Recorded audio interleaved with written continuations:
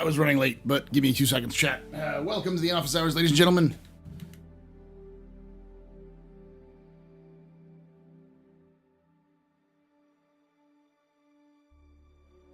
Get my light set up.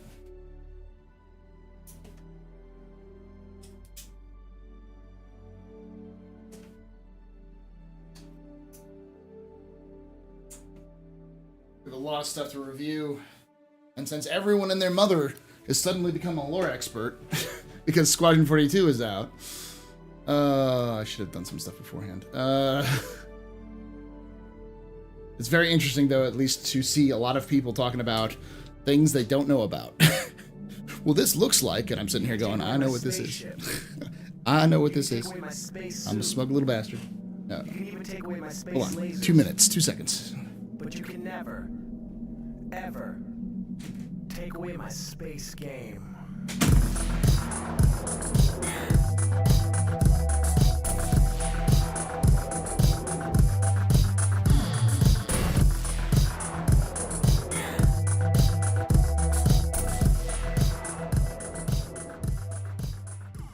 The_A_Paladin just resubscribed for 5 months.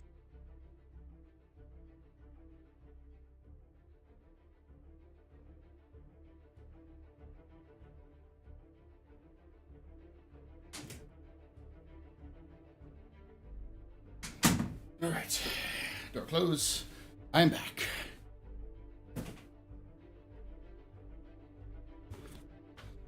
Oh,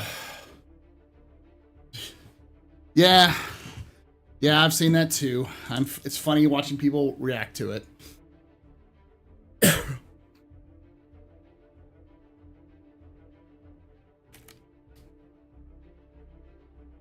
All right. Whew.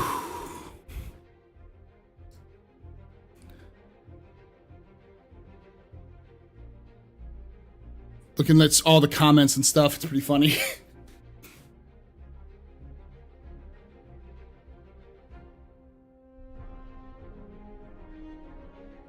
Let's get to the office, shall we?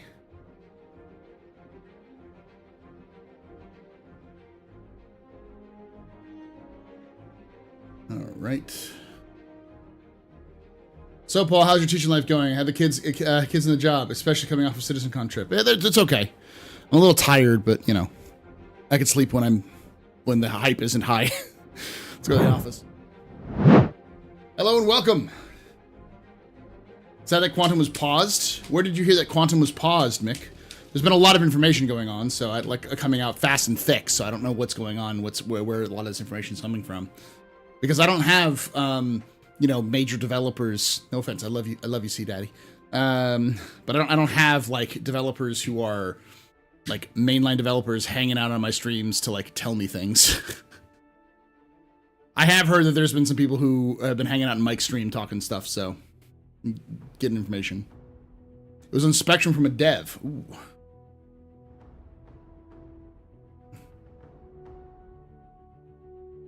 Check it real quick.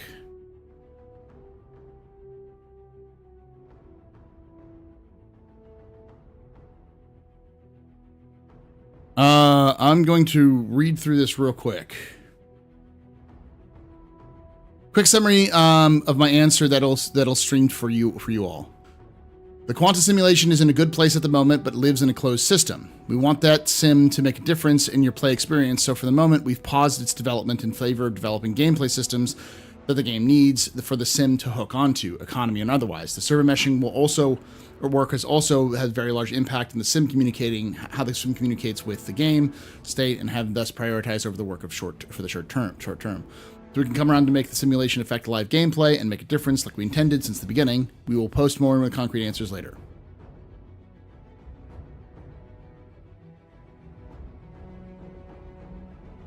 Wow. Well, there it is.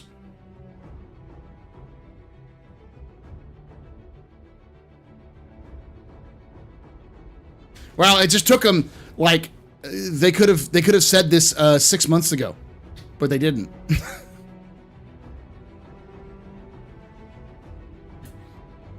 Post a Reddit post for what? What's the Reddit post? Don't just ask me to post the Reddit post. What is it about?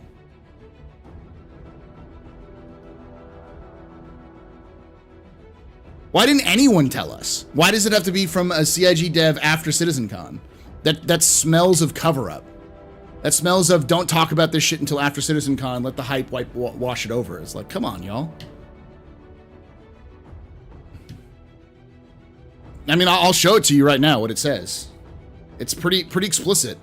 They don't have the game systems ready for it to work, so they stopped working on it. Quick summary of my answer on that stream for you all. The quanta simulation is in a good place at the moment, but lives in a closed system. We want the sim to make a difference in your play experience. And so for the moment, we have paused its development in favor of developing gameplay systems that the game needs for the sim to hook on, economy and otherwise. The server meshing work also has a very large impact on how the sim communicates with the game state, and so have thus prioritized other work in the short term until we can come around to make the simulation affect live gameplay and make a difference like we intended it since the beginning. We will post more on when we have more concrete information to share.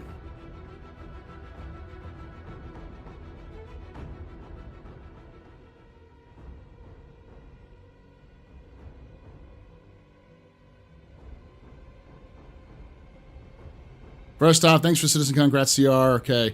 However, surprised there's no mention of Quanta. Hey Zanat, I believe I heard something about the quantity in the interview during CitizenCon. I'm gonna drop a word on it, cheers. Okay, that's it.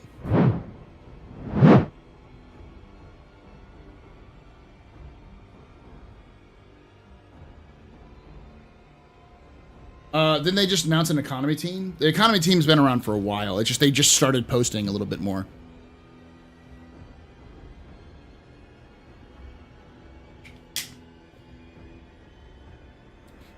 Oh, there's no way they have player housing in 4.0. There's no way they have player housing in 4.0. Basically, we're going to get what we're going to get in 3.22 and probably three other things, and then whatever is in that development. So like I've said for a while, I've heard Mike say, we're just going to get 3.0. We're just going to get what we have now, but in Pyro. And my response has always been, yes, but no. We're not going to have what we have now. We're going to have whatever we have in the game when Pyro launches in Pyro.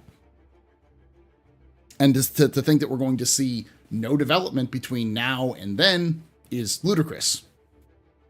And we're seeing development. We're seeing at least a plan to develop a bunch of stuff into the game before we go to Pyro. Because we're definitely not going to Pyro this year in terms of like outside of the preview, which doesn't count. I know a lot of people are like, but see, we're getting Pyro. It's like, it's not even that. It's like it's going to be like a month-long tests map. And it's designed to get you to test what is it called?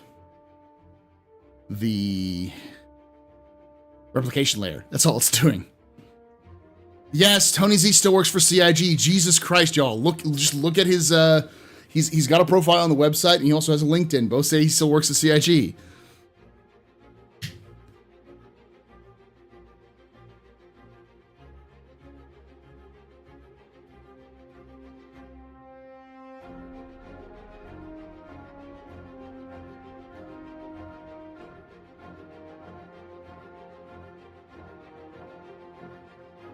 Hey, C French.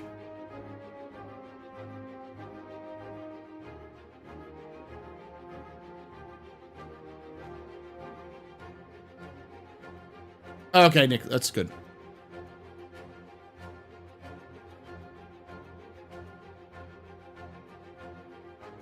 One thing I gotta say tonight, I want to see server meshing now, right now. That's it. You're not gonna see it for another year.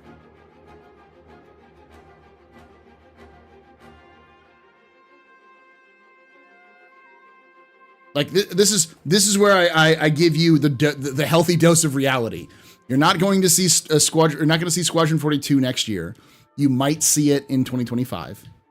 I think they're shooting for 2024, but I don't think they're going to make it. They're going to get to a point where they're at a, hey, do we announce it or not? And be like, no, we need more polish. And they'll give us updates, but it'll be pushed from their internal date, whatever that is, in 2024 to 2025.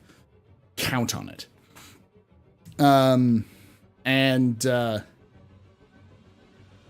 everything we saw at CitizenCon, about half of it probably at best will be in Star Citizen by the end of the year.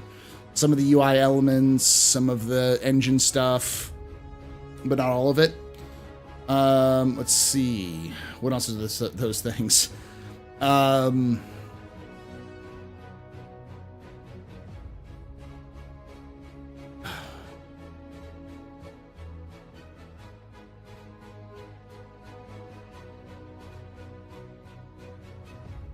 been seeing this since the con aired, and I'm totally being silly and negative. Saying what, Dupan? The other impression that CitizenCon presented with so much ship feature forecasting, the Planet Summit for 2024 is already done.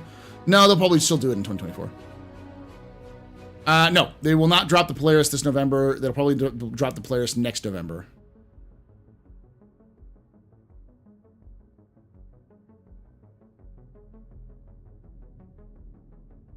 No, they're going by the end of the year.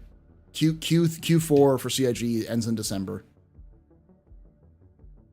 Do you think they'd release a first level as a beta in 2024 if they have to delay it to 2025 to tide people over? I mean, I think it would be just a good idea in general to, whenever they announce the release date, to release the first level as a demo, but, you know. It feels like with 1,300 employees, they'd be capable of working on stuff, more stuff than 3 things. There's more than 3 things they're working on at the time, but you also got to remember that CIG only jumped to 1,300 employees this year.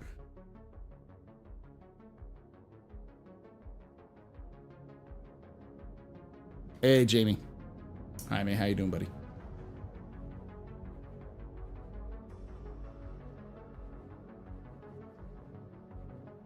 Cracking this year now. I'm going to set you some realism. Like, this isn't too surprising, the quantum simulation stuff. I'm not actually mad that they're saying, hey, quantum simulation's on hold.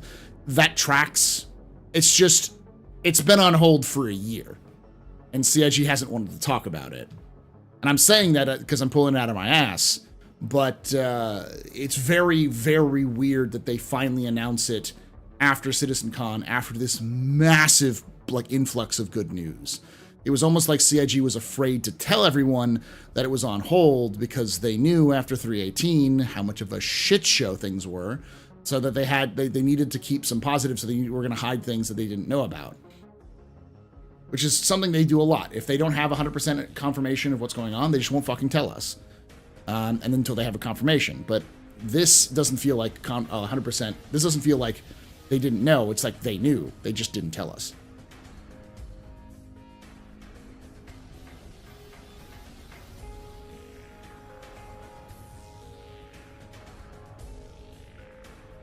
Yeah, no, it is. Quanta is the core of the game.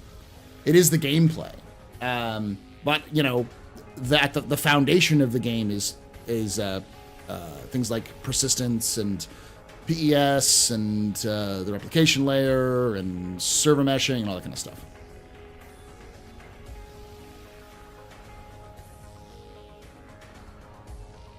So what is Tony Z doing if his work is on hold? I mean, is he just consulting the rest of the team about the engine that's on hold? I mean, he wasn't just doing Quantum. Quantum was one of the big things. He might be advising on other aspects, including the economy, because we do have an economy team.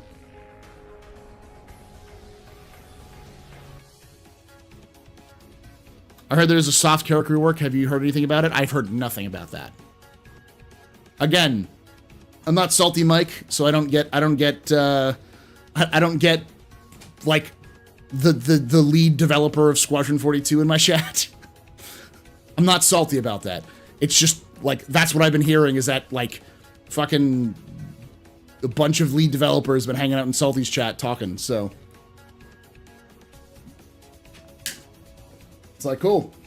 Good to know that.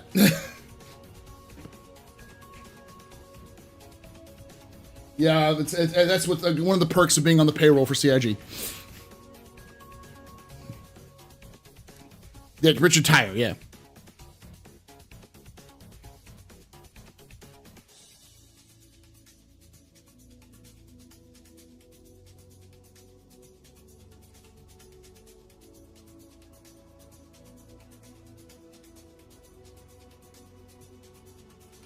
I can't say that. Elliot does come onto the stream every so often, and DJ does as well. Yep, they confirmed it is paused. Here's the thing, Fishy. Like, and this is the reality. I'm going to again hit you with some cold splash of reality, everyone in chat. They have to release a date. They will not just launch this. That would be a disaster. And I mean like a massive disaster to just launch Squadron 42 without any lead up and just saying it's out. Because it would not do well in sales, and it would take months for it to generate enough profit to have justified its sales. It won't have any buzz or any hype or any kind of marketing push, which is bad because people don't know this game exists. Yes, I know a lot of people are finding out about it right now, but you can't buy it right now. For some fucking reason, CIG hasn't allowed that to happen again.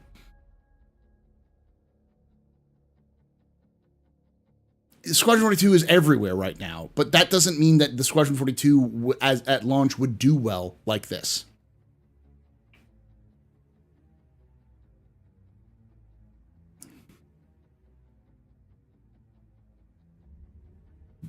Yeah, but he's Drake, Kavion. He's a known figure. People know who he is, follow his social medias. Squadron 42, despite being reacted to by a bunch of YouTubers, it was barely known even by its own fucking community. Good news, everyone.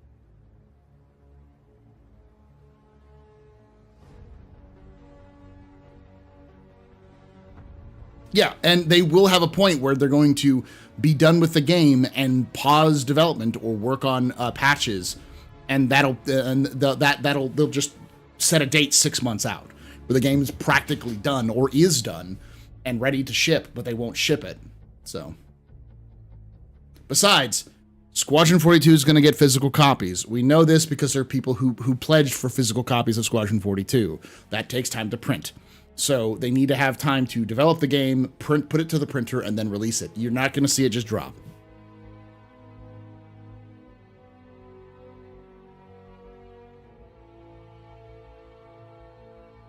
Yeah, that's what Gone Gold actually meant. Shipped to the printers.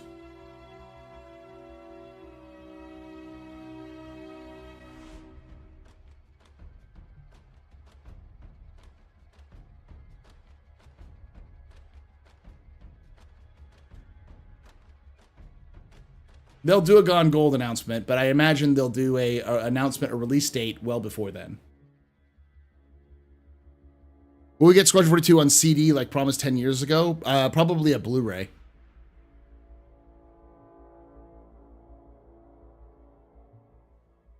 All right.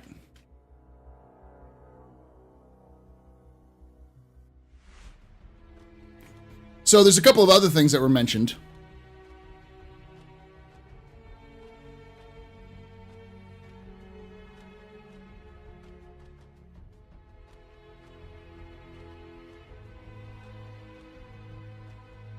I can't imagine it being more than 100 gigs for Squadron 42. If all of Stanton takes up, like, what, 80 gigs, 60 gigs? I can't imagine Squadron 42 taking up, like, too much. What moniker computer uses CD or Blu-ray drives? You can buy them. Right now, 96. I thought it was a little bit less than that. Hey, King Beyond the Wall. I saw you say that. I saw you say when's 4 coming out. I saw you say that earlier. I had to dump out though. Can't wait for the next history video and the redos. I haven't actually done a Zeus video. I actually looked it up. I didn't do a Zeus video. I did a Zeus short, but I didn't do a Zeus video. So I will be doing a Zeus video.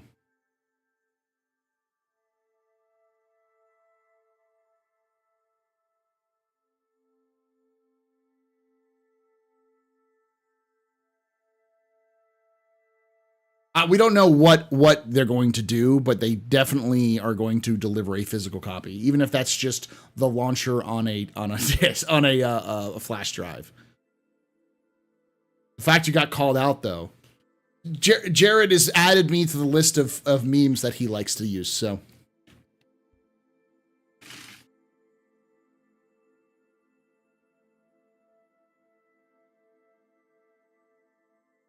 I'm sure that this is, I'm not the first one to say this, but it would be really neat to have a floppy disk that's actually a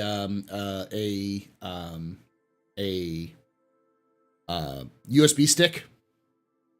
It just looks like a floppy disk, and you push a button and the little thing pops out, and you can like put it into the drives and stuff like that.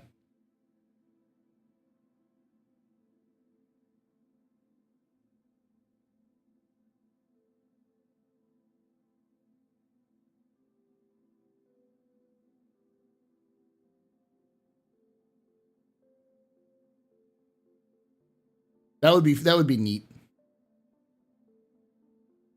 On 5 and 1/4 discs. Question, Paul, do you think Squadron 42 will release on console after PC? Yes. I have been consistent about that belief for years. You can take away my spaceship. Spaceship. You can take away my space suit. Suit. You can even take away my space lasers. No PPUs. But you can never, Never. ever take away my space game. Oh, it smells like booze. It smells like con and booze.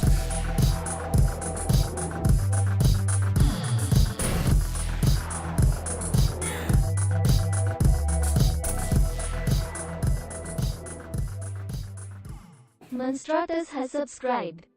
Thank you so much, Stratus, for converting that Prime sub to a cash sub. You are very important, proper, very impressive, Mr. Vanny pedestrian.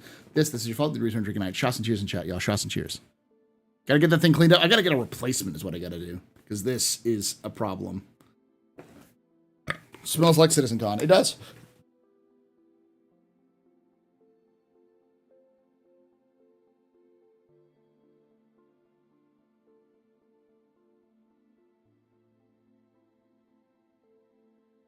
Getting a 3.5 floppy and installing a USB drive, USB stick into the floppy. Yeah, the con smoke, which caused people to run into the freaking doors. I've been offered before, but like the problem is it's got to have the visor flip up and down, and it has to be able to fit over my head and a lot of other things like that in my eyes. Hey, dystrophic. Con crud and the faint smell of disappointment.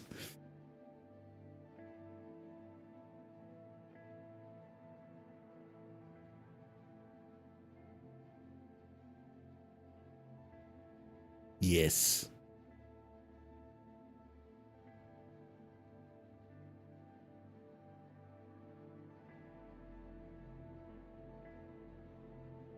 Like Diablos? You can take away my spaceship. You can take away my space suit. Suit. We're gonna be covering the Take away my space lasers. the Squad 42 video and the new one that just released. So Take away my space game. one on the character advancement. I figured those two would go together. As I see everyone doing the freaking Squadron 42 videos, being like, what is going on with it?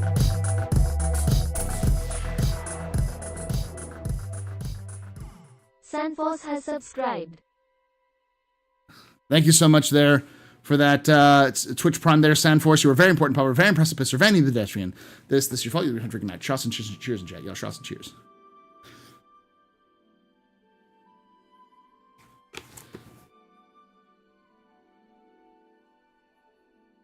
I'm doing a lore video on just like the background of the Squadron 42 stuff. And it's going to be pretty long because I'm trying to keep it brief because it's designed to be watched by people who don't know about the stuff, like who the Vandul are, what the UE Navy is, all that kind of stuff. So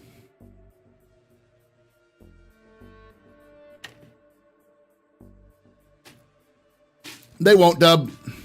Dub said, I really hope all the normies coming to discover Star Citizen now inform themselves before pledging and expecting a full game about the nature of the project. The publicity is awesome, but it could backfire. They won't. Of course, it's not going to backfire. People, as long as the net positive people retain the game, it'll be fine.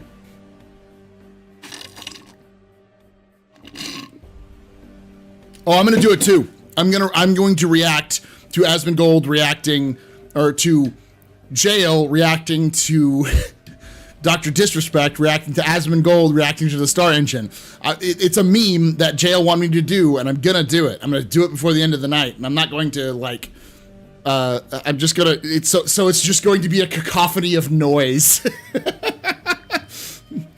And I want more Star Citizen creators to do it because I think it'd be funny.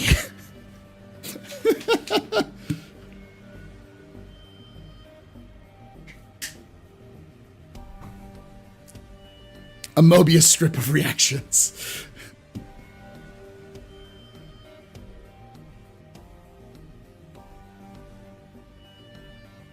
Well, the money is paid, but it's also you can also get a refund. I think within the first 2 weeks or a month of playing the game, so it's really not that difficult to get it back. They don't make it like obvious that you can do that, but it's not difficult to. You just gotta request one.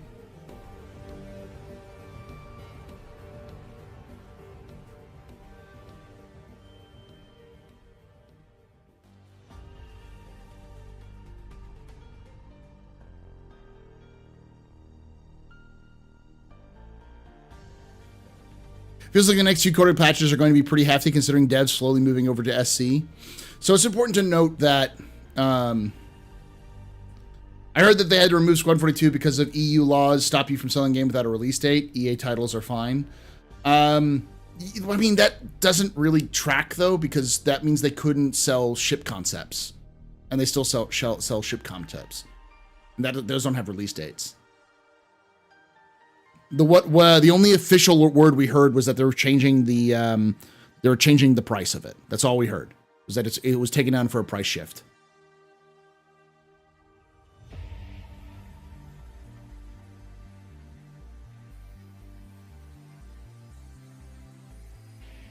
Most people don't think it's possible. Like, Star Citizen is a project where 100 devs, when CIG first announced a lot of stuff they wanted to do, the 100 devs said if they get 50% of this done, it'll be the biggest project ever made. And they've already gotten 50%, over 50% of the game done, and people are still being like, it's a scam. It's like, oh, well, it's not possible. It is possible. Like, the fucking shit they're doing with like how their whole back end works is fucking insane. It's possible. It's just never really been done before in Star Citizen or in video games. What's the bank like? Are you still solvent? What? Am I solvent? I don't work for CIG.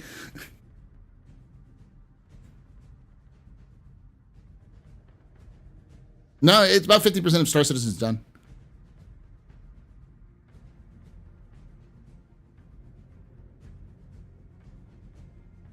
Not 15%, no.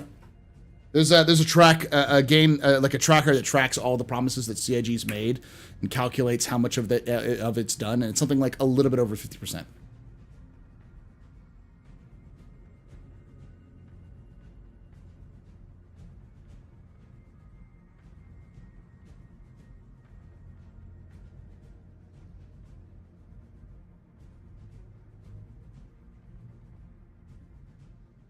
I think you get access with Squad 42. You get access to Arena Commander. Second try, is Star Citizen still solvent? You're asking the wrong person. I have no idea.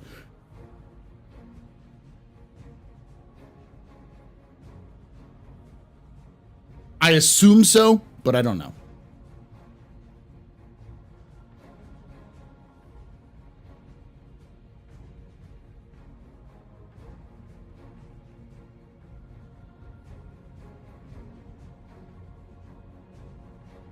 Pretty sure most games media just used AI to write their articles and they turned the snark up.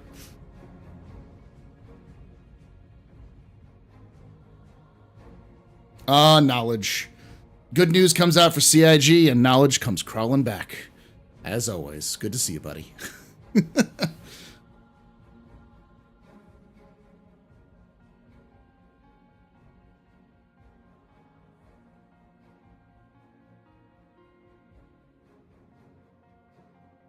How's the kid?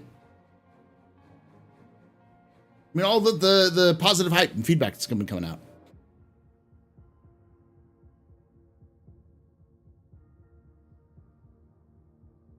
haven't seen you in a year. Let me put it that way.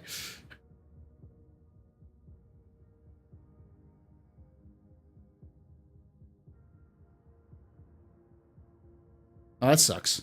Is it just flu or is it like COVID?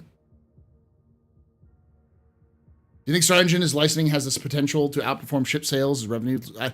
Do we know that CIG is going to license the engine? Because like they're going to have to do a lot more work on tools if they want to license the engine. Like, because their tools, like CIG admits that their tools are fucking hot garbage in terms of their UI interfaces. They're like, yeah, they're not designed for the average person. Oh, nice. Congratulations, Knowledge. They technically should be able to, because I don't think they'd have to probably buy the rights from whatever organization owns the Open 3D engine that is formerly known as Lumberyard, wherever the fuck that name is.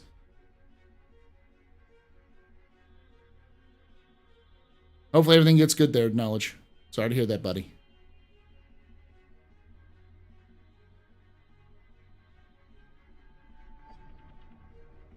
Work lurking. Yes, for those of you, the number of you who came up to me and said, I watch you or listen to you while I'm driving to work and back. Hello. I know you're driving right now. Please look at the road. Do not look at the screen. Look at the road. It's quite wet outside, and it's probably a bad idea for you to stare at the road, or to stare at the screen. Stare at the road. You're doing fine. But watch for the strange people on the side of the road. Hey, Solo Fox. When can we expect a Zeus Mark II lore video? There is no lore for the Zeus Mark II. But you can expect a Zeus video with it mentioned in there, so. I am making it wet outside. It's just about to be raining here, so that's the reason why I'm using that.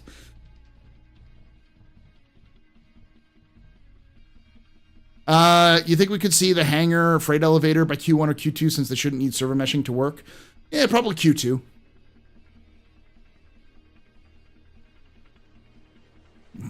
This rock ain't gonna mine itself. Yeah. I'm bored of even making fun of Star Citizen and its moves slower than a glacial pace. Very little progress ever made. Mostly here to say what's up and then missed you. Missed you too, buddy.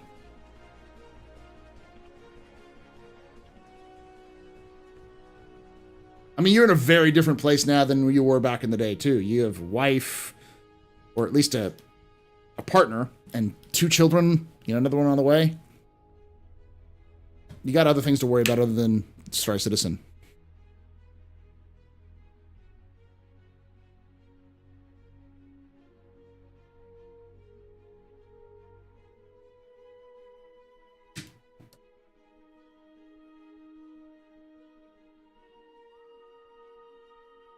I don't think I banned your knowledge, Lambo main.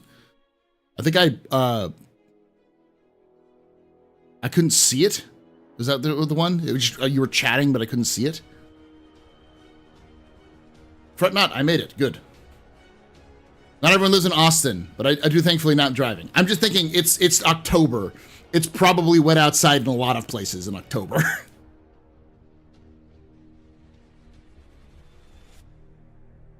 Ooh, okay. Because I changed all those other ones.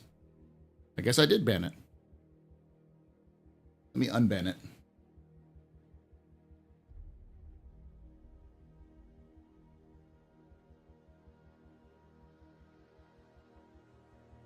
Because I did turn on the thing where people who are banned cannot watch. Where's my ban list?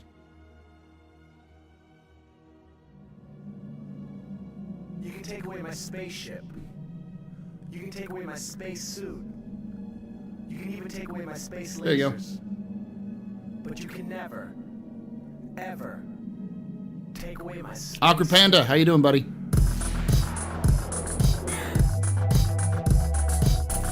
Oh shoot! Shoot.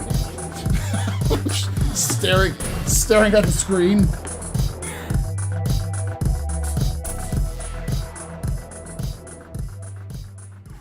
Adi Madeira just resubscribed for 29 months. Thank you so much, RD Madeira, for that 29 months of support. You were a very important pumper, very impressive Pennsylvania pedestrian. This is your fault. You were here drinking night. Shots and cheers in chat, y'all. Shots and cheers. Thank you for indulging my fanboy moment and taking a selfie with me. Dude, that was fine. That was great. Like, I still don't believe that you people exist. This is not real. The amount of times I got called out being like, Paul, the AstroPub. Wait, are you the Astro historian? Like, fuck. Because, you know, I do well, but, like, I'm not Burks. You know, I'm not Avenger 1. I'm not, you know, even Croncy. I'm the dude who does lore. You get any jock straps? No, sadly.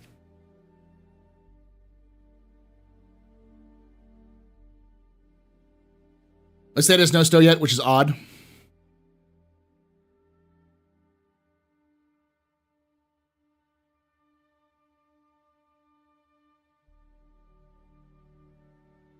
Master modes, one ship at a time or all the time? I think they'll do as many as they can. Because I don't think it's really a ship issue, because they can just, it's not like an in-depth ship issue, I don't think, so.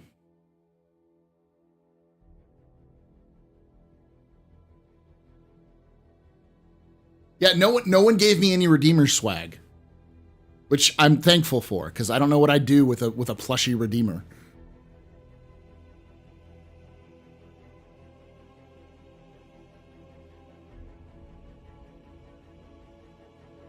Yeah, it's okay. We were just kind of talking about the updates. So the only update that I've seen so far, officially, the big one, is that they've stopped working on Quantum. So Quantum is no longer being worked on. It's on pause until they get a bunch of other stuff done, which tracks based off of what they've said. And they recently created a economy team, which in retrospect does sound a lot like we fucking gave up on Quantum for now, so we're just going to make economy by hand. So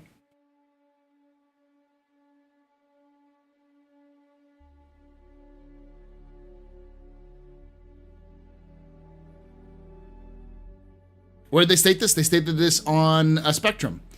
Balt CIG at about 5 p.m. my time.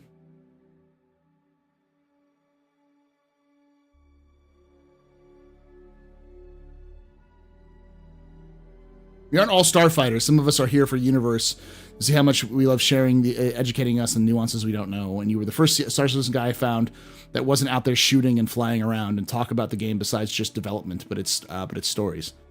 I guess that's true. Hey, Captain Willie. Sleep with it with pride. Now, Cam would. She would do that intentionally. She'd be like, it's mine, and I'm sleeping with it every night just to spite you. Because my wife is a giant troll. The predictions of how long it'll take Squad 42 Episode 1. 20 hours. Each mission, there's about 20-something missions, and the average mission time, it seems to be somewhere between 45 minutes and an hour. Because you also have side missions and other things like that, and cutscenes and such. So I think the average would be probably about 45 minutes. So around 20 hours would be without side missions.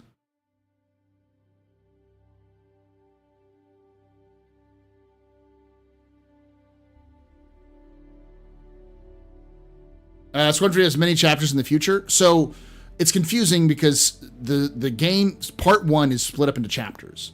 So you've got part 1 through, I think, 26. It's either 24, 26, or 28. I can't remember which. But it's in the 20s. And that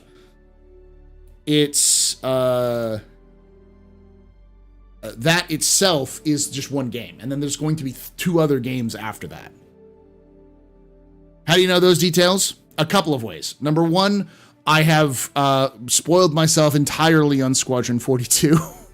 Number 2, they mentioned a lot of it in the developer commentary with on the vertical slice. They mentioned that the side mission is about side mission. You know, the vertical slice itself was a side mission, and it was 45 minutes, I think, or an hour about. And they also have mentioned Aaron Roberts at one point mentioned that it was going to be 20 to 40 hours. 20 to 40 hours, 20 hours at least if you're with just doing the main missions and no side missions.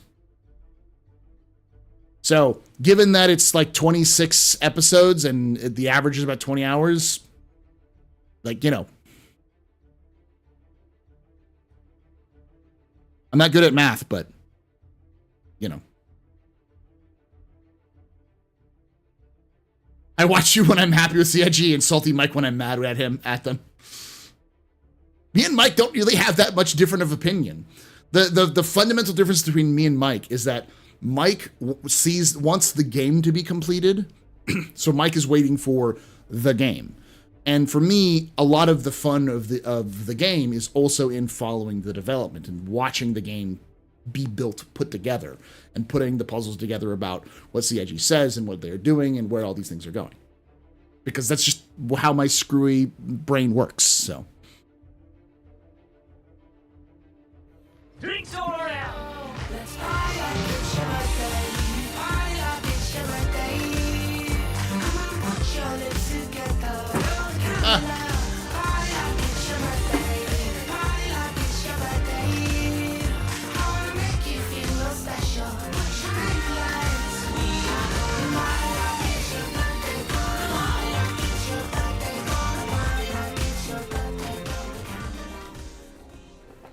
Major Star Stuff just got a sub from T Games and Star Stuff. T Games and Star Stuff gifted a tier 1 sub to Major Star Stuff. Is that your new gift sub in the channel. Is that your new name, Major Star Stuff? I like it. Thank you so much. Mike's mad the game isn't done. Paul's happy to see the progress. Yeah, it's just perspective. But Mike and I both agree on a lot of things. Like, I want a fucking game, not a platform for selling ships. I want to see Squadron 42 out because I want to play it and, you know, enjoy it. I still want the game to be completed. But for me, a lot of the game is the journey, not the destination.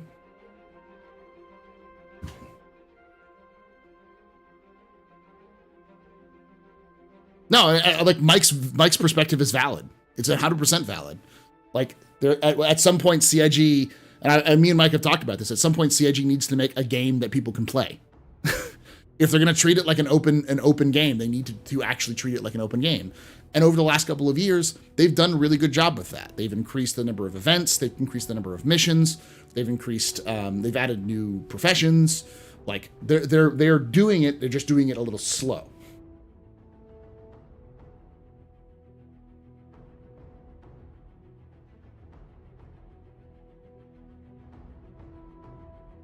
Someone asked earlier. Let me see. I saw that when what is going on.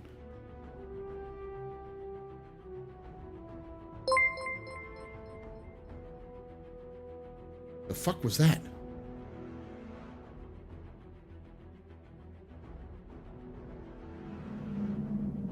Oh, you can take away my Dead Ringer. spaceship. You can take away my space suit. You can even take away my space lasers. Good Play Gaming gifted But us you up. can never, From ever YouTube. Ever. take away my space game.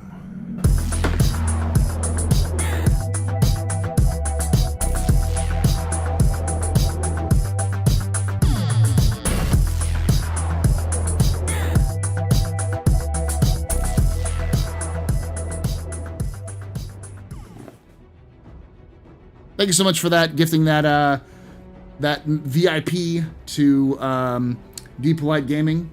There, Dead Ringer, you were both very important pubbers, very impressive. This was very new pedestrians. You rock. Shots and cheers. Shots and cheers. Love you, Tomato's take on development of the game. Thank you. Do you think Star Citizen is a niche game or something that'll speak to the majority of gamers? I think it's a kind of a hybrid of both.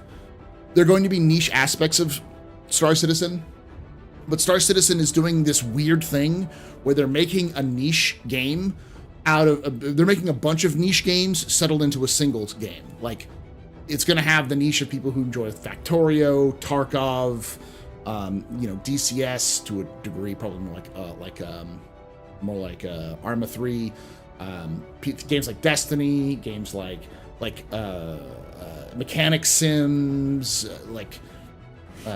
those sorts of various different groups.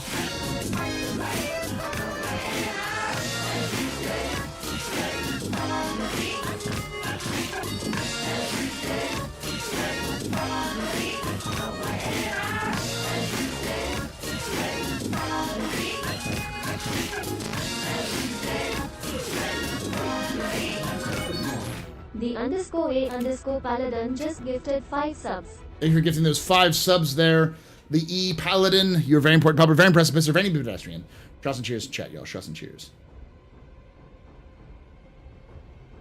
Exploration. It's like a, you know, like a No Man's Sky sort of thing, or waiting for, because I see Grizzman as well.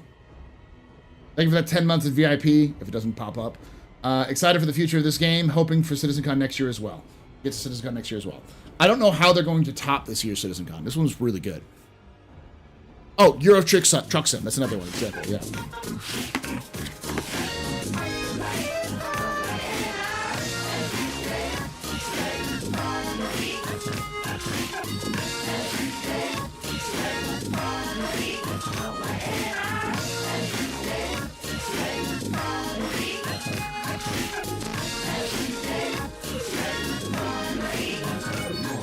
Tree_San just gifted 5 subs. Thank you for gifting those 5 subs. There, Trusan, you're a very important public, very impressive Pennsylvania pedestrian. You rock. Shots and cheers in chat, y'all. Shots and cheers. Helmet unlocked. Yes. Apparently the other one's not popping up. But thank you so much there, Grizzman. Yeah, there's a lot more stuff. And I think that's the thing, is that, like, Star Citizen's niche is other people's niches. So it's not just one thing. And so as a result, it's going to have more mass appeal, but for different reasons. It's a really weird game because of how it's trying to be developed. Like, if you look at, like, mining and salvage and the processing and shipping and all of these different gameplay loops, they could be their own games if they made their own stuff, you know.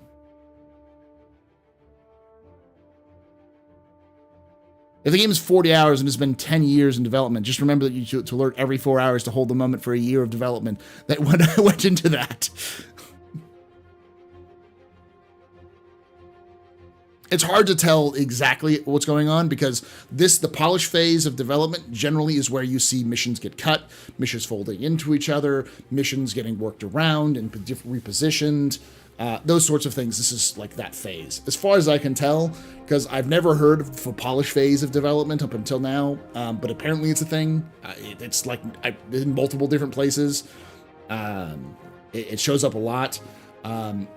Some people say that it's before alpha or beta. Some people say it's part of beta. It's just a new thing. The fact that it's feature complete usually means people associate feature complete with alpha, so that it is complete. You know, pre-alpha is before things, alpha is feature complete, and beta is polish. So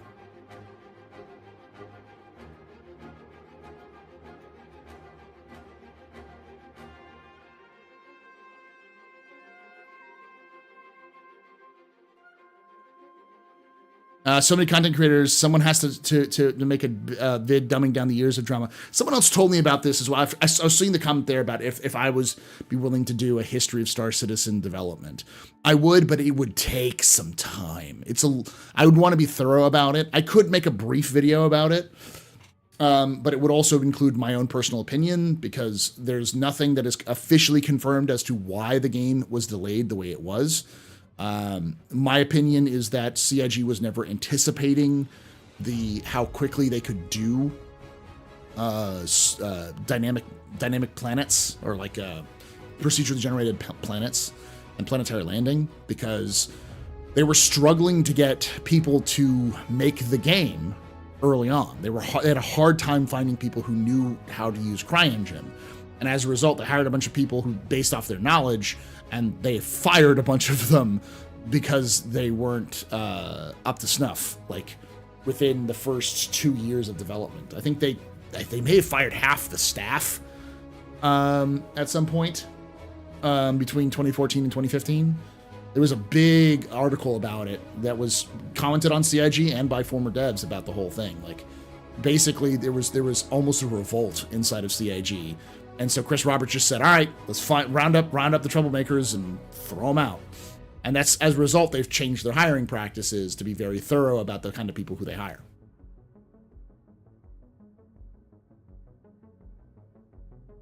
The very quick and dirty version is Star Citizen started with 8 people in a basement and a garage. It It was a garage in LA and a basement in Austin. And in 2012, and throughout 2012 and 2013, they hired more people, and they stayed in those places until they became too big for them, and eventually moved their offices from to a bigger studio in LA and in Austin. Austin's actually in Bee Cave. And then somewhere between 2014 and 2015, Aaron Roberts was brought on board the project, and he brought a bunch of people from Traveler's Tale games, I want to say. Please correct me if I'm wrong, anybody who knows this. Who made the Lego games, including the Lego Star Wars games, Lego Indiana Jones, and so on and so forth. Aaron was the studio manager at the time, the lead developer. He left. He brought a bunch of people over who worked with Aaron and Chris on games like Starfarer and Wing Commander Privateer 2, and created Foundry 42, which was CIG, Winslow. And they started developing Squadron 42 there. That became the main focus, and Aaron was focused on that development. And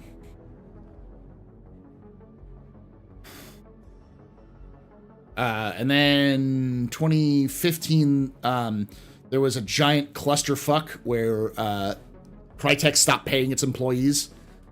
And as a result, a bunch of Cry engineers just jumped ship. And CIG got several original developers for the Cry engine. Like, people who were part of, like, the first 100 or so, or, like, the first 50 developers who worked on the CryEngine.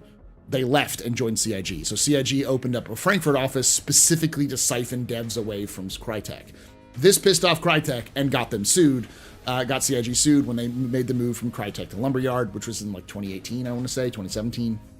But that team sat down and worked on a used technology that they had developed and showed off at GDC in 2013 about using procedural tools to create an entire city in the CryEngine. The only footage I could find was grainy 240p footage that was like a cell phone or something like that. But I did research on this for a video I did on Pyro. Which kind of has a brief explanation of what happened, why Pyro changed. That changed development entirely. In my opinion, is that in 2016 was when they got the People of the Planet, the procedural planet generation done. They originally were planning that as a post-release feature, kind of like Elite Dangerous did, but they decided to stop development and then rework everything to make it work with planetary landings.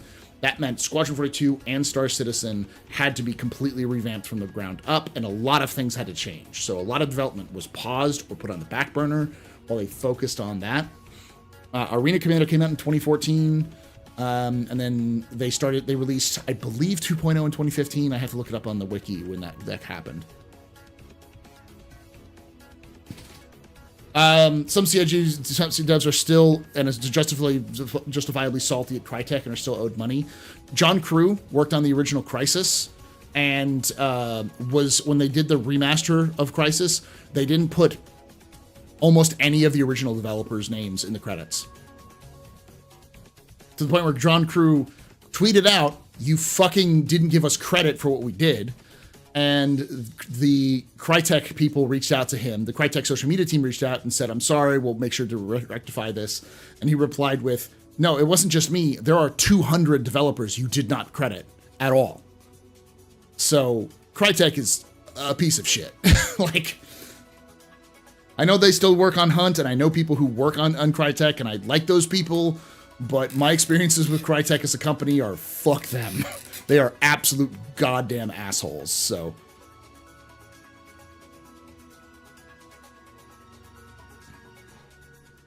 Yeah, and I wouldn't be surprised if they didn't credit John Crew and those 200 employees, because many of them work for CIG now.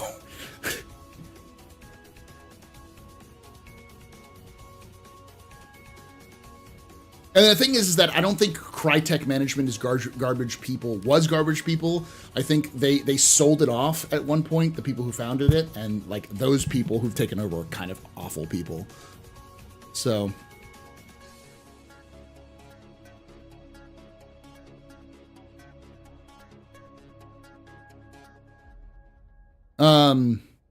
But in 2016, I always get these dates mixed up. But either 2015 and 2016 was when they released 3.0.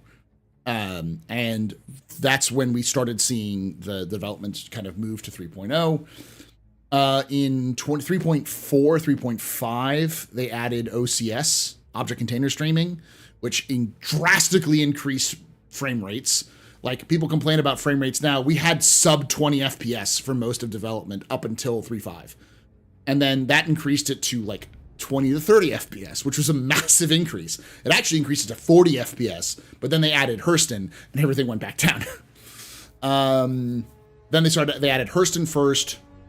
Crusader was still in there, but it wasn't the Crusader we have now. It was a placeholder. They had the Moons of Crusader, and they had Delamar, which was a planet, which is a planetoid, which is in the Nyx system, but they had it done for the social module. As part of the social module, which was the original way they were doing things, was little modules. So they had the dogfighting module, which became Marina Commander, and the social module, which was Delamar, and then Area 18, or Area 18 then Delamar, one of the two. So you can take away my space suit. You can even take away my space lasers. But you can never. Yeah, Crusader is Crusader is based off of Crusader No Remorse.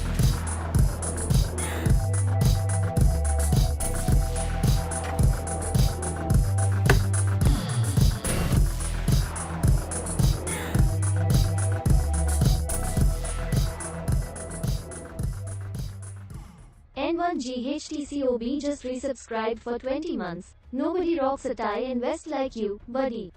Thank you. Where's my UE naval traditions and courtesies long form content, by the way? Nobody rocks a tie vest like you, buddy. Where's my UE naval traditions and courtesies long form content, by the way? I'm going to do it. I'm going to sit down and fucking make a video on the UE Navy as like detailed as possible as I can find. The problem is that none of it is complete or finalized, so.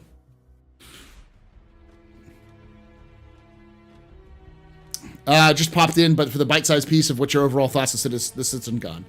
It's great. I don't think we're going to get a lot of it this year, but I do think we're going to get a lot of it before the 12 months. Let me finish this up pretty quickly, but like since 3.5, they've slowly added new content. I think it was 2018 or 2019 that they added mining. It was originally just space mining. Then they added hand mining. Then they added the rock. They did the Rock DS. Then they added the Mole. The Mole may have come before the Rock, but it was around the same time. And they've slowly every year since 3.0 was released. I think once a year they drop the planet up until 2020, which is when they dropped 2020, 2021 when they dropped Crusader.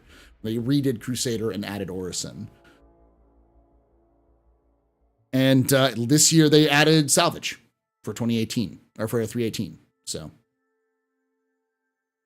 yeah, for those who don't know, Crusader No Remorse was made by Tony Z, which is why Crusader was named Crusader, because it's named after Tony Z.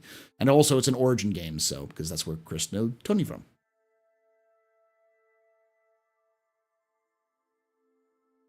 Effectively, a lot of the drama and heavy development issues that CIG had occurred between 2012 and 2015, around 2012, 2016.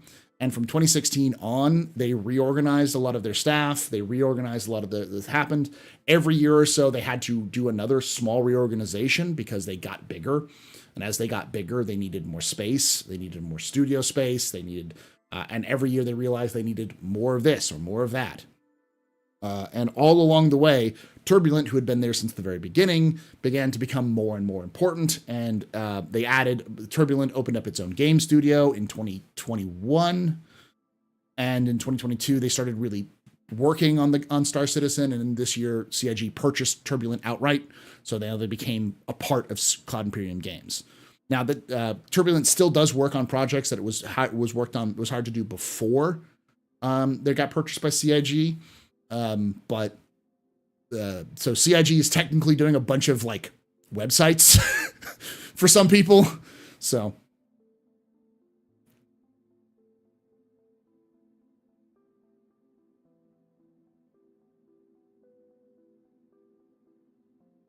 they moved up to the lumberyard in like 2018, 2019, but a lot of people were like, they moved to engines. It's like, it's just CryEngine.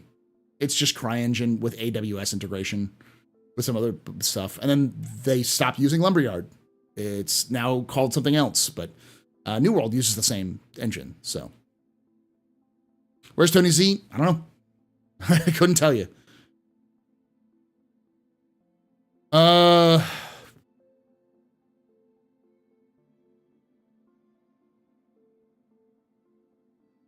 I have some confusion over how Star Citizen requires all this tech to run properly, but somehow Squadron 42 is expected to standalone run on my PC, given Odin is basically another Stanton.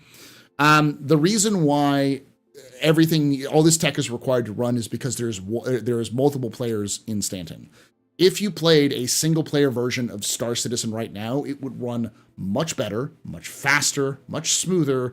All of the performance issues that you see on Star Citizen would not happen. Because it's only one person. The reason why you have performance issues in like server issues, for instance, is because multiple people are spawning entities that exist all over the Stanton system. And when you get 150 people spawning entities, that's a lot of fucking entities. And the game server just cannot take that load, which is the reason why multiple servers are required. They knew this from the very beginning, that they would need to do that. This is just a factor.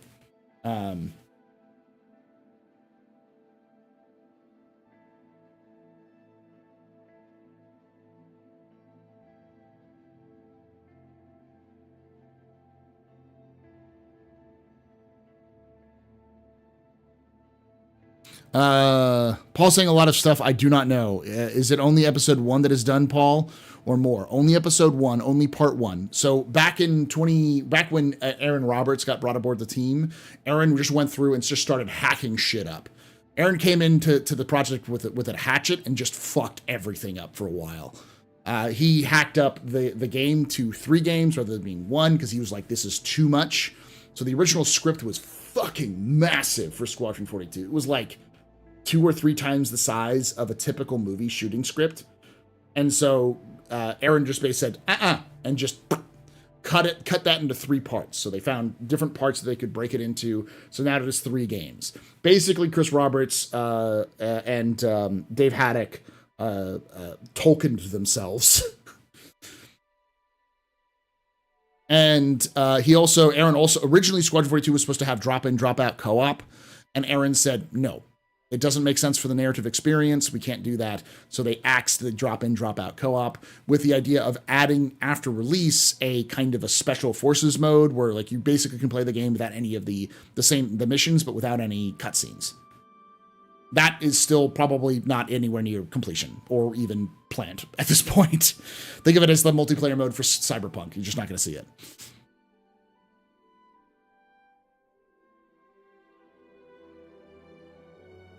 But they're telling Squadron 42 feature ready means that the system's Odin Nix are done. They can be implemented when server meshing comes online, right?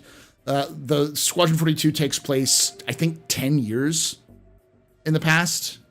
About 2945. I'd have to look at this trailer again at the very beginning, but it tells you what it is. And part 2 and part 3 won't take nearly as long as part 1 because part 2 and 3 we're going to use all the technologies developed for part 1 to produce for part 2 and 3. The question becomes, did they record all of the performance capture for part 2 and part 3 already? And I believe the answer is yes. When they did the big shoot, they did perform those performance captures, but part 2 and part 3 will probably need pickups because they'll need to get those people to come in and do that.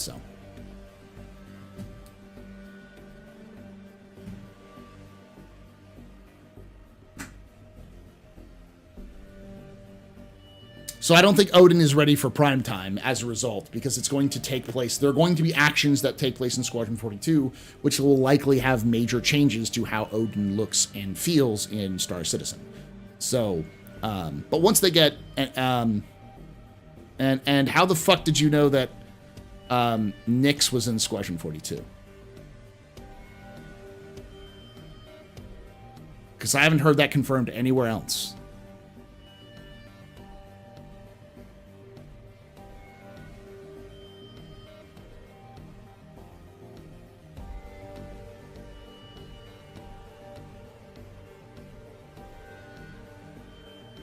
If it's confirmed by CIG, but that's fine. But I wouldn't take that as gospel that Nyx is in Squadron 42.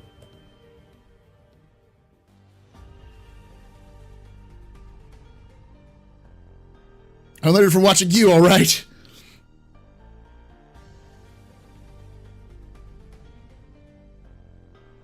Some of the scenes from the Squadron 42 demo didn't match the planets of Odin. Vega 3 or Vega 2 is definitely in Squadron 42 because we see scenes from it.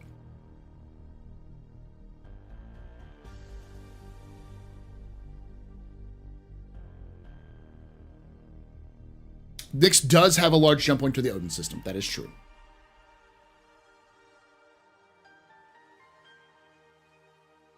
Also, the dynamic server code will be super complex. I expect them to be very small servers. So, like inside of an Idris will be one server, and some popular stations will have like 3 servers. They could do that, but the issue becomes price. Servers are very costly to run, even cloud serving servers. So that's the reason why dynamic servers will exist, so they can exponentially increase or decrease the numbers that they need to. So. What's the planet being terraformed? That's the one with the boat. The planet being terraformed, I believe Odin has a planet that was used for experimental terraformation that was never completed. Sorry, CitizenCon with that helmet thing. Thank you, Slayer. Should have said hello.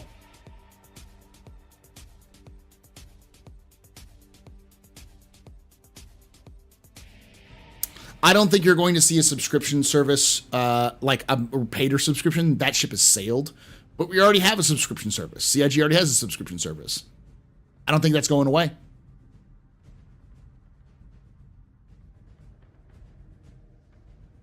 I think we'll see some of the UI updates in 3.22.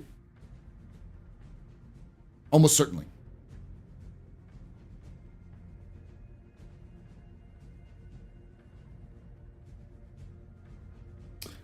UE does definitely have some bad history with terraforming. We know all of the 3 parts of Squadron 42 are only in Odin and parts of Vega. No, we don't know all of the locations, but we do know that Odin is a major location, and obviously we now know that Vega was a major location. I always suspected that Vega was a major location. I also knew that Vega was a major location, but that was, now that it is out of the bag, I can be a little bit more upfront about it. Not people, but aliens that were sent sapient and in Stone Age level of technology and had societies. Risto, good to meet you. Yeah, it was good to meet all of y'all.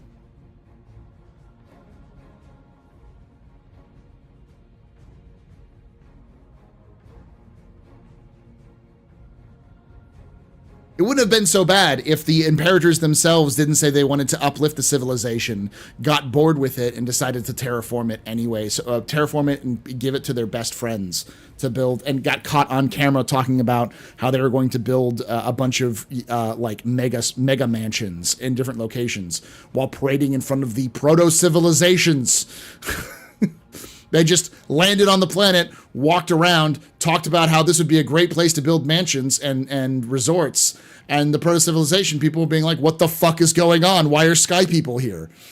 And this pissed off a lot of the researchers who complained to the Imperator, and then disappeared into black bags, which then shut up a lot of the researchers, but also pissed them off. And one of them, probably the founder of one of the major medical companies in the UEE right now, got footage of the terraformation process beginning and the proto-civilizations choking to death slowly because of the atmospheric changes. And then gave that to a rebel group known as the Tide, who were built off of rebels who were trained and paid for by Fiona Mezer, who was the sister of Linton Mezer, who was the current Imperator at the time. She had, they were supposed to have all died, but she saved a bunch of them from the execution so that she could have her own pet rebels that she could use to overthrow her brother. Think Manx from StarCraft 2. saving Raynor to try to overthrow his father. But she couldn't fucking control her goddamn rebels because they were trained to subvert UEE systems by special forces. So they hijacked a bunch of signals and showed everyone the footage, which caused a bunch of protests to happen, which the Mezzers then opened fire on protesters. But then that footage got leaked out because they couldn't lock down the signals because they knew how to infiltrate the UEE systems because they were trained to infiltrate UEE systems. And then caused a massive uprising, which spiraled out of control and eventually led to the execution of Linton Mezzer and the disappearance of Fiona Mezzer and the rise of the new UEE. It's called the Anti-Mezzer Revolution, happened in 2972. Very, very complex web of bullshit that happened that caused all this stuff, so.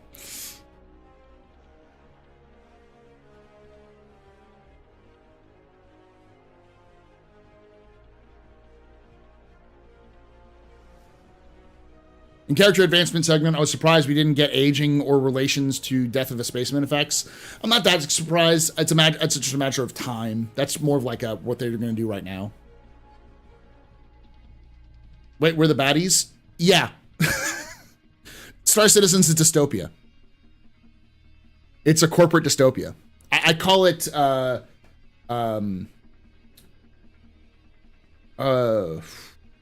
what do I call it? What's the name for it? Grim punk is what I call it.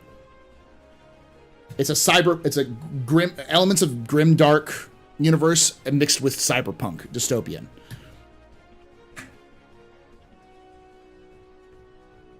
Like, they didn't really change much. They just shot the guy who everyone hated and then said, we've changed, and did minor reforms, and now they just elect the guy that everyone hates. But it's only citizens, not civilians. And the only way you can get citizenship is if the government says you're okay to be a citizen. Service does not guarantee citizenship. You have to prove that you have done a service to the empire.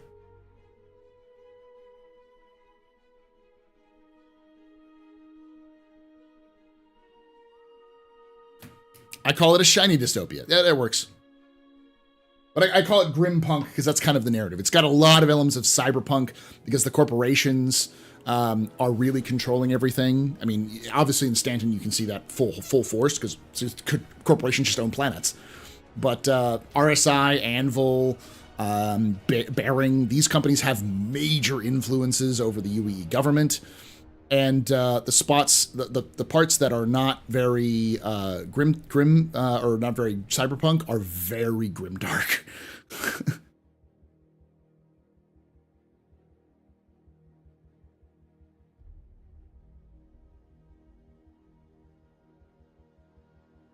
Question: has the Redeemer grown on you a bit, but now, Paul? No, fuck it. It still doesn't have any lore, so it sucks. An elected emperor, imperator, not emperor. It's an emperor.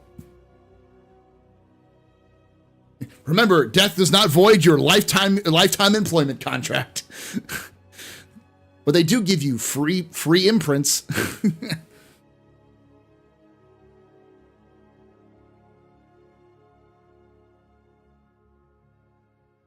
Also, on top of that, there is a hostile alien race, which is basically the smart orcs, who are constantly trying to destroy all of humanity.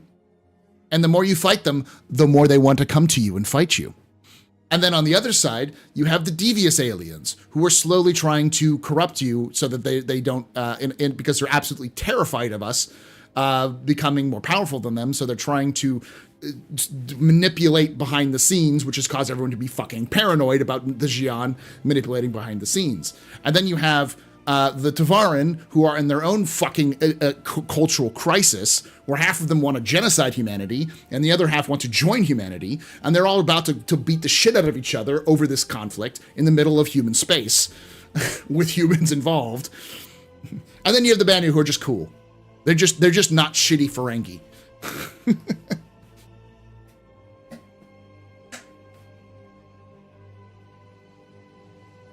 So the point is life sucks in the Star Citizen universe. We are the exception the players are the exception in the universe. Most people are born on a planet and they'll die on that planet. They might visit another planet for vacations every once in a while, but most of them are too poor to afford it.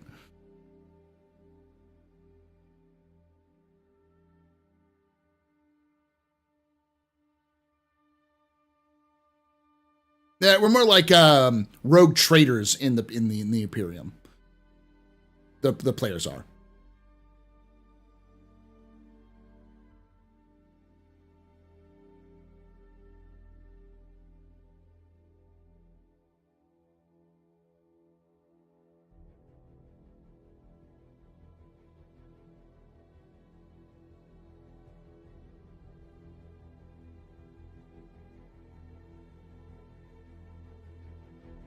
Is there any chance we could have just one place not infected by bigoted assholes? Yeah, it's called oh,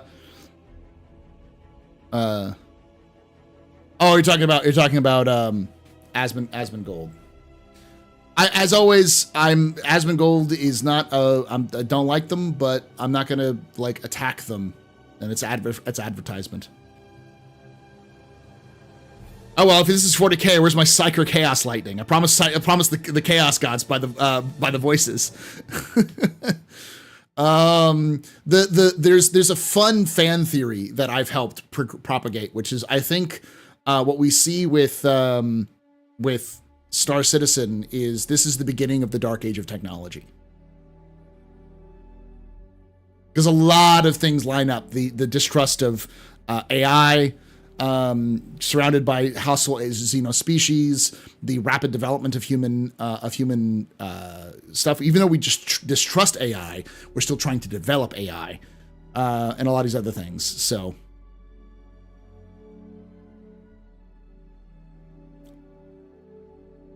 hey, Sluggish Gaming, it was nice to be on the stage in front of 30,000 people in this outfit, by the way, which is clean now. Aerosl's headquarters is on Earth. Yes. Suspected, but not confirmed. Yes. You can take away my spaceship. You can take away my space suit. Suit. You can even take away my space laser. They're not space hippies because they're space Never. hyper-capitalists. Ever. Take Hey, away my Piglet. space game. How you doing, buddy?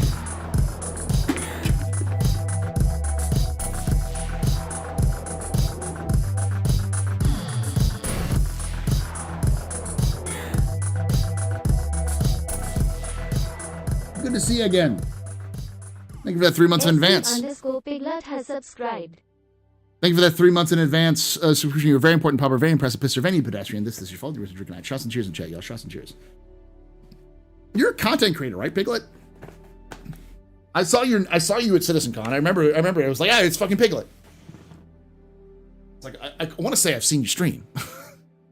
No, I could have sworn I've seen your name before. I know you from somewhere. I don't know if it's from another person's stream or anything else like that, but yeah. Hey, Paul, do you think multi-crew gameplay style is going to work in the future? For example, imagine you are in deep space in an Odyssey with your buddies, but some people want to log off, including the captain. Then what's going to happen? The ship's going to be more vulnerable with less crew, and you have no option left but for your own ship. Is there more complicated problems than that? But I don't want to write an essay in chat. Generally speaking, yeah, you're going to have to find, if you're worried about being attacked, you're going to have to find a place where you can, park your ship or store it where you can be more safe. Like, there's always that risk. If you have too many people logging off, you might be risk of getting attacked. But the only way you can despawn the ship is if you have nobody around you. That's actually in the game right now. If you have nobody around you and everyone's logged off in a bed.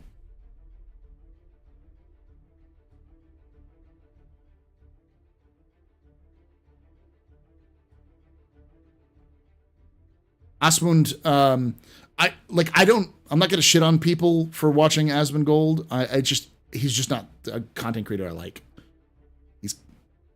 There's lots of problems with him. Chilling on my endeavor in deep space, growing my space cushion private, exactly. And it is getting a little annoying to see everyone talk about Asmongold responded. Yes, I know.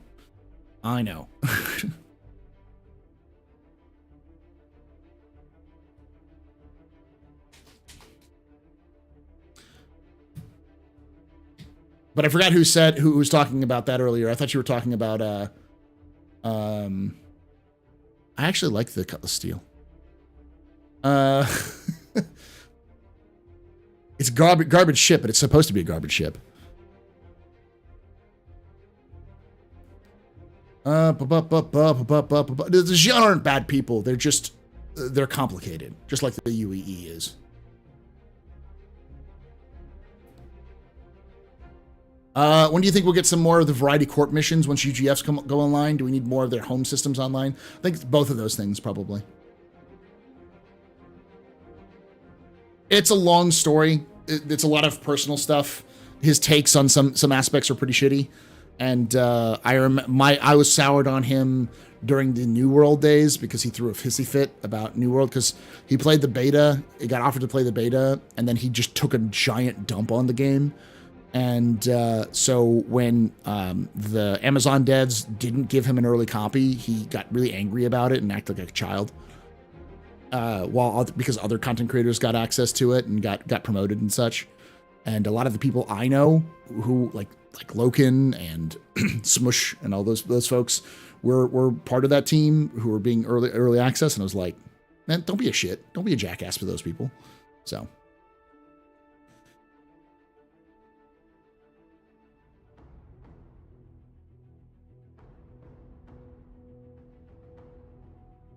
So that's all I'll say about it. I don't want to go into it because, like, I don't want to like have people clip this out of context and be like, "I'm gonna attack partially." It's like I'm a nobody. Like, Asmongold is much bigger than me, and I don't want to like go into that detail and stuff like that. Like, no hate on Asmongold. I just personally don't like him. That's it. I'm telling you not to like him or not to watch him. I just no.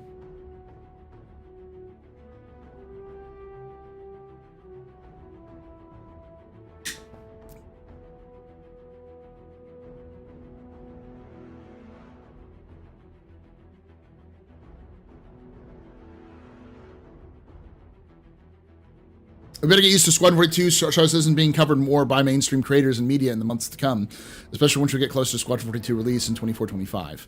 Yep. I mean, we've had it in the past. We've had, Jack Frags has played the game and promoted it a lot. Someone asked me at one point if we're going to see, what's his name? He's a big YouTuber. Not Jacksepticeye, but did a lot of like early FNAF content. Got pretty big for that. That's really what he's remembered for. But he did a lot of indie games in the past. Not Lyric. Though Lyric's played a lot. Lyric's played the game since Lyric is a secret backer. Lyric has been back the game since 2012 and pops in once every year. So Markiplier, thank you. Markiplier, Rexella's cool, but Markiplier is apparently a massive space nut, a massive space fan, and people have asked people who are good close friends, or not close friends, but like big fans of his, or like I think moderator of his, asked me if he'll play Star Citizen, and I said he probably will. If he's a big space fan, he probably will.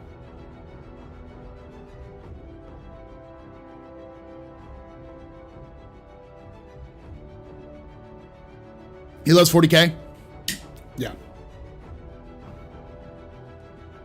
I mean, the story, so like, when we watch the Squad 42 stuff, I'm going to point out, Squadron 42 is not a fun experience for the people involved. It's actually quite fucking depressing. The game is like Wing Commander 4 levels of wow, everything is fucked. There's still bright sides. There's still optimism and positivity. People like Trejo still exist, who are people who actually believe in law and order, believe in justice, believe in the right things. But then you have people who are not in the right way. You have people who are making deals with the devil for power. You've got like an almost force of nature in the form of the Vanduul.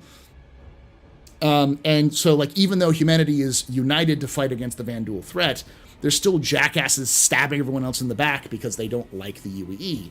Some cases legitimately, other cases because they're just dicks. Like, the world sucks in the universe of Squadron 42.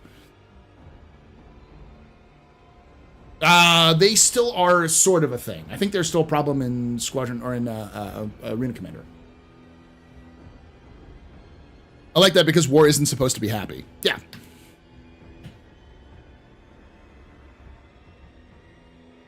And crying and mouth bleeding. Yeah.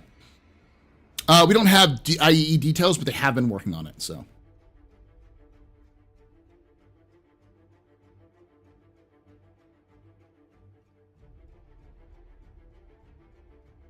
So do we have to be content creators to be considered the captain's table? No, you just have to ask to come on. Zark, who's a member, active member of my Discord, isn't a content creator. Comes on all the time. So let's do that first. Let's get that done first, because I want to go over this and give you some context for this. I might clip this out and turn this into a. In fact, I'll record it as I do this, and I'll make it a capsule. But I'll record it like a capsule, but I'll definitely react to chat. So that's what I'll do right now. So time for capsule time, baby.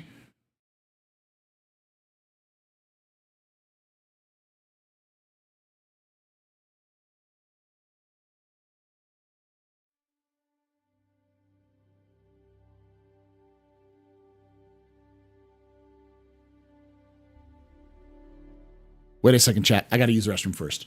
Probably a good idea to use the restroom first. Hey, Celine. Good to see you.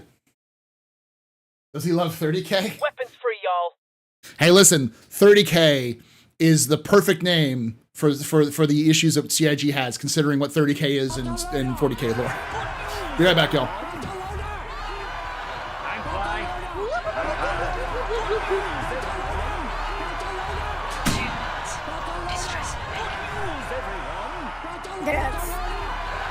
Bounty hunting is a complicated profession. Everybody and his dog calls himself Bounty hunting is a complicated profession. I'm just an old-fashioned cowboy. Everybody and his dog calls himself an outlaw. He fucked up. I'm just an old-fashioned cowboy. It was at this moment that he knew. He fucked up. I'm pilot. I got money.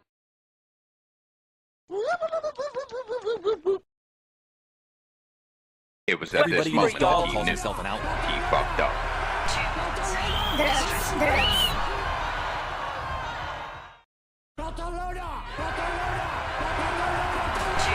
Bounty hunting is a complicated profession. Everybody and his dog calls himself an outlaw. Everybody and his dog calls himself an outlaw. Everybody and his dog calls himself an outlaw. Good news, everyone. All right. Stop it. No more fun. No more fun. Turned it off. You can't do it anymore.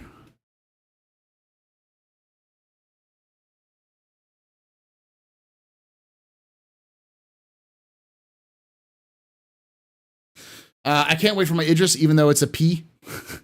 Hey, listen. At least it's a P and not an M, because P is big. You have a big P. I'm such a child.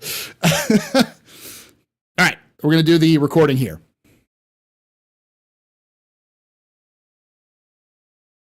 Capsule time.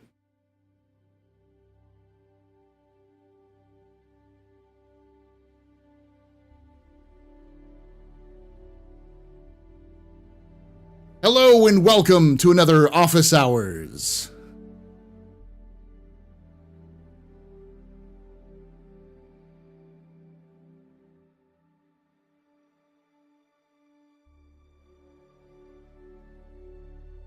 Capsule. That's right, Capsule. These are small sections of my Office Hours live stream that I do on Thursdays at 6 p.m. Eastern. 8 p.m. Yes, 8 p.m. Eastern, 5 p.m. Pacific. I gotta get my stuff right. Live on twitch.tv/TheAstroPub and youtube.com/TheAstroPubLive. Come join the chat here. Live when we do this. Now, normally I do these infrequently for I usually do monthly report stuff with the capsules. This is a unique one because It's going to be kind of a hybrid lore and Star Citizen development. We're going to do a live reaction to the Squadron 42 video.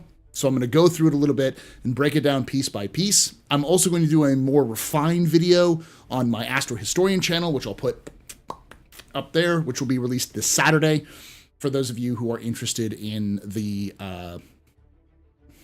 in the lore of what's the lore context of what's going on, because there's a lot of deep lore which is that kind of gives you the perspective of what's actually going on in the Squadron 42 universe.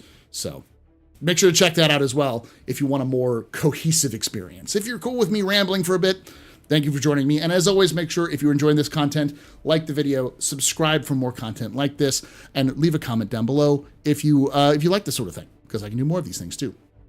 With that being said, let's look at the I Held the Line Squadron 42 video.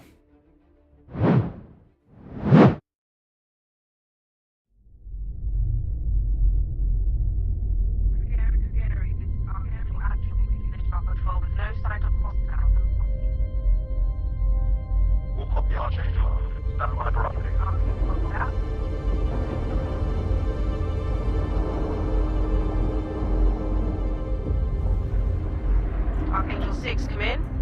Go for 6. I'm getting a faint contact on bearing 287. You picking that up? Yeah, got it. Scanning now.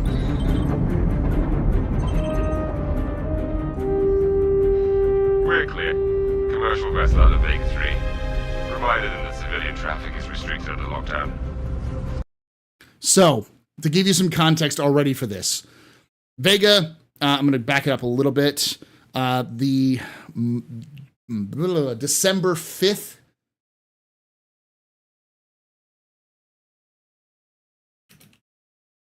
(2945). It is currently in Star Citizen 2953. And this was the day. This is the day of the Battle of Vega 2.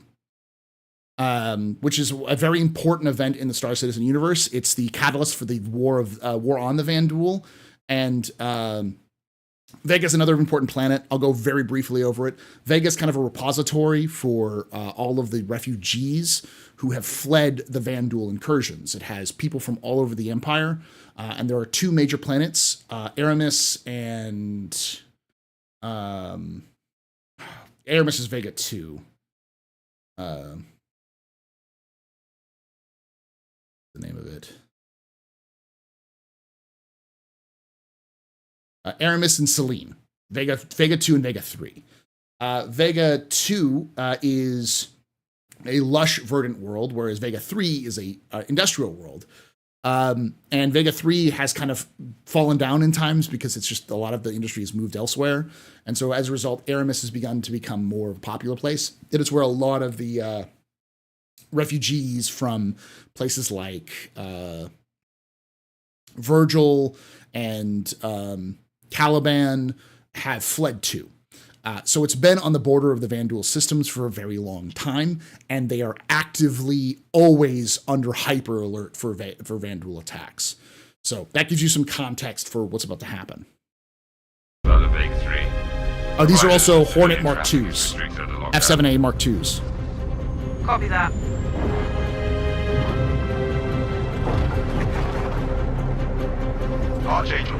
Archangel, this is Krugeri.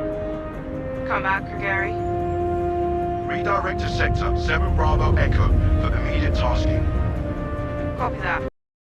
So this is a flight not a flight, it's flight is 4-6, but this is a patrol, and the Krugeri is the flagship of the Second Fleet.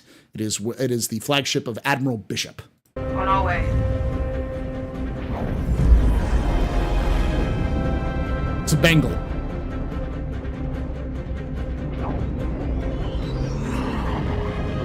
Oh, these might be Mark 1s. You're right. You can tell by the intakes. You're right. These aren't Mark 2s.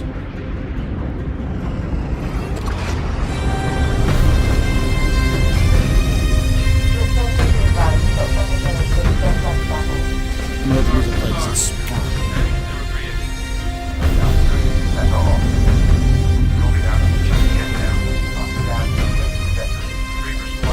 That's the Krugeri. Oh, we get Reaper Squadron. That's cool. I think Reaper Squadron's they're a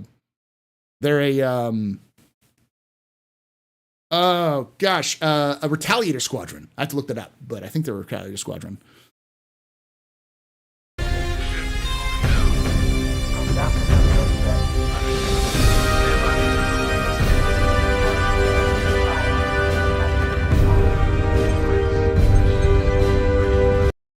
UES Gauntlet. So all Javelin destroyers are named after weapons. The one that we know very well in the Star Citizen universe, in Star Citizen, is the Javelin that's tasked to defending the Stanton system, which is the UES Warhammer.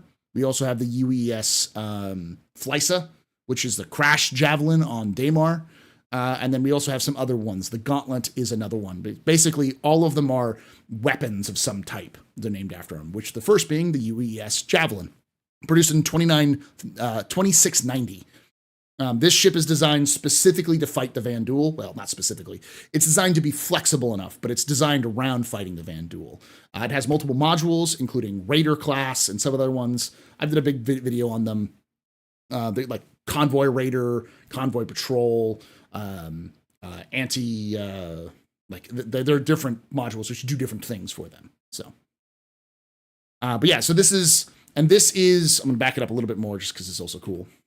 This is the Second Fleet. So the Second Fleet is probably the most infamous fleet in the UEE. It is commanded by Admiral Ernst Bishop, who is considered by many to be a modern-day Alexander the Great. He's one of the best admirals the UEE has ever had, and is renowned for his ability to inspire his starmen into action. People will throw their lives away for him very easily. He is probably, if you're familiar with Star Wars, he is probably the closest kind of example would be Admiral Thrawn. He's the Star Citizen version of Admiral Thrawn. The other reason why the Second Fleet is famous is because it's the home of Squadron 42, or the 42nd Squadron, which is a famous squadron, named after the game, obviously, which has been one of the most elite squadrons in the UEE since the Second Tavaran War. Actually, almost single-handedly won the Second Tavaran War because of their tactics, and as a result have become the best of the best. It's where all the best pilots in the UEE go at some point, so.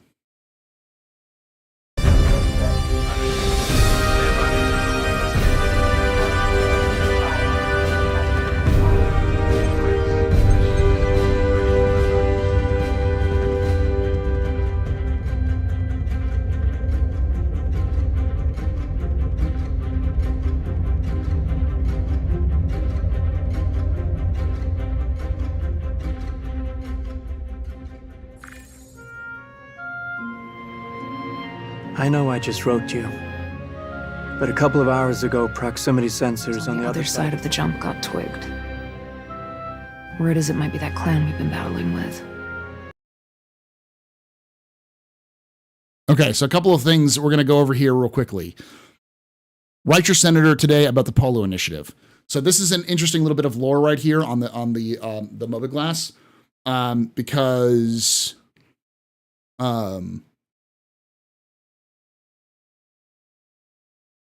the Polo Initiative was an initiative by Senator Polo from, I think, Terra, who wanted to defund the military. Basically, the UEE was running out of money. They were constantly having budget problems. The problem is that the UEE military is literally a branch of the government. So while the Congress, the Senate, is in charge of dealing with a lot of these problems, including budget issues, there's basically a blanket budget that they can't touch that's specifically for the military. And they're their own branch, so they have to, they do have oversight capabilities, but it's very difficult. So Polo said, hey, if we just take, I think it's like 10% of the budget, I may be wrong on that one, but it's a certain percentage of the budget from the military and put it towards civilian purposes, we would have a better overall infrastructure. And the military absolutely dragged ass with this whole thing. They did everything they could to spite Polo. They did everything they could to try to stop the Polo Initiative because they didn't want to have the military be defunded. and there's actually some conspiracy theories out there that says that the attack on Vega happened, that Admiral Bishop let the attack on Vega happen because it would throw the Polo Initiative into the garbage. So conspiracy theories, they exist in Star Citizen. But that's a nice, neat little lore Easter egg right there. But I'll let this go play out, and then I'll explain this a little bit. I guess that last fight didn't scare them off quite like we all hoped it would. Honestly, we've been out here so long, I don't know what to pull for anymore. I just wanted to let you know. All right, as soon as I can. Stay safe. Your loving son. Couple things. So you're writing to your mother in this one because this is the player. Obviously, each swipe is to show that the different character, because you can play a male or female character and you have customization options. We also have Voyager Direct. That is Amazon. The Polo Initiative, Navy Veterans Association. So this is the Navy trying to kind of cause this. Central Core Bank is offering lore. Fleet Academy application confirmation. And then the daily update, SBPL heats up. So your character is a big fan of Sataball, which is the kind of national pastime of the UE and the Banu. Also, if you notice, there's a Galactopedia there, which is pretty cool.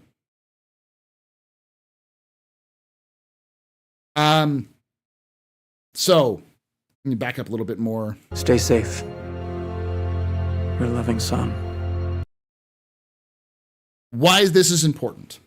So, what basically your character is talking about at this point is the jump point on the other side of Vega space, which has been heavily monitored for hundreds of years now, into, I think, it's called the Grinder, which is Caliban. Caliban was this absolutely devastating defeat that happened about 300 years before to the Vanduul, where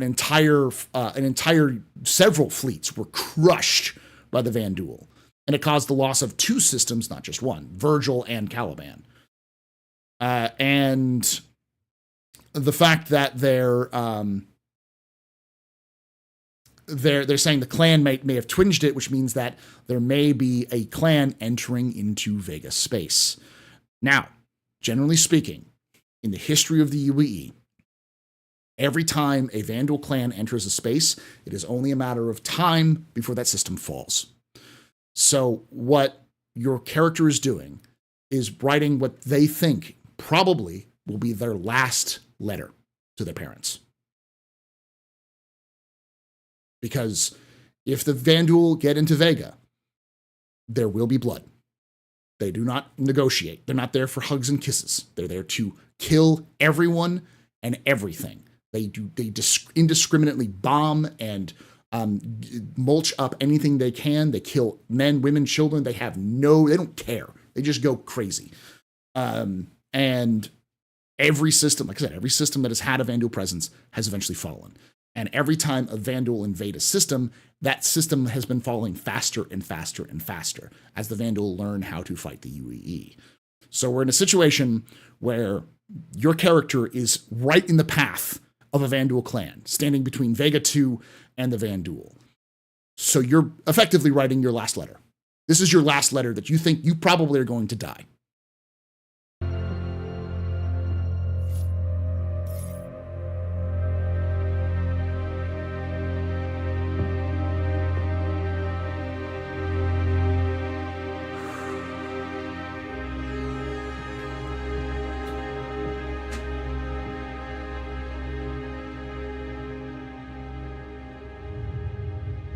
Never gets old, does it? Sir. Eddies. I used to do the same thing when I was first coming up. Post up to the flight deck whenever I could to watch the launches.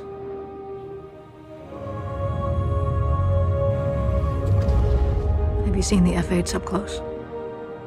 No, sir. The thing's a beast. Nimble, too. 12 maneuvering thrusters and 3 mains. It sure sounds like it.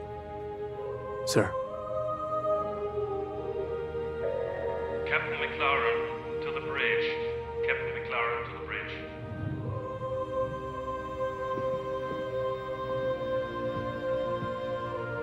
I saw you apply to the Flight Academy again.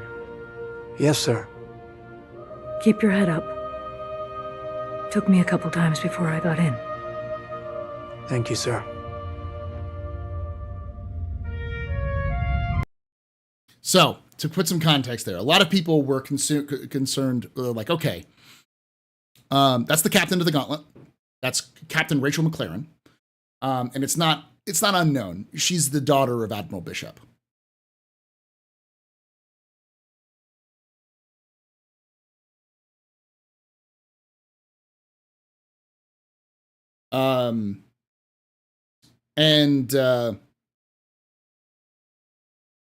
The reason why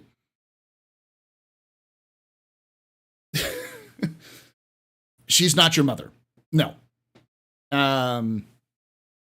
So this is the flight deck in the sense of like observation deck, I guess. I don't know. There is a hangar on the Javelin, but not girlfriend. You can think of this. This is the way kind of to put it in context. Your character is, they're watching ships fly through in formation because they think they're about to die. So they're doing something they love to do right before action. And she doesn't know you're there. She walks up too and then starts talking with you, meaning she was doing the same thing. Everyone knows the Vanduul have been sensed on the other side of the jump point. Archangel's patrol that we saw was likely out there looking for them. That's why they were out in patrol and why all of this activity is kicking up, because all of these fighter patrols and scouts are going out to try to find if the Vanduul are coming in.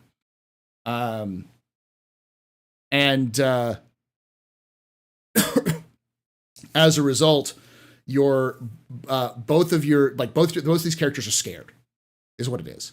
They're absolutely terrified. And they're trying to calm themselves. And so the fact that she's talking with your character about your applying to the Flight Academy is more about her sharing her love of ships. Now, I don't know if it's true or not, but I think she may also have been a former member of Squadron 42 or a Navy pilot, at least before she became commander of the Javelin. Because she obviously flew as a fighter pilot. So that gives you some context as to why everything's so emotional. They're tense. Like, everyone is on edge because they don't know what's going on. They don't have any information. They don't know if they're going to be alive by the end of the day. So.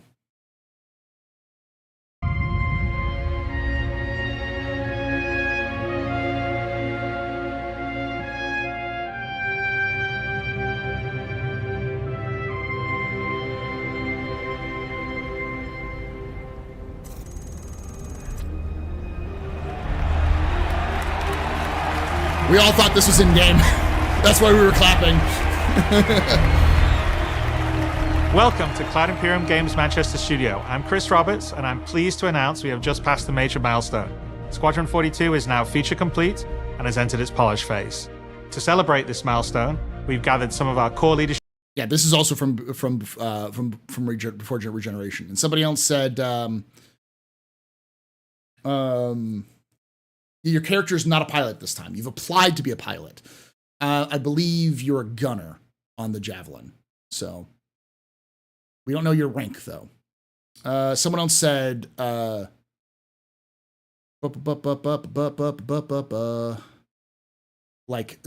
so do the Vanduul scrape a system clean? Yes, they do. Ship together to share what this means.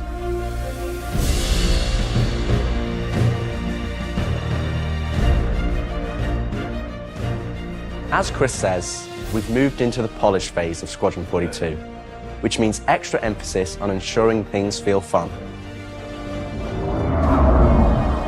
Yeah, but Starman is like seaman, but we don't know what Starman First Class or whatever. I think it's just a generic term for sailor. Actually, it's not a seaman; it's a sailor. It's when you say Starman, it can also mean sailor. This means focusing on the small and large elements of the game, such as dialing in combat encounters, but also looking at the feel of how you control your character or vehicle and making sure it's immersive as possible. We've paid extra attention to how your character reacts when in their ship, so that you feel like an actual pilot, whether that's firing your weapons, taking hits, or punching the afterburners to get to cover. Ship AI has also seen huge improvements, with closer engagement distances and more varied behaviors. And with our new precision targeting mode, the action has never been as close.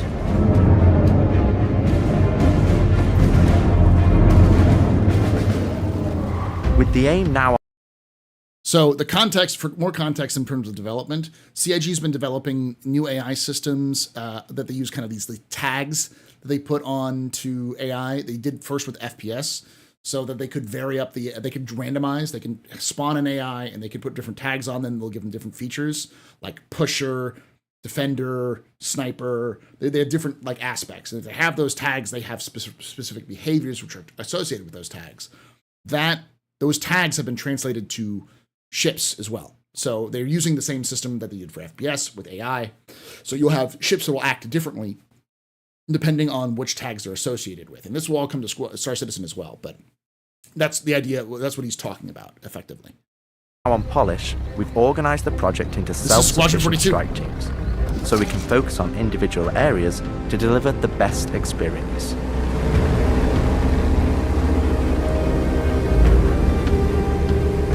Those are terraformation platforms. You'll see them in another scene. Get out of sight. The Cutlass is going to spot you.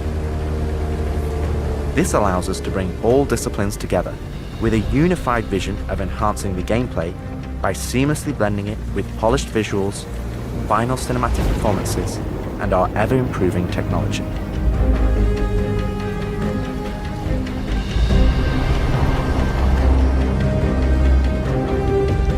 See the boat, kid. You're good to keep going.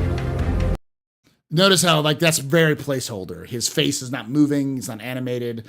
And I don't even know. I think that audio may be even placeholder.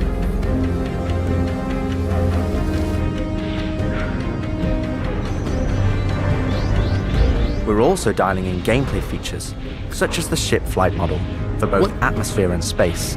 What is this? Master Arena control surfaces and our gold standard. God, this is like an Ace Combat game. HUD and MFDs. Our interaction system for both the world and your character have also seen additional improvements, allowing us to hone and craft environmental puzzles unique to each location, while allowing us to tell the story of the world around you. That's the F8C or F8AR. Multi-tool.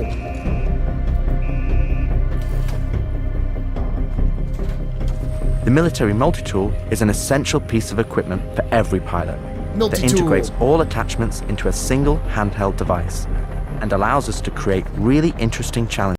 Look at that thing right there. I have no idea what ship that is. Including physics-based puzzles using our updated rope tech.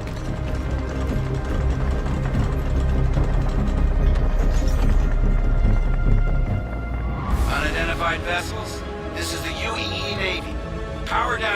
You can see that his face is a lot more animated in this one, so this one's probably a little bit better. Your ships and stand by for processing. There you go. F off the coil's ass.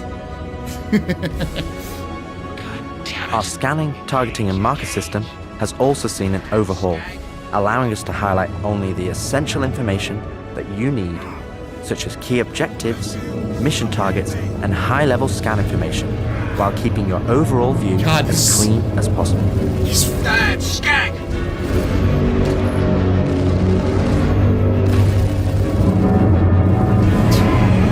Take him off me! No!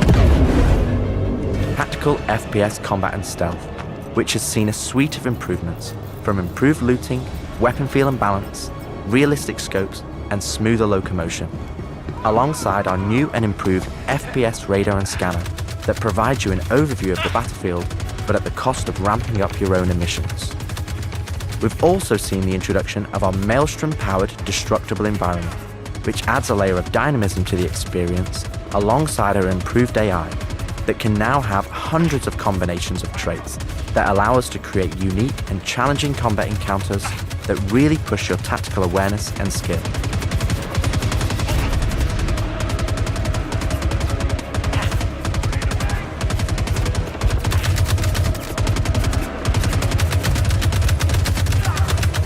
These sound chunky.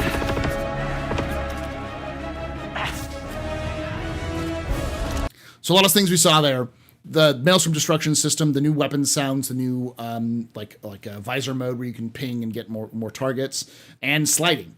So there's definitely sliding. And you also look if you notice over here the way that the medical stuff, if you've played Star Citizen, that is a much higher than it is in Star Citizen. So you'd have to like really work down the time to be able to like get hit. So it's very difficult. And this is a P8 AR, so.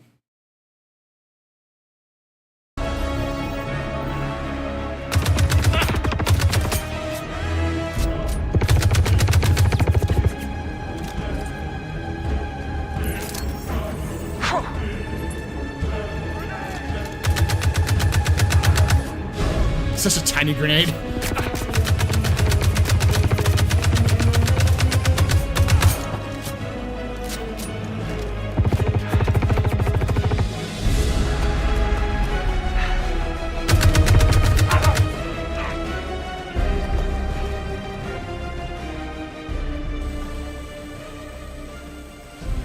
We play and review the builds regularly and call out action points in each level from start to finish and where we need to improve the gameplay.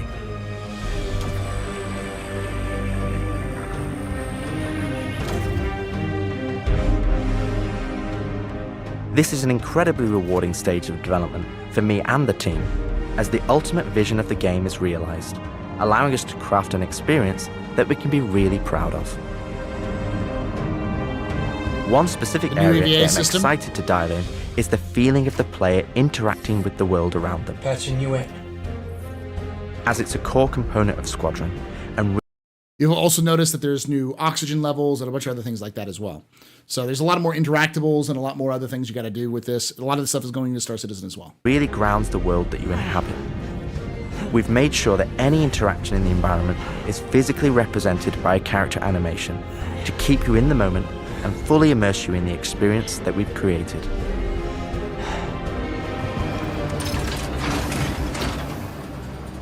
Ultimately, this is the final phase of gameplay iteration before we fully transition into optimization and stability on the road to release. Agent Trejo, this is Colton, come back. Always trips me out to see terraforming setups like this. Webb tried explaining how atmosphere processors work. Really shows how far we've come. Hell is she? Agent Trejo is one we saw in the vertical slice. She's the SAIC, special agent in charge of the Odin system. So she's the job. If you remember Dooley, she has Dooley's job in the Crusader system. Dooley is the special agent in charge of the Crusader system. And these are like advocacy agents are fucking nuts. They are very, very elite. Most of them are ex-Marines or ex-Navy. They have lots of experience in what they do, and they're true believers. So they will do lots of crazy things to do what they want to. And those are atmospheric processors. Atmospheric processors is how terraformation works in the world of Star Citizen. The Atmo processors was developed first by RSI and was used to terraform Mars twice, because the first time they screwed up. But, so they look terrifying, but they also have to be built in systems. So all of these platforms have to be built in the system itself. They have to be shipped in pieces and built in systems. So. With the transition of Squadron to polish phase, we've had the opportunity to find additional moments within the existing narrative to add subtle interactions where appropriate. Also, Webb is, who he mentioned, is the second in command or main. She's one of the engineers. She's one of the main engineers of the Stanton. Next to, Jake's going to kill me. I forgot the guy's name. Morrow. Webb and Morrow are the two major engineers. It's been tremendously exciting to play through these areas and find places to augment the mood, support gameplay, and further embellish our story and characters. So yeah, man, I can't believe it. They said I've got to wait another 2 years before I can reapply. So that's why I figured I'd get a job trying in security, because that's, I can get some hours flying in the cockpit and whatnot. Can't hurt, right? Exactly. That sort of thing's going to happen a lot. What he's talking about is military. or advocacy, one of the two. Like being a pilot is a big deal in the Star Citizen universe with the military or with the government, because it requires a lot of time and practice because they're giving you, $1 million machines to control. And so having flight time is a big deal. You have to have flight time in order to do well. And you have to take tests in order to do it. So like there are sim tests you have to take to be able to pass flight school in order to even get into flight school. You have to take those tests, and they're very difficult if you don't have flight time. So we've also been capturing pickups for our lead female player character, as well as wildlines for our various enemies that you all will encounter throughout the game on both foot and in your cockpit. These consist of a range of responses and reactions that you as the player can trigger, which has been the culmination of efforts by the gameplay and AI teams. This means that you're going to have player character and then the two Marines. Marines in Star Citizen and Squadron 42 are very different from Marines in any modern sense. They're kind of a hybrid of Special Forces and modern Marines for, say, like the Royal Marines or the U.S. Marines. They still do kind of escort major, they're still posted on ships for the Navy, but they have their own fleets and they have their own stations, and they also have special forces units like the 6th Platoon, whose job is to do more clandestine actions. So they're kind of like a smaller, more elite branch of the military, and they're their own branch, not a separate branch. So ODST is a good example. They're similar to the ODSTs. But they have very intense training and very intense like loyalty. They are very insular and very secretive about what they do. They're also heavily trained, and they're the only ones who get access to what are known as Titan suits, which is the closest thing we have in Star Citizen to mechs. So. have to tangle with some very smart and reactive bad guys to complete your mission. Space AKs. These are shipjackers.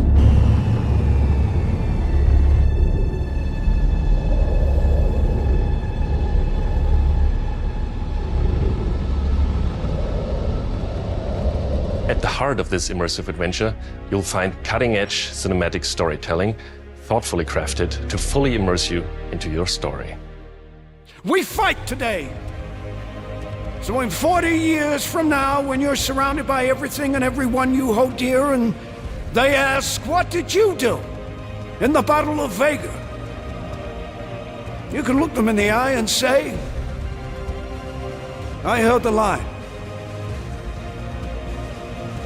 Men and women of the Second Fleet, I am proud to stand with you today. Good luck. Bishop out. Nice speech. Any word from the recon team? Not yet. Well, let's get into position.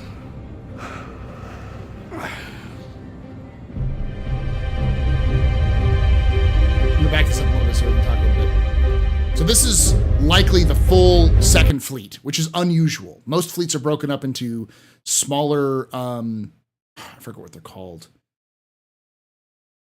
They're broken up into smaller kind of groups. They're called groups. Smaller groups, so that they activate. They're usually anchored by at least a bangle or a javelin.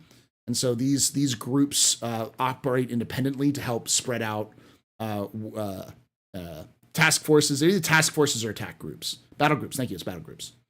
To work off. They usually have one major ship, either a destroyer all the way up to a Bengal class or to a super carrier, and they're usually supported by several other ships, usually Polarises. Well, not at this point because Polaris isn't built yet. So Idrises, Hammerheads, Perseuses.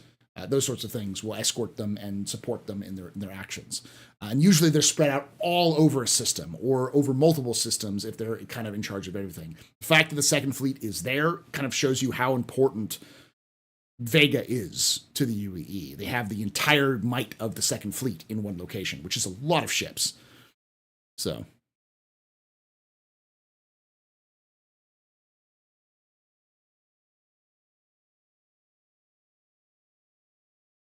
back it up a little bit so I can show you something.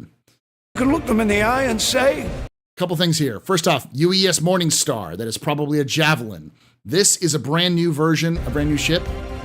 Looks like they're called the UES Corvus. This looks like it's a mini version of the Bengal, or a variant of the Bengal. We don't know what it is, but the U.S. Corvus does not fit within the naming standards of Bengals. They're named after cats. And I don't mean wildcats or like tigers. They're named after domestic cats. The Bengal. This is the Kuguri, which is an African wildcat.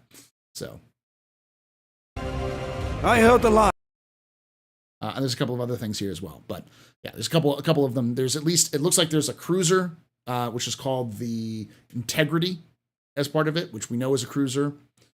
Boot cruisers and battle cruisers. And then there's also probably an escort carrier, which is probably what the Corvus is. So.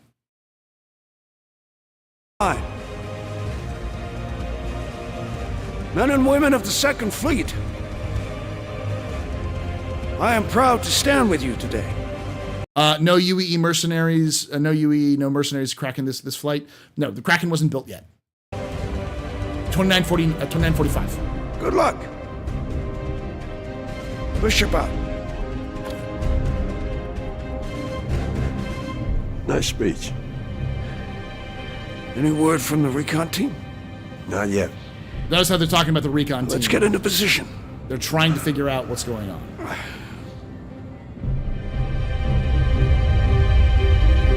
I noticed that they're moving away from Vega. This is what actually happened in the war, is they pulled away from Vega, leaving it supposedly defenseless. That's the ring of Vega 2. Throughout the polish phase, our team is taking every opportunity to push things to the next level. Tell me you're expecting company. This is not good. The Cine team is focused on finalizing. All right, let me look up John Rice Davies.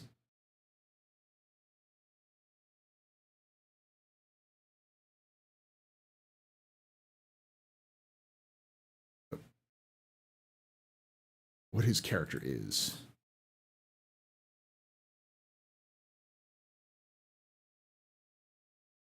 Randall Graves. Former Red Raiders Squadron 118 Second Fleet. So he's part of the Second Fleet at one point. And 135th Attack Squadron. He served in 118 alongside Steve Colton, and then dropped out of the military. That's John Rice Davies here. Went into civilian life. So he's now the head of security on Archon Station, which is in the Odin system. Here in a moment. We'll talk a little bit more of that in here. Edit lock on all of our big action as well as all smaller character sequences. I could have pulled this off of the Galactopedia. Yeah, probably, but I think their solar mass calculations are wrong, though. Well, this is ridiculous. How so? We are now able to adjust our shot composition to final cameras. Well, if you're asking what this is behind him, this is a relay station. It's an old relay station that's been abandoned, but in the Odin system, I believe. But this is one we've actually ever seen an entire video about this one. So. Thanks to recently crafted space vistas and level art being content complete now.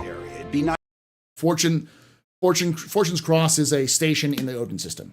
It's, I think, an abandoned station. Nice to know how much of a shitstorm we're flying into. More like a hellstorm, Blue. One you ain't gonna fly out of. Shut up. Now, I hadn't seen another ship that wasn't trying to... That's probably a member of the OMC. This is the best character in all of Squadron 42. This is Cal Mason. Cal Mason is the best best character in all of Squadron 42. I'll not hear anything else. But he's actually a member of Squadron 42. He's actually kind of a folk hero. Kill me in days, let alone a hauler, let alone a Jean. So you can imagine my surprise. Detailed lighting passes can be done on hero sequences so we can show our cast and convey their emotions in the best light possible. And we're making sure our cinematics are triggering as fluid as we can craft them so they form a coherent concerto with the rest of the player's narrative experience. Mr. Wexler, this is Lieutenant Commander Colton. Oh, Commander, hey. Julian Wexler, I'm the field manager of this little operation. Welcome aboard the Archon. What brings the Navy to this little corner of the universe? We got you flying with Lieutenant Commander Colton. He's one of our best. As others will share, this is the most rewarding chapter of the. That was, I'm trying to remember the actor. That's Julian Wexler is the head of Archon Station, which is Kovalex. Not Kovalex. Breaking Rocks. Breaking the name of it.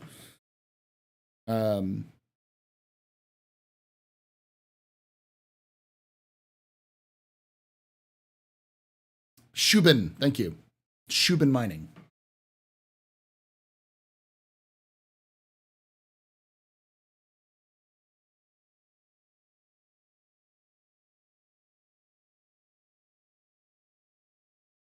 He is the lead director of Archon Station. He's played by Ben Mendelsohn, who played Rogue One.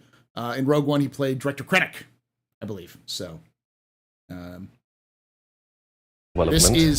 that's Rona Mitra, and this is Liam Cunningham, I want to say. He plays Captain White, and Rona Mitra plays the XO. I'm trying to remember her name.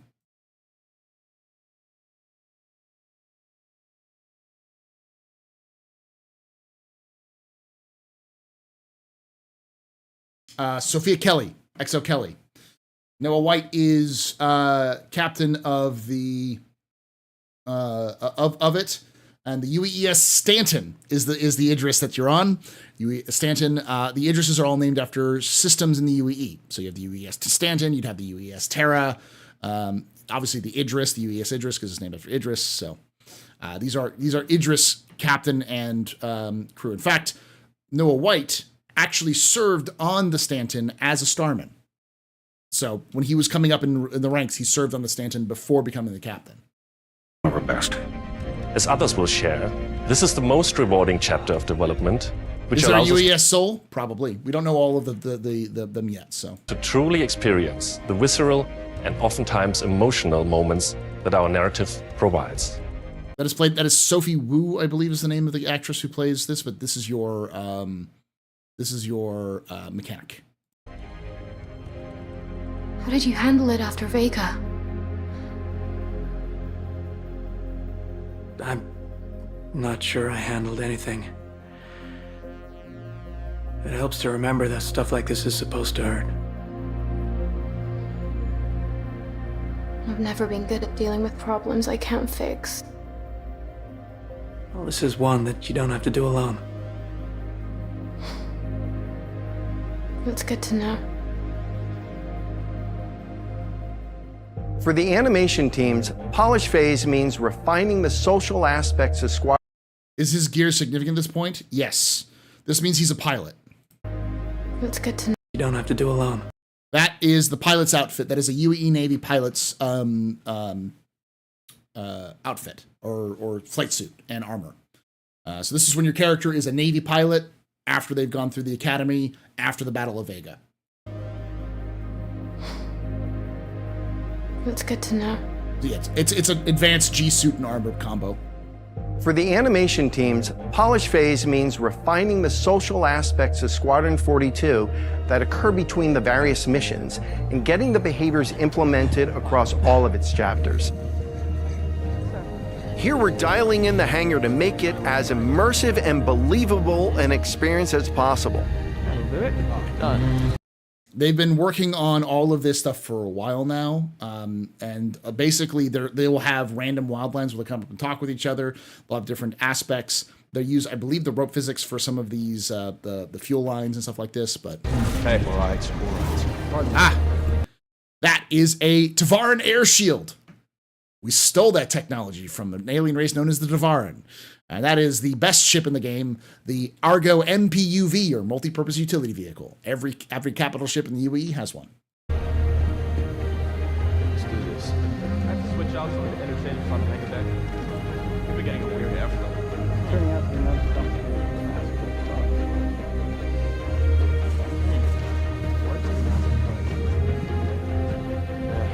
I feel that. Anyway, I'm off. For example, the members will have shifts that they work in, so you can find people going in and out of shifts and going off to like going to the chow line. You can follow the characters. They have their own like animations and their movements and stuff like that. We're launching off a space carrier, but we still ground the feel in real-world actions, refueling, repairing, and inspecting, and making sure that your next flight mission is a success. I'm recording a capsule, but welcome everyone from Zero Stream. So we're going over the Squadron 42 video, and I'm giving some context as well as in terms of development and in terms of lore. I'll go over this as well. This is the P5G Gladius, developed in the 2500s. It's one of the oldest ships that is currently in service in the UAE and is actually being rotated out of the UAE as of Squadron 42. So these are basically old ships that are on their way out. You can think of them as F-14s or F-15s. They've been around for a very long time, but they're still useful, but they're also not very they're being replaced. So this means we're looking out for pops, hiccups, or awkward transitions, and ensuring that everything flows and looks like all the great mocap performances we've captured.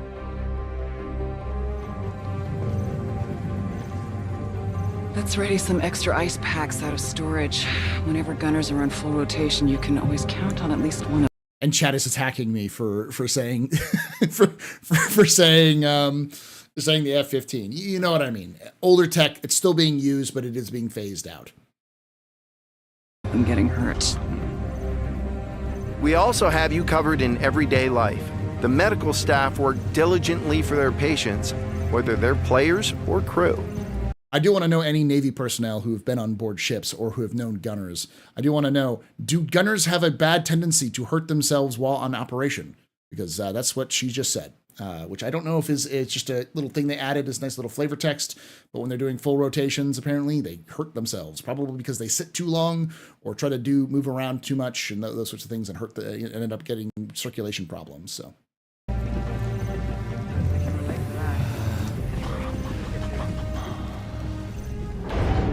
We really want you to feel part of an authentic crew, an important part of the UEE Navy in an enormous universe of people going about their everyday lives.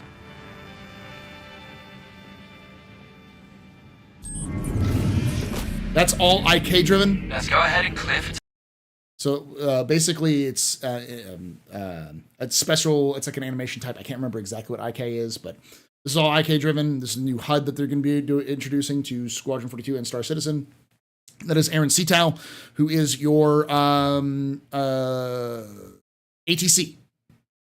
Kind of your if you played Ace Combat, your Ghost Eye or your AWACS operator, kind of feeding you information and stuff like that.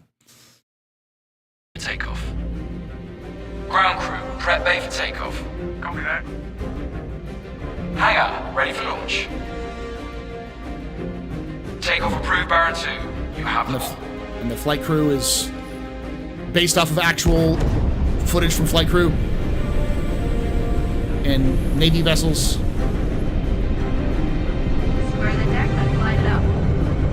Ready and hold on as you're launched off the deck of the carrier.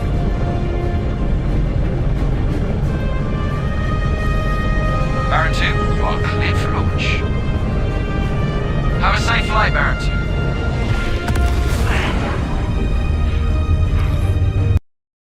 So there is no catapult, as far as I know, on board carriers. So this may be a situation. I did see level cap suggest that it might be a tractor beam. That might make sense. Where they tractor beam your ship, and so you can build up speed or build up thrust on your engines, and then release the tractor beam to let you fly out.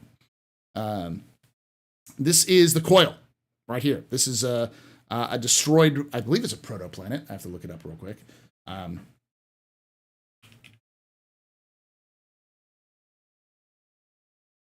Remnants of the first planet of the system destroyed by a catastrophic collision. So this is a planet that has been ran into by another planet and became a hellstorm. It's filled with electromagnetic energy and also a lot of minerals, because if you don't guess, there's a lot of minerals in planets that are deep in the core of those planets that are hard to get. Now they're exposed to space. So that is why Archon Station is there to harvest those resources, because Shubin likes money.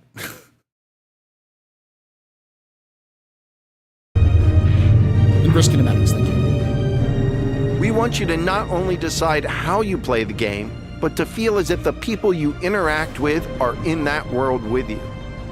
I would have never thought a shotgun could be so pretty. Ah! Whoa! He has terrible barrel control. Oh, gosh. He's pointing that good thing right at you. He's supposed to be a gunnery sergeant? Oh, God. Or not, he's quartermaster, not gunnery sergeant.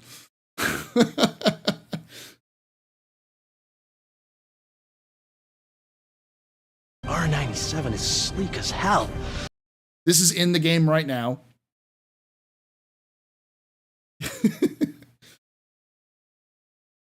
And figure on the trigger, yeah.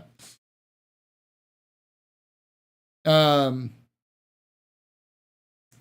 the R97 is actually one of the older designs by what are they? I know the whole lore behind them, but Gemini weapons.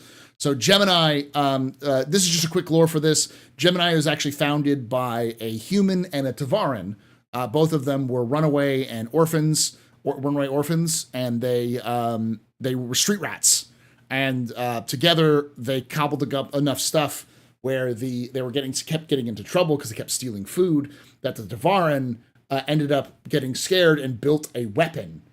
And the human realized that this weapon was pretty good and had some business sense, so she ended up test firing the weapon at a bar to get investors to buy her weapon, because this took place just after the Second Tavaran War, where ballistic weapons stopped happening. They stopped making ballistic weapons because they wanted to experiment with all sorts of exotic weaponry that had been developed for the Second Tavaran War, like chemical rounds, neutron energy weapons, all these sorts of things. But a lot of people still relied on ballistics. They wanted ballistics. And so she felt, hey, let's build slug throwers. So she tested them out in a bar and got a bunch of pre-orders for them and used that to start Gemini weapons. And once they got big, she hid the fact that her partner in the business was a Tavaran, because they were very xenophobic at the time. So that means that pretty much all Gemini weapons are designed by a Tavaran. Were developed and designed by a Tavaran living in human space. So this is a Tavaran weapon.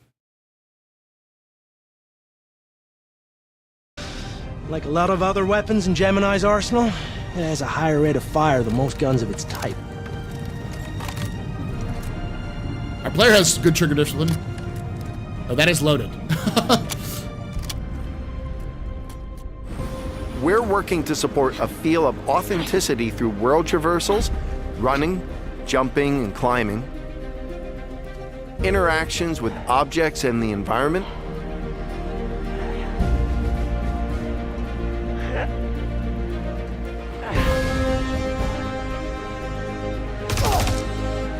solid weapon gameplay and enemy reaction. This is they've been talking a lot about this. This is the firing range on the Stanton. So this is what it looks like. As well as combat realities, such as weapon malfunctions. That's the Gemini pistol.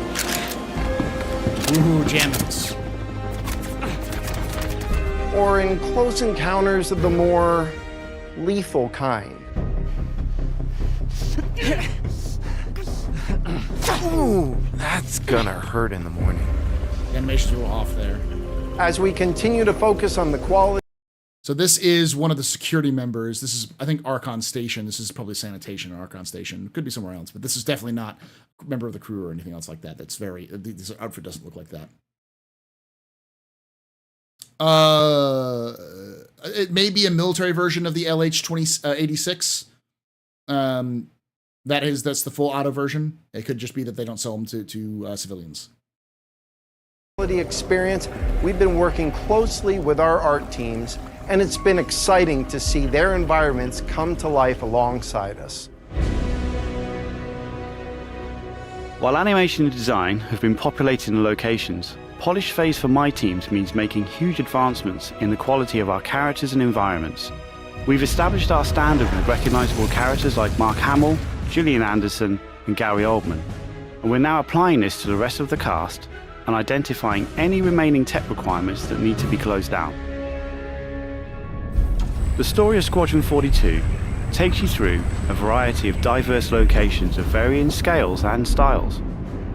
This is not a Xi'an ship. This is not a Vanduul ship. This is a Xi'an ship. You look at the console right here, that is the Xi'an styling for consoles. This is likely the giant Xi'an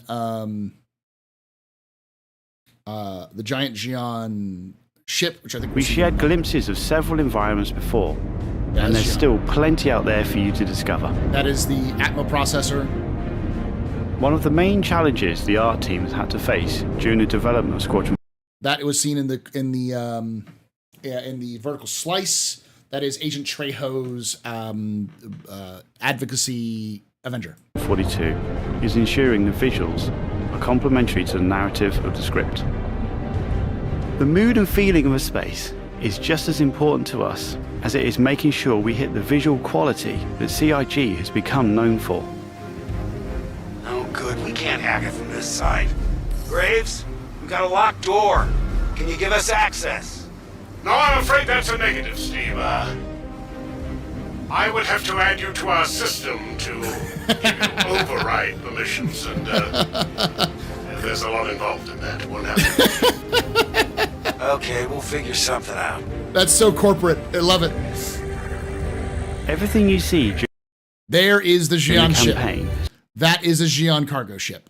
That is the large Xi'an cargo ship, which we've seen kind of discussed in the past. So it's been heavily inspired. That's a Xi'an cargo crater. These are Xi'an cargo. Notice the Rubik's cubes that are similar to the Sulian.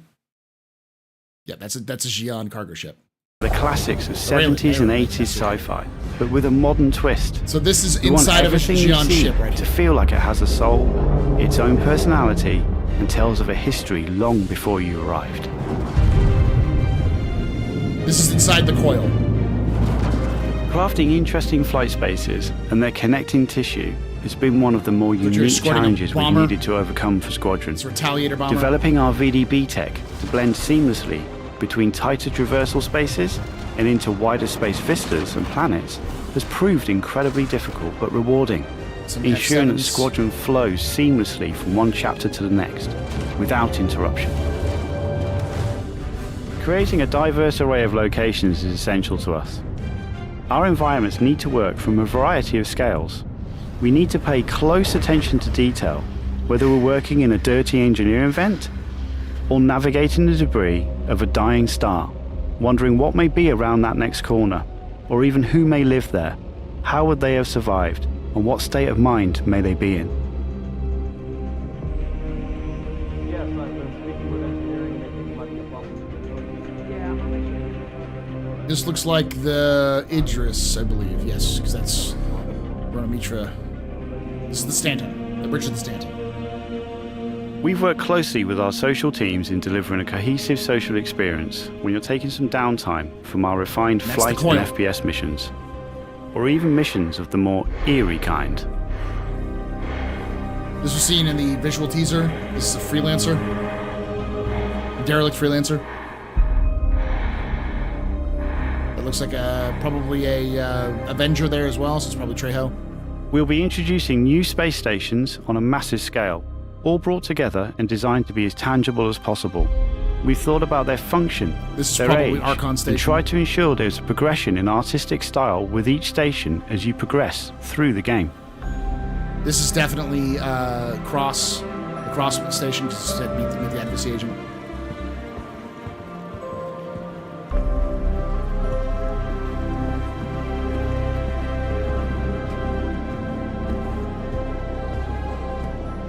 As you can see today, the teams are working incredibly hard, ramping up the detail and quality to match the breadth of our vision for Squadron 42. I don't know what that is. It looks like the engine of a Bengal. Now, I know you're all asking, when can I play it? When can I play it? When we have the locked release date, you will be the first to know. Now, we're in polishing phase on Squadron 42. You will start to see a lot more things coming to Star Citizen, as well as overall progress on the persistent universe. The polish phase can take some time, We have come this far, and we want to make sure Squadron 42 delivers on the promise of being this generation's wing commander. Now, even though there's only a few of us in this video, I'd like to extend a big thank you to all our staff around the globe who have been putting their heart and soul into bringing Squadron 42 to life. And I would like to thank everyone in the community for your patience and your support. To paraphrase Admiral Bishop, when people ask, what did you do in the development of Squadron 42? We can look them in the eye and say, I held the line. I'm proud to stand with you. Thank you for making this game with us. Such cringe. I want to see it in chat.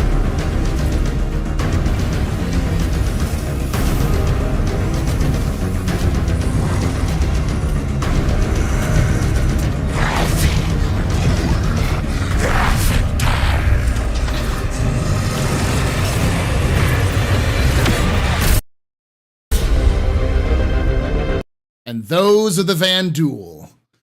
And what that Van Duel said was something to the effect of, I arrive, I rise, and I ascend, or something like that. It's similar to a Van Duel Vini Vini Vici. It's apparently a cultural trademark of what they say, something they say when they attack. I'm looking it up because Jail had this. Rise, I take, I ascend. What it says. That is the official translation.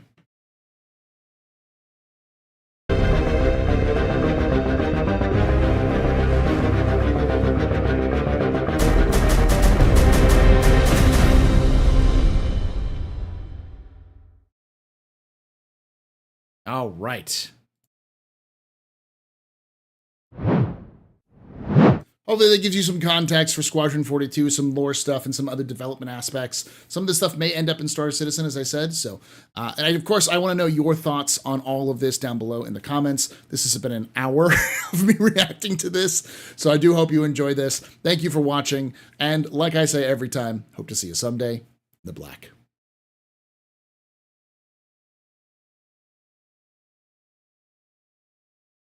How you doing?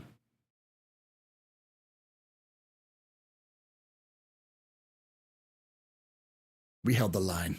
I love that post. So I didn't have any music in the background, so I just kind of ended it there. Hold the call. I'm on the other line. I answered the call, but the line was on hold. At least they aren't forklift certified.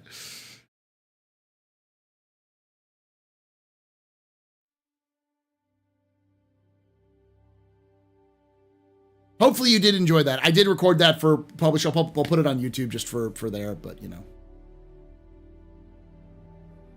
I can add to your cringe. I love that line. That's not cringe, it's wonderful. It's beautiful. It's mwah.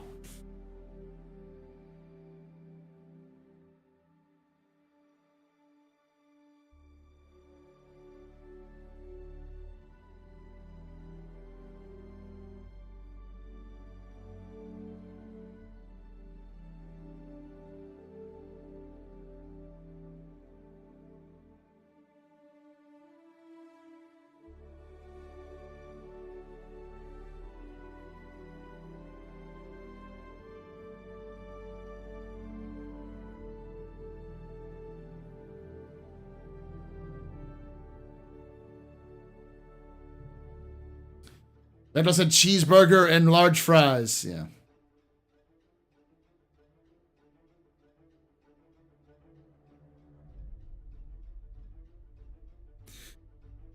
I definitely, someone definitely put a picture of the thing on my chest and said, can I take a picture with you? And I was like, sure. I don't know who Siffer is. So that's cool.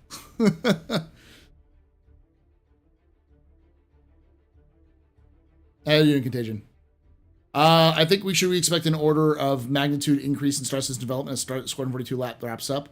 Only in features. I think we'll see a lot more features at the end of this year and into next year.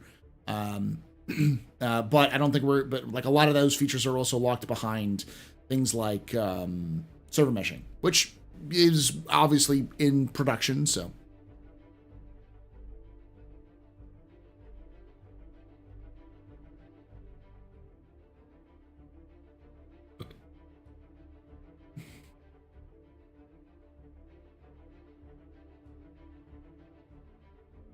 He's just a big griefer, like to go after the easy targets.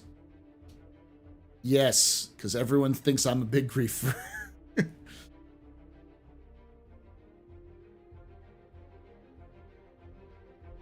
How long till I can be Banu? Probably a while. Okay, Paul, why doesn't the UEE just mine the jump points where the Vanduul are at? They do. But you can destroy mines. You don't have to be spat out of a jump point. You can fly through and stop it right there. Also, there's other traffic that goes through, including UEE traffic, because mines work both ways. They prevent people from coming in, but also from going out. And that's a lot of mines to do.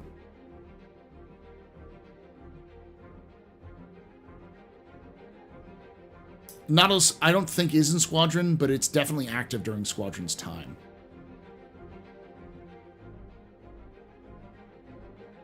Hey, Paul, do you think after seeing the character creator years from now, in the PU, do you think they'll let us create a Vanduul or Banu? They'll definitely let us create a Banu or Tavaran or possibly a Xi'an, but never a Vanduul, I don't think.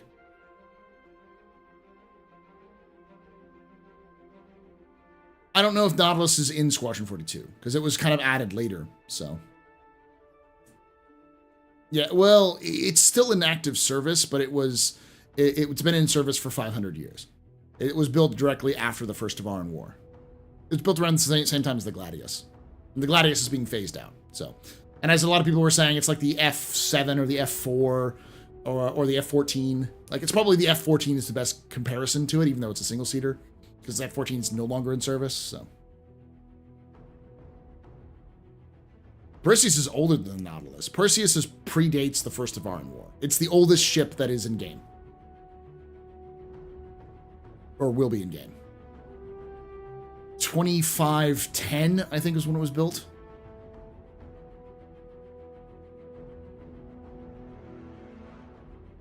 Yeah, it predates shields. Well, shields existed, but only on larger ships. Yeah, the original Perseus had no shields because it was too small. And everyone thinks it's big, but it's, I think, smaller than the Hammerhead. I'll be right back, chat. I'll turn on all the fun stuff so you can do what you need to, but don't go anywhere. Be right back.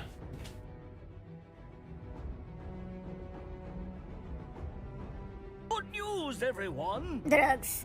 2 words. It was at this moment that he knew. He fucked up.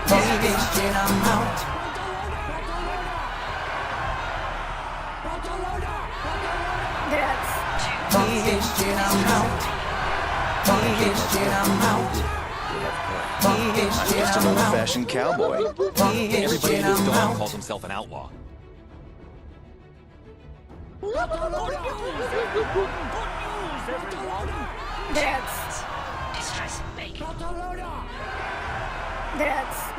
Bounty hunting is a complicated profession.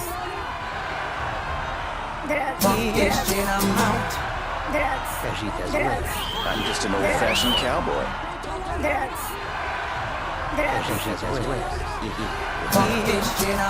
It was at this moment that he knew. He fucked up. It was at this moment that he knew. He fucked up. It was at this moment just an old-fashioned cowboy. He fucked up. Weapon free, y'all. Everybody and his dog calls himself an outlaw. I'm just an old-fashioned cowboy.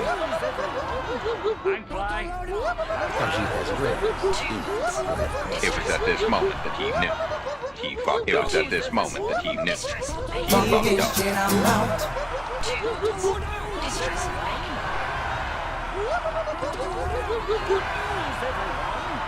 It was at this moment that he knew. He fucked up.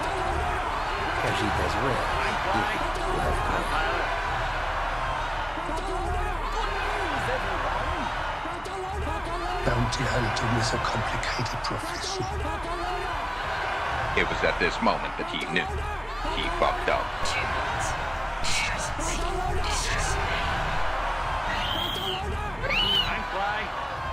It was at this moment that he knew. He fucked up. News, everyone. Hello. Drugs. I'm Fly. I'm Pilot. 2 words. Distress bacon. Everybody and his dog calls himself an outlaw. Cajitas wares. If you have coin. Cajitas wares. I'm pilot. If you have I'm coin. fly. I'm fly. I'm pilot. Cajitas wares. I'm If fly. you have coin. I'm pilot. I'm fly.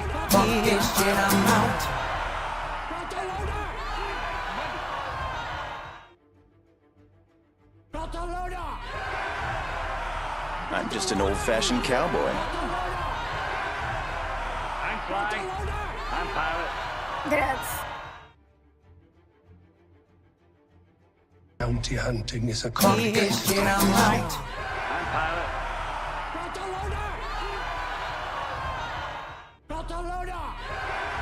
Good news, everyone.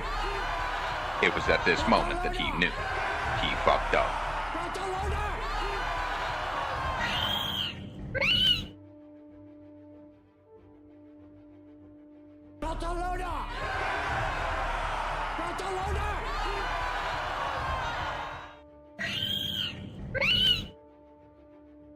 I'm fly. I'm pilot. Drugs.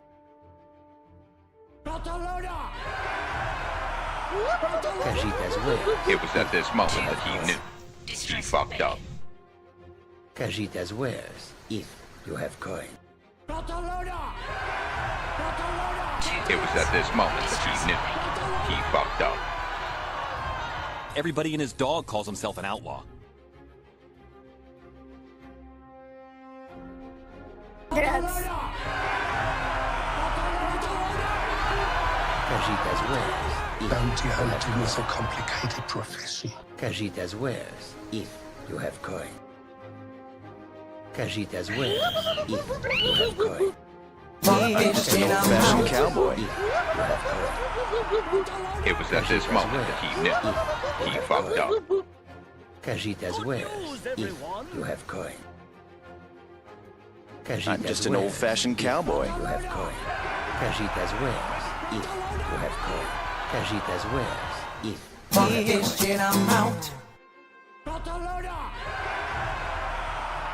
I'm fly. I'm pilot. Weapons free, y'all.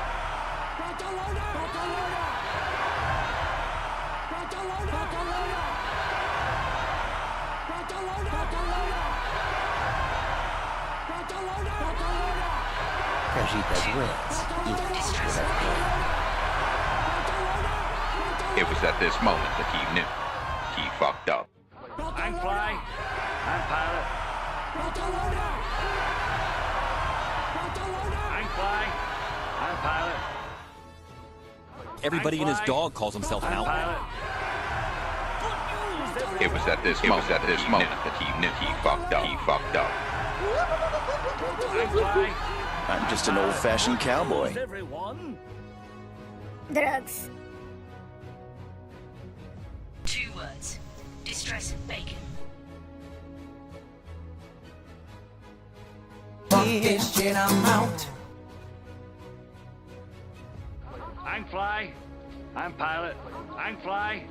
I'm pilot. Cajitas wares. If you have coin. Cajitas wares. If you have coin. 2 words. Distress bacon. Cajitas wares. If you have coin. Drugs. Cajitas wares. If you have coin. Cajitas wares. If you have coin. Cajitas wares. If you have coin. Cajitas wares. If you have coin.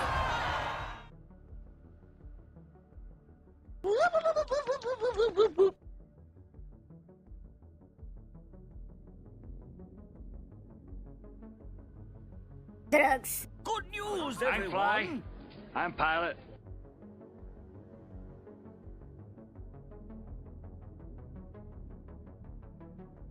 Cajitas wares. If you have coin. Distress bacon. Cajitas wares. If you have coin. Bounty hunting is a complicated profession.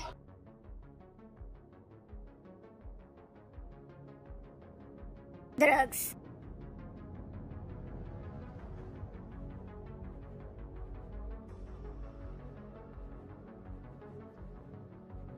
shit, I'm out.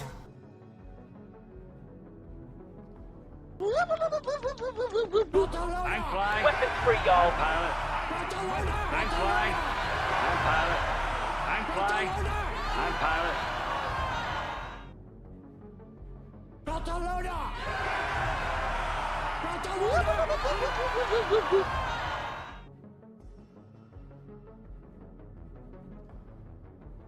Everybody and his dog calls himself an outlaw.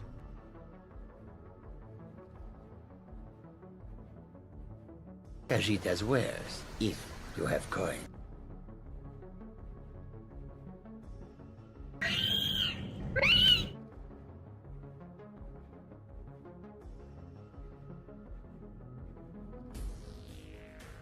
It was at this moment that he knew. He fucked up. Fuck this shit, I'm out. Bounty hunting is a complicated profession.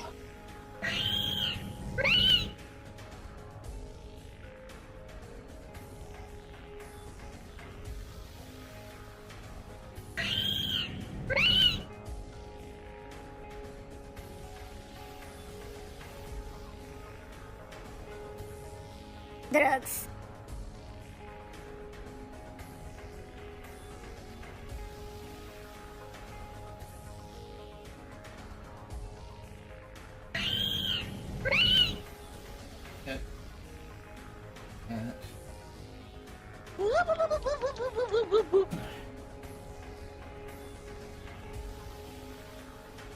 It was at this moment that he knew. He fucked up. Joe, hold the line.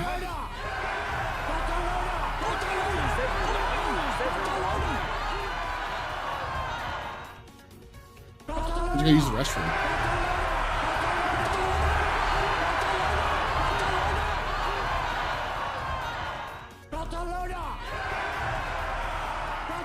Turn off the fun. Turning off the fun. No more fun.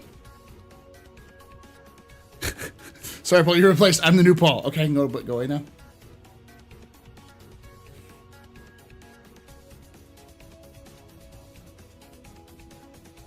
Sleep deprivation is going good. Got one more hour to go because I had to get through the next one, but I wanted to kind of talk with that. And see, this isn't a democracy. This is a benevolent-ish dictatorship. You can take away my space suit. Hold the line. You can even take away my space laser. Love isn't always on time. Oh, whoa, whoa. Take away my space game.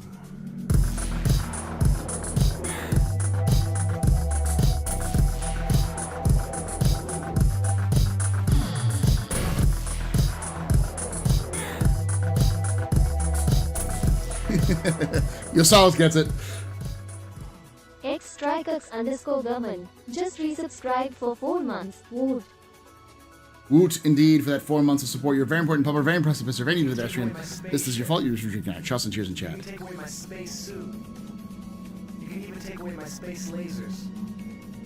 But you can never, ever take away my space game.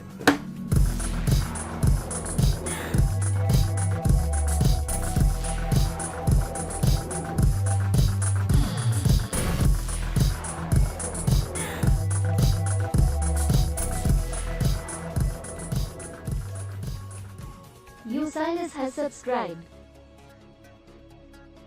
Oh, thank you so much for that. The Twitch Prime sub there, Yosalis. You're very important, pupper. Very impressive, Mr. Vanny, the pedestrian. You rock. Shots and cheers in chat. It was good meeting you at TwitchCon. Or TwitchCon. It's CitizenCon. Might as well be TwitchCon. All right. So now we've done Squadron 42. We're going to watch an hour's worth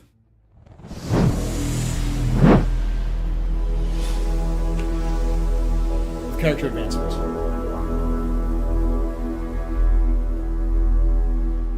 Hello there. Hey everyone, it's so good to see you all again in person. Thanks for coming out.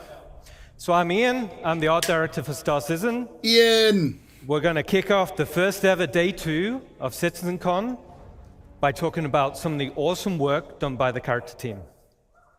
All right. So first, let's talk about life in a frontier system like Pyro.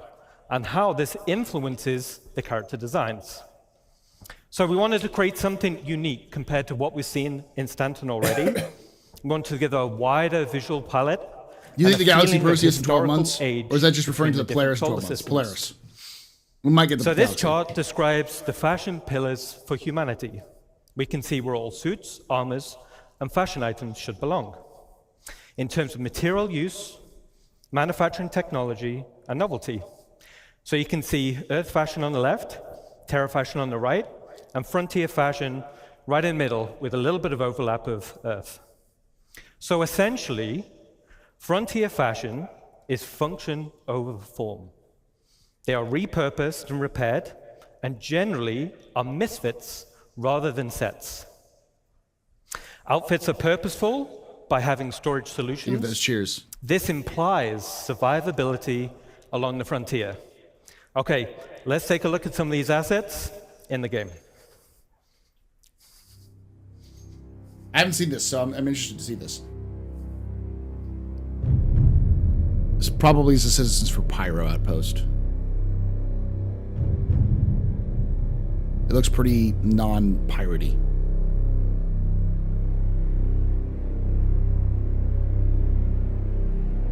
Yeah. Citizens for Pyro are UEE citizens who live in Pyro. Or trying to turn it into a UEE system.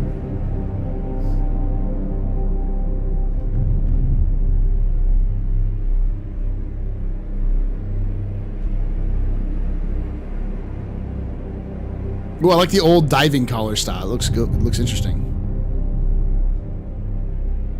That's a spacesuit, I guess. Yeah, it's like an old spacesuit, I guess is the idea. You can see the lock, kind of like a modern spacesuit has on the collar. And this is definitely a pirate outpost. Hey, sea nuts, which are actual they're bugs.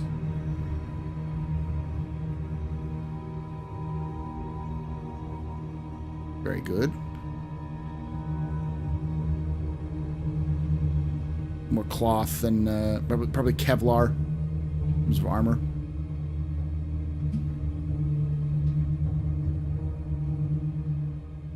No tutty pirates in the verse? Nope.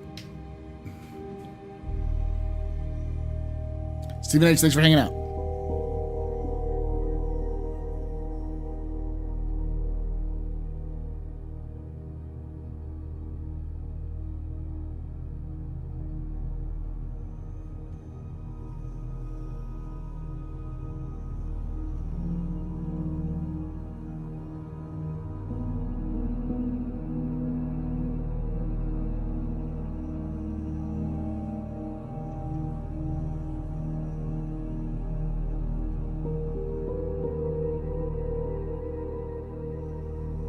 I like the repurposed suit there. Ooh, that's a crazy helmet. I love it.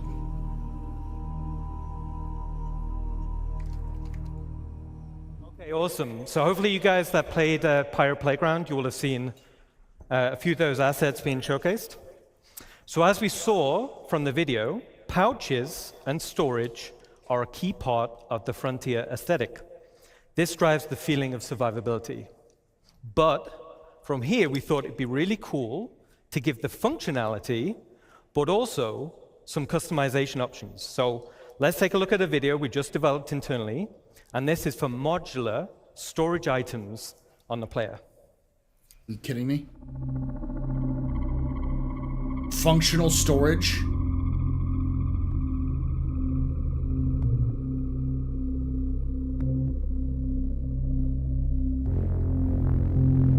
Pockets work?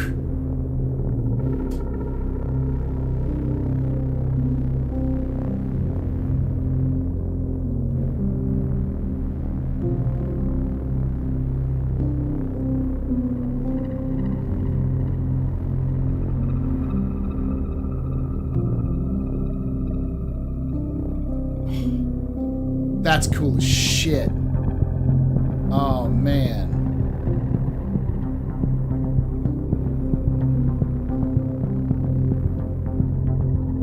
You combine this with Starcloth. where you're like your coat will go over it and stuff. Yeah, it's a molly system.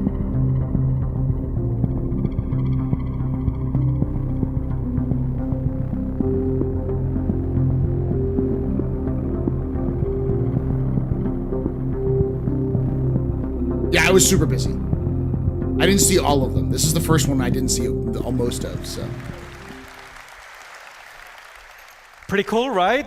So I think this will provide loads of customization options in the future. We're super happy about that. So we also created some extreme weather costumes for frontier locations, and these also follow the same mismatched and repurposed design aesthetics. Now, we've also been focusing on achieving a higher visual benchmark. So this is all driven by our new Layer Blend V2 shader and its texture library. And we focused on more consistent wearing between 0 and 100% values. So molly systems it was a system design of like straps and for pouches. So you could basically get like a molly vest, which is just like a vest with different like sewn in straps, and you could attach those to specific parts, and you could like there were like little modules you could put. So you had like oh god, what are they called? Holsters for like pistols or bags or grenades. It's a system that was developed in the 80s, 70s or 80s for the military. So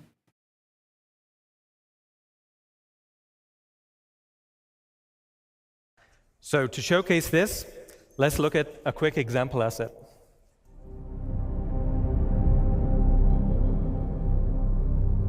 '60s, okay. So it was yeah, but I knew it was old, but.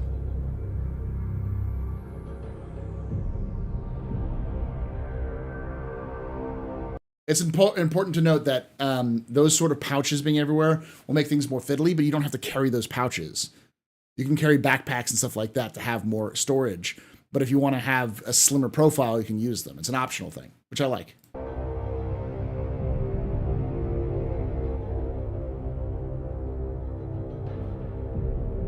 Yeah, that is cool that it tilts up.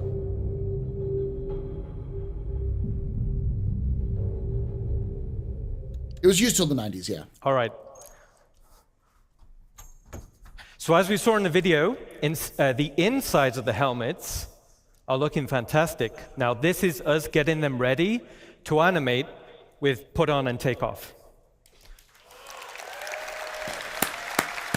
So we can actually pull off a helmet. So in summary, Frontier Fashion is expanding the visual design palette for humans, giving a more credible feeling of age and history when you travel across multiple solar systems. I don't know how much it's still used or not, so. All right, now let's talk about something different. Now we're going to talk about some of the gangs in Star Citizen. So Ninetales have been one of the main gangs in the game. So far, over 105 million have been taken out by you guys. That's a lot of gang. That's a small country. That's a genocide.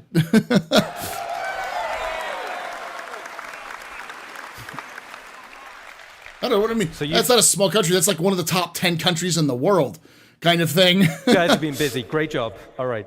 So it was like, all right, now we're going to need to introduce a few more factions to the game, okay? So the first faction we're going to talk about is Rough and Ready. Yeah, I was thinking like, oh, it's small. And then I realized, no, America is 350 million, and it's like the third largest country in the world. So it's like, yeah, that's a third of the United States right there.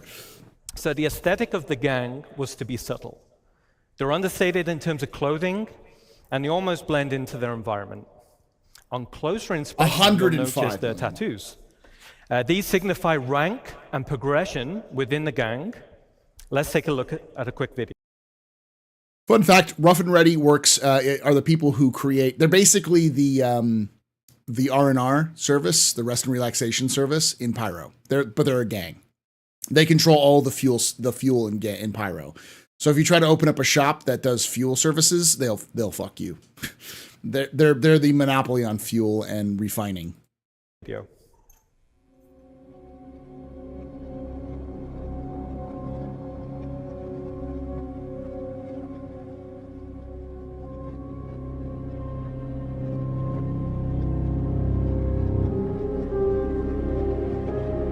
No, they didn't make Overlord.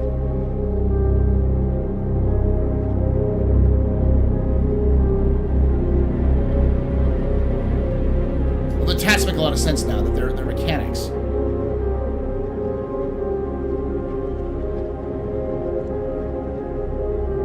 Hey, Meyer. I wonder if that means if you're trying to running a Starfare and Pyro, and if you don't have Rough and Ready rep, you'll need an escort. Probably.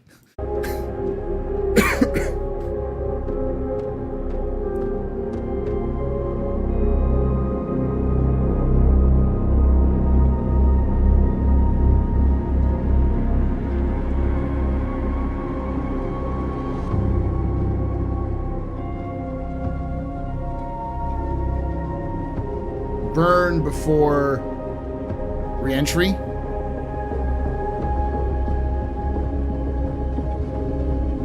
Notice the cogs and wheels and other kind of stuff like that. That's very. They're almost like a Mechanicus esque aesthetic. Burn before betrayal. Okay.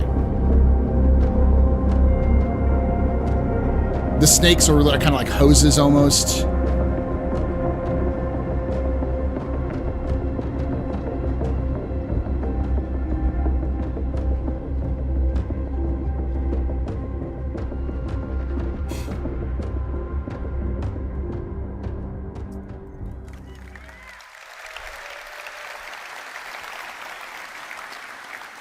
I think they look absolutely fantastic. Okay. So the Rough and Ready can be found in some of the space stations around Pyro. The Headhunters. If I was to have to join one group of in Pyro, it'd be the Headhunters. They're the most level-headed. Now the tattoos, like I said, the tattoos form a progressive design. This illustrates the hierarchy within the gang. As a player, you'll be able to earn these tattoos. Us against all. Yeah. And apply them to your character.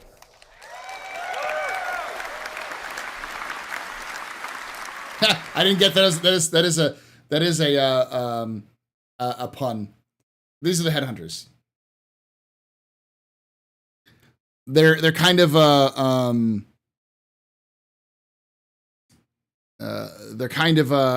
like a more of a savage tribe sort of vibe.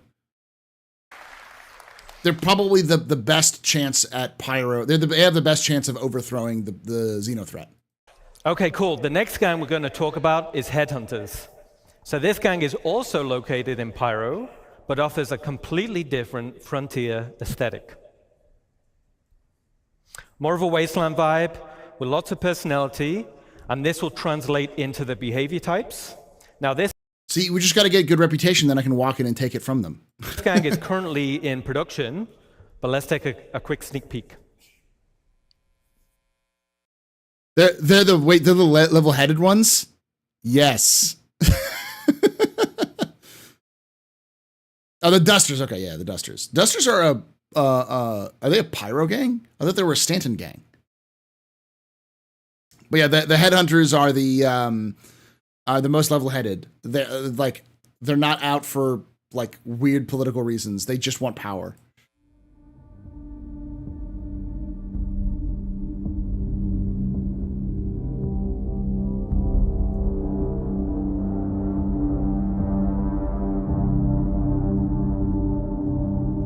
They're brutal, but all Pyro factions are brutal.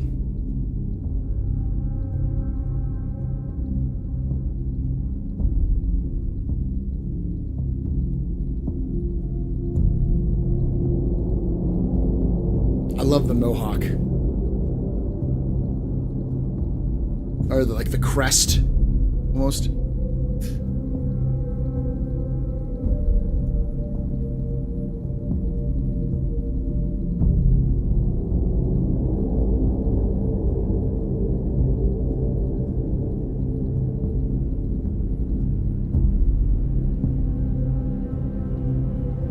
Night Elf Mohawk.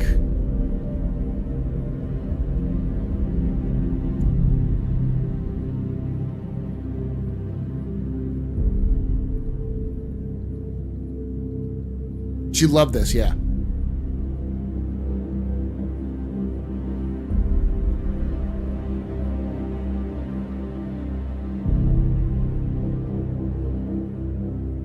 There'll probably be non-gang tats, but the specific tats that you get for the gangs will be blocked by reputation. There'll also probably be some tats you have to do for reputation for other things as well. Shiny and chrome. Yeah.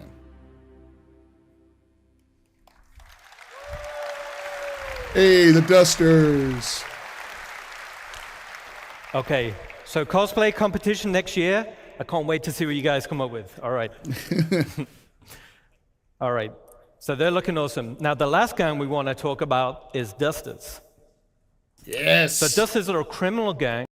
It's my belief that the Dusters are the original settlers of Stanton.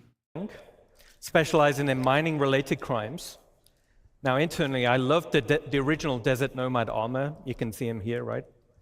Now, Desert Nomad earlier too, though. Wanted to use it as a starting point to establish the Dusters design language.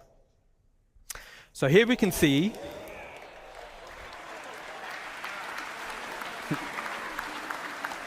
I love the legendary. So here we can see the Dusters gang lineup showing Degenerates like you belong on a cross. That's the only thing I can think of with these armors. Does that mean we take they're descendants of the original settlers of Stanton? They're not the original settlers themselves, but armor leveling and rarity. So as a player, you'll have horizontal armor progression. This will define your role and playstyle. Then you'll have vertical progression. This is your progression within that role and playstyle. For example, they said they were going to implement a subscriber item recovery box. Do you think they'll ever do that for legendary armor items? No. Common bounty hunter armor set will be weaker than a legendary, and as armor progresses in strength, it's harder to acquire. So harder missions, rarer drops, higher reputation. Now, as we're talking a little bit about armor sets, let's recap a little. So the goal is that players should consider which armor to equip based on the role they wish to fill and the scenario they're heading into. There will be also greater differences between the current armor types. So light, medium, and heavy, and this will be in protection and mobility. New armor categories will be combat, specialist, utility, and support.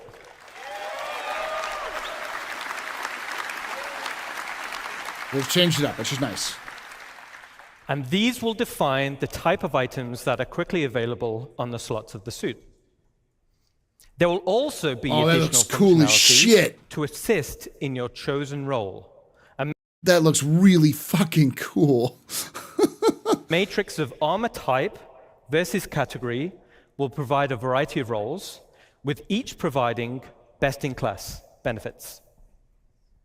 There will also be hindrances to out-of-role gameplay. For example, if you're wearing a heavy armor set and you're trying to fly a little snub fighter, you'll have restricted visibility and less vehicle control. That's something they've been wanting to do for a while. So in this scenario, like a flight suit armor type with resistance to milder G-forces would be preferred. Okay. Dragon Priest. So as we saw in Ali's presentation yesterday, hygiene simulates and tracks the accumulated effects of a character going unwashed for any length of time. Poor hygiene can lead to disease, lowered health, and snarky comments. Hygiene decays faster if a character becomes dirty or wears dirty clothing or armor. So you're going to have to clean and your visual armor effects and are going to be clothes. displayed on the character's skin, such as blood, sweat, and dirt. Certain usables, such as a shower, will reset the character's hygiene and clean away all of those dirt effects. So Let's keep clean. Yeah.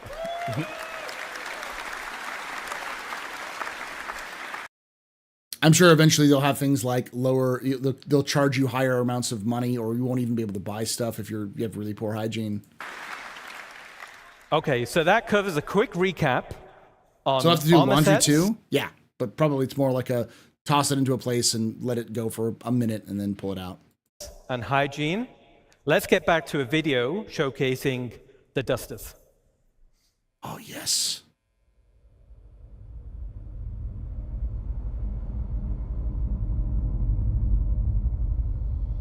This doesn't look like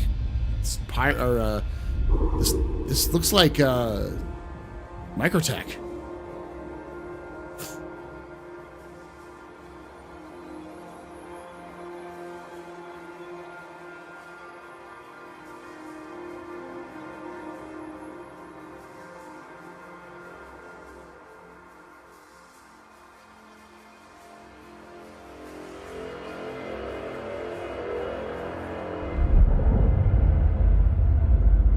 Dusters are a Stanton gang.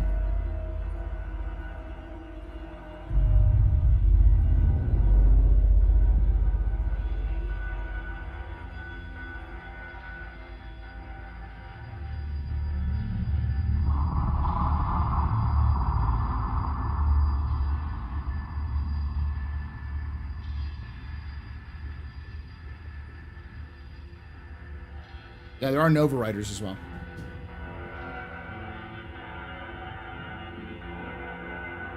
They'd probably be all over the system.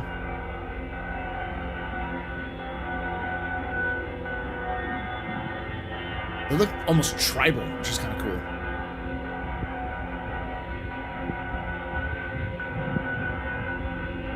Hey, Tree.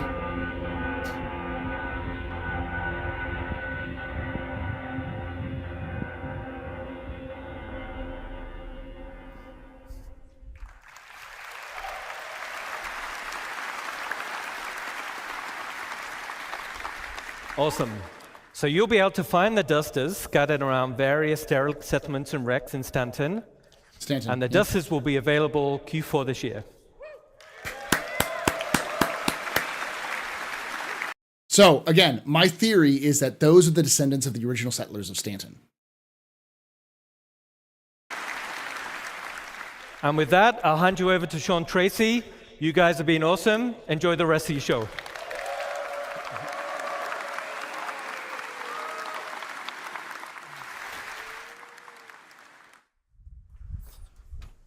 Hello, everyone.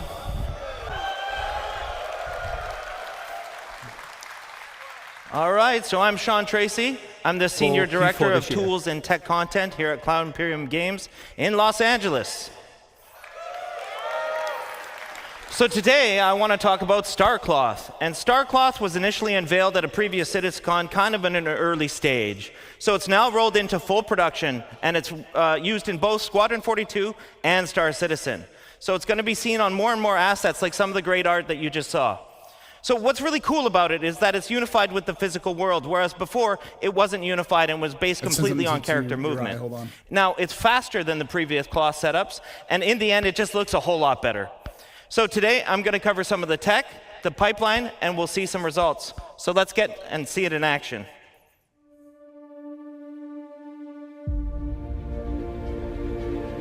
Yeah, this is the bedsheet deformation, the thing that everyone shat on me for. Cloth is hard. Guys have to run upstairs, they have to crouch, they have to prone, it's got to collide with the environment. Hey, it's it's Bishop. And even more difficult, it needs to hold up in high-end cinematics.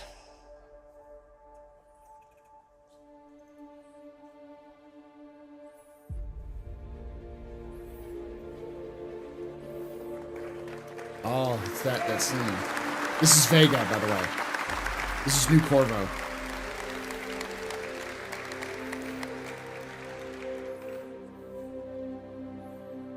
Aftermath of the attack on Vega 2. I cut that one just before some good spoilers, so. Yeah. All right, so how's it all work? Well, cloth uses two meshes, a simulation mesh or cage, and the render mesh itself. So vertex colors indicate how it's constrained to that Hey, cage, Mike, how you doing, buddy? and thus the simulation. So for example, black vertex colors indicate a full constraint. Basically, it follows the skinning. White vertex colors indicate unconstrained vertices. So the movement is determined entirely by the simulation. And then we can do a blend of gray values that is used for fine transitions and blending and fall off in between the fully skinned and fully simulated assets. No, so those in aren't the the end, Titan suits. these meshes are sent to the engine where we bind the cage to the render mesh, and then tech artists can leverage some of the runtime tools. You can see up on the image that the sim cage mesh has about 5,000 triangles, whereas the actual render mesh is about 45,000 triangles. So it's obviously much more efficient to simulate the sim cage mesh versus just the render mesh itself. So part of the technology is the runtime iteration support, which you can see in the image above me here. That's with all the red spheres. Here we're actually painting the collision radius of every single one of the vertices, and it allows us to fine-tune the simulation without having to add arbitrary collision meshes, though we can. We paint a variety of properties, so some of these other properties are mass or displacement. In the top right, you can see an example of the old legacy implementation using pendulums. And this uses joint chains and collisions, but assets with multiple layers like the one that you can see there, or ones like skirts or gowns, they were really, really difficult to do with pendulum simulation, but they are solved with starcloth. So I mentioned it's completely unified with the physical world. And what that really means is that wind, impacts, object collisions, thruster backwash, all these kind of things actually react to the cloth reacts to these things, and so much more.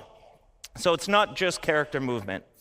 Now, it's a hyper-efficient simulation, and it's several orders of magnitude faster than the legacy implementation that we used before, and has a lot of easy-to-control parameters for tech art, which are compression, stretching, and bending. So as mentioned yesterday by Chris Rain, our senior lead physics programmer, we support soft-body tapered capsules, which are twice as fast as our ragdoll capsules.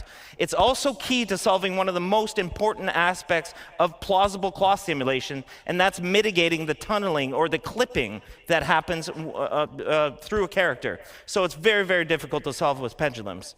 So with all this tech in mind, we can do really complicated assets like the Duster and the one I want to show you now. Is it buffering?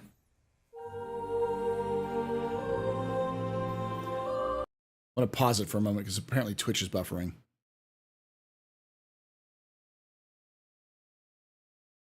Because everything else seems fine. My internet connection's fine. Everything's fine. To YouTube, you might be able to help me out and see if YouTube is working. Seems like YouTube is still working. I'm pausing it for right now, waiting for everything to come back.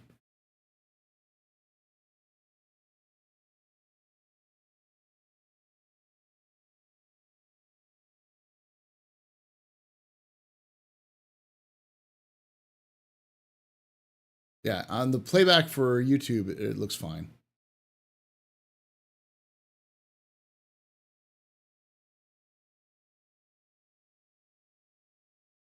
Seems okay now? All right.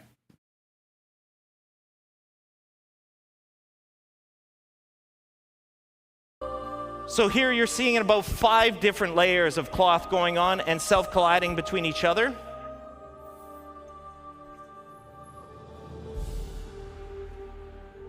It's reacting to the planet wind, which is always changing. On the front, there's a big leather apron. So this one's actually a lot heavier, and it moves a lot differently than the cloth on the back.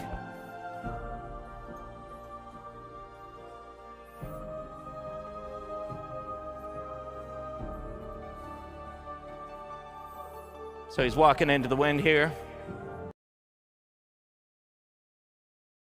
I can only think of like Kingdom Come Deliverance with this image. It's like a sci-fi version of Kingdom Come Deliverance.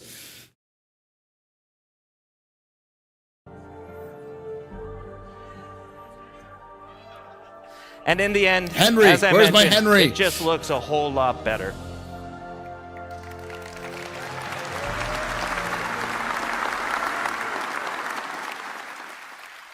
So with that, I want to hand you off to my friend, Andre Piers, who's going to talk about hair.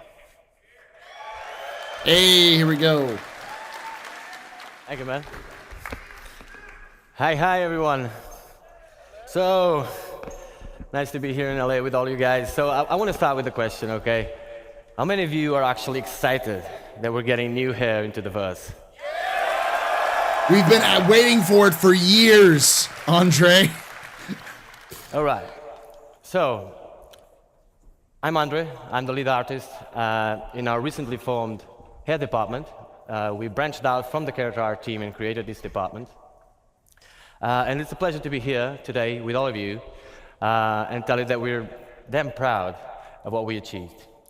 It's been a long road, but definitely worth it, okay? From there to here. Now, we're going to start by just looking at the most impactful changes that we have in our workflow, okay? A bit of a technicality part. Then you're going to get to look at the benchmark assets we have created, okay? And from there, we're going to take a glimpse into the future of what hair could be with a more diverse hairstyle, where we're trying to run away a little bit from the military look that was driven mostly by what Squadron 42 was, so because we did a lot of work for that as well. And yeah, from there, as a last note, I'll have a special announcement for you guys, okay? Don't want to spoil it, but you stick around, you're going to love what we have, okay? So, first thing I want to touch note, very simple. Well, what happened to the guy who loved Jared? Wasn't he the lead artist? Jay Lee? Jay Lee doesn't work for them anymore. Simply, okay? Hair for games is hard. It's really hard. Oh, by the way, did I tell you these are actually game-ready assets in the persistent universe? Look at that perm, baby. Fully rendered in our engine, okay? Game-ready, performant, ready to be shipped, okay? So, hair is really hard, like I was saying. It is a AAA challenge, basically. You see games that get it, games that don't. Some of them get it more or less. Either way, for us, the challenge is the same. We're not different, and the challenge is real. With the scope of Star Citizen, like day-night cycles, all these light shafts, all this MMO, people running around with the hairs, a lot of motion, a lot of fast-paced movement. Yeah, it is hard. But the best thing is, we have arrived, okay? It is, yeah, clap. It is, it doesn't end here, okay? Yeah. It does not end here, okay? It's the nature of CIG. We just keep pushing the boundaries, but like I said, we're really proud of what we're showing you here today. So let's dive in what we made all this possible, okay? On a high note, on a high level, basically, a successful hair requires 3 fundamental elements, okay? There's the texture, there's the placement, and there's also the shader. If one of these elements fails, all of them do. Okay, so it's basically, you can have a great texture, great placement. If your shader is wrong, no go. So the answer is they don't have hair texture. So I saw the hubbub about like non-European hairstyles. And the answer is they just don't have the hair textures for non-European hairstyles. For those of you who don't know, European hair tends to be straighter but thinner, I remember correctly. I don't know a lot about it, but I do know that like barbers, like if you are a beautician or a barber, please let me know, because I know you get trained specifically on how to cut hair because hair reacts differently depending on your genetics, really. Like for instance, in Ireland, it's very common to have very like curly hair. My wife has very curly hair as a result of her Irish heritage, and especially in Africa, they tend to have very, I think, coarse and curly hair. I've heard like people in Asia tend to have very bouncy hair, very like not necessarily volumetric or volume, but like it has a lot more like bounce versus hair. So you have to know these things to be able to do a beautician and stuff like that. And as a result, because it's been so easy just to do straight thin hair, most hair in games is just European style hair, or I guess some Asian style hair.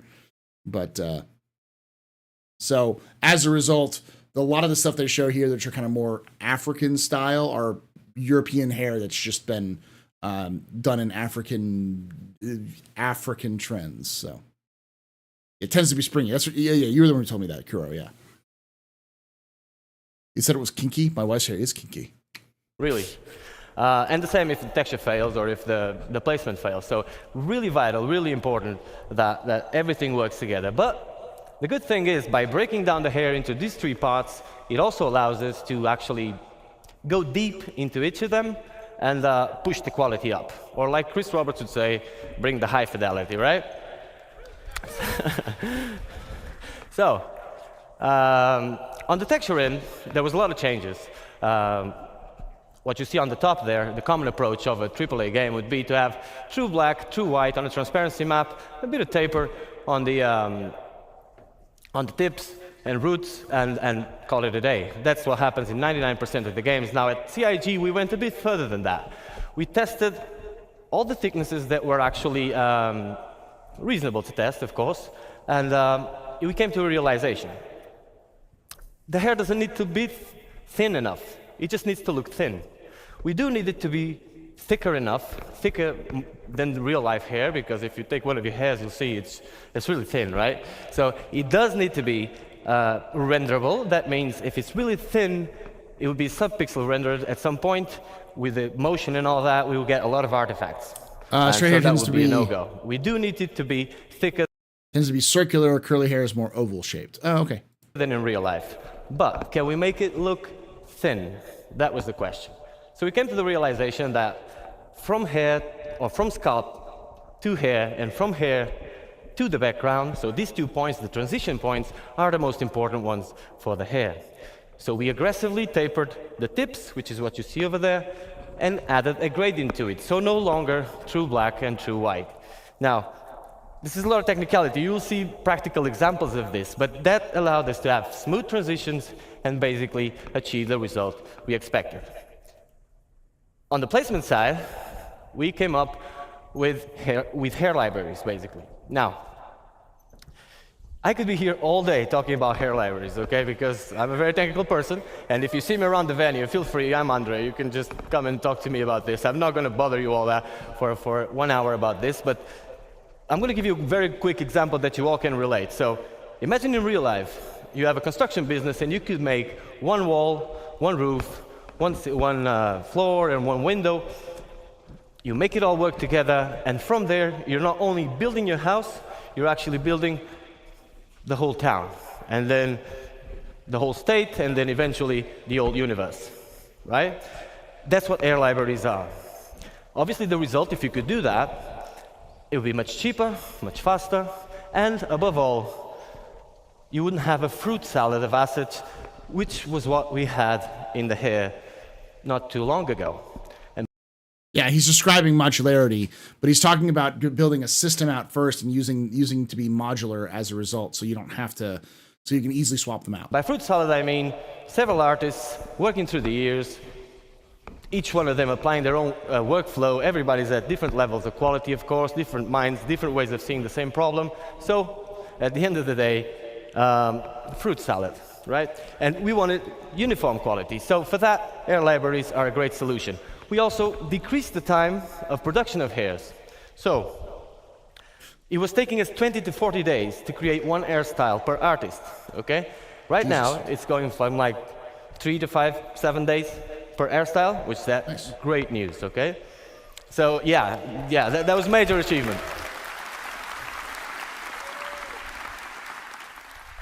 Cool. So hair libraries are just a thing. We love it. It's not just picking up a texture and putting it there. If you do that, like, you need to actually see the scope. Gladly, we have some of the best artists in the world on hair working with us, so we managed to achieve this at the scope that we wanted. Now, on the shader side, there was plenty of changes as well. Some of them are very techy, very, very cool as well. I'm going to run through fast through some of them so you guys can understand the scope of what we're dealing with.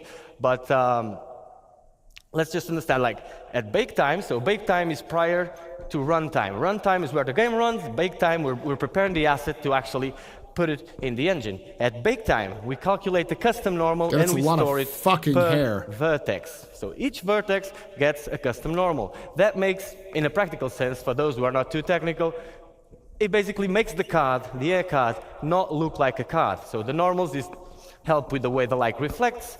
We kind of do more smoke and mirrors on it and make it look not like a card by just making it that way. Now, on the ambient occlusion, we store two baked ambient occlusions onto the color channels of the vertices as well. Now, each vertex on a mesh in any game has a color to it, okay? You might use it or not. Imagine in a car, you have a trunk. You can use it or not. It's up to you. It's not silly to use the car without using the trunk, of course, but if you have a luggage, you can put it there or in the back seat, wherever you want. Now, we decided to use this because it was free. The trunk was already there, so the vertex color was already there, and we just decided to store two ambient occlusions on it. These two ambient occlusions work this way. Light hairs, like a blonde hair, obviously needs more shadowing, or less shadowing than a dark hair, right? And so we store two. The length of the card is now baked onto the last one, and that gives us a metric of where the card starts and ends, and allows a lot of cool things you're going to see on the videos I'm about to show. So, one last thing before we can start looking at videos is that, and this is really creative, total credit for the people, for the tools programmers. I personally had nothing to do with this. This was already at CIG when I joined. It's absolutely amazing. So, we have an hairstyle that was ready, that you can see over there.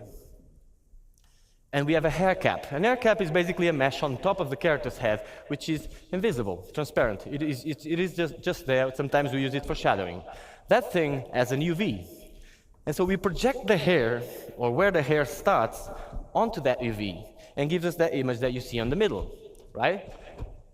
And so we now have a 2D space that relates to a 3D location. Meaning that if I want to have hair like mine, which is... Is that the fucking new... That's insane. That quality is nuts. That's nothing like we have in the game right now. White on the sides and dark on the top. I could just paint this part and get it white on one side and then dark on the top, which is an insane advancement because cards normally are stacked on top of each other. So when an artist is placing cards, if you paint one card to make it white here, well, it's going to be stacked on top of the other and you're going to get spots all over the place and no control over it. So this allows us to give control. And what you see on the last image is the possible results. For example, now I can paint one side of my 2D representation of my 3D space and get this possible result, which is pretty amazing. So,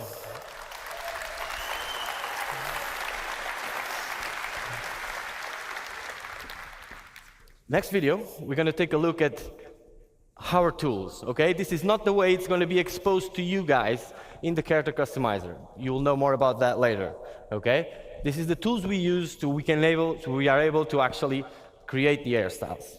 So let's take a look at this video.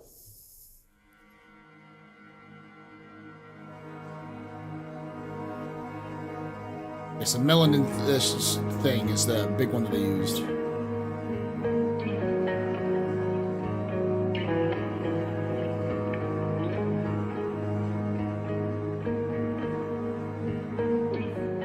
You have the full range, so you can go for full white. These are melanin ranges, so realistic ranges. Fully white up to black.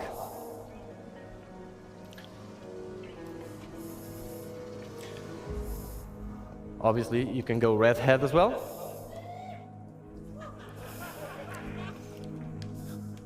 All of the redheads in game, they're going to be all of them. A lot of stuff has melanin. Let's get out of the way. You also have the dye feature, where you can see all the things we talked about implemented. You can go a bit more wild on this.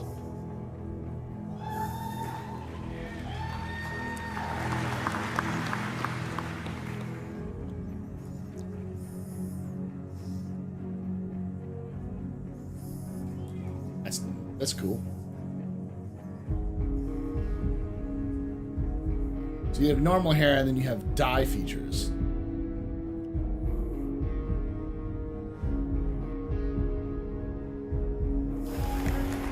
Oh, and the color range, that's nice. So you can do like highlights and stuff like that. And this is why important the length of the card is stored in those vertexes. And obviously you can fade it as well as much as you do. So all the possible combinations between the realistic melanin ranges and the dye layer, okay?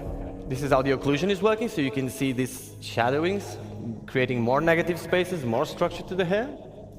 And if you look at the temporal line here, you can see how this pixel depth of set helps us with the transitions as well. Cool.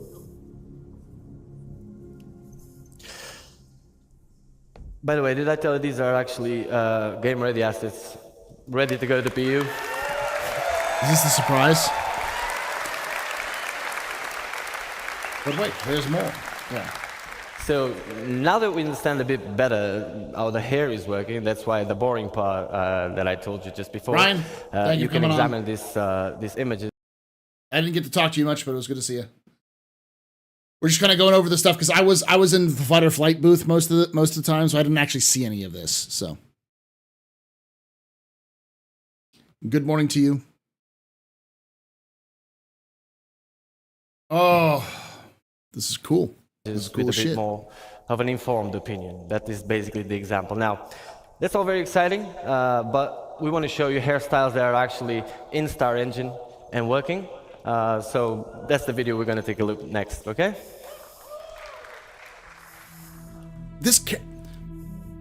These have to be new faces. Like this is no way. These look much better than they did in the current game.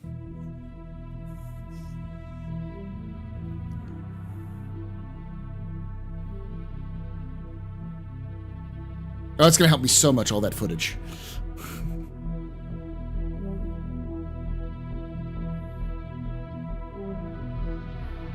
God damn, that's such a... God. It fucks me up how quality that is. Yeah, you missed it, Brian. I was going over all of the Squadron 42 video and talking about the different lore aspects that, like, there, the subtle writing and stuff for some of that stuff. It's pretty nuts.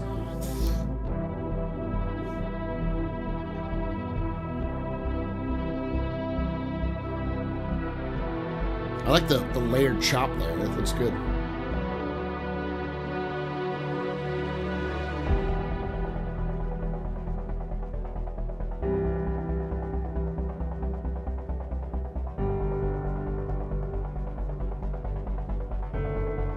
That's nuts.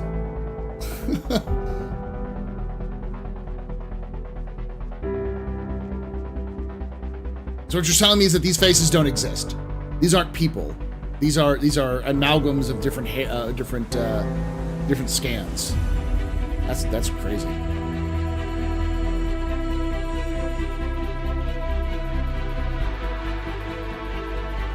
Good morning, Graham. It is bright and early in I like the scars too.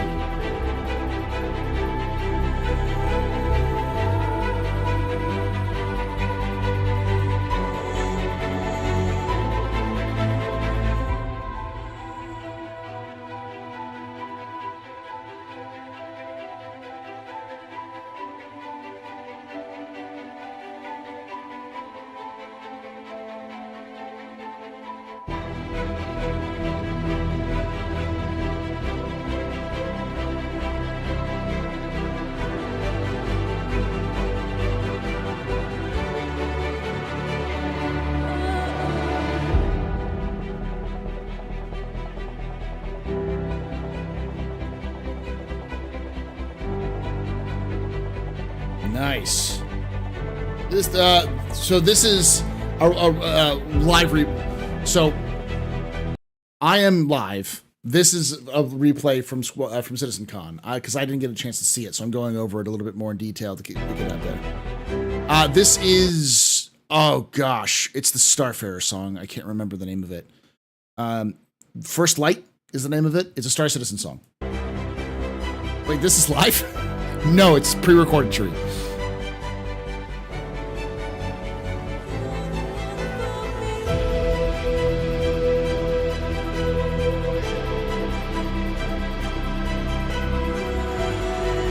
I feel like I need the Doctor Who.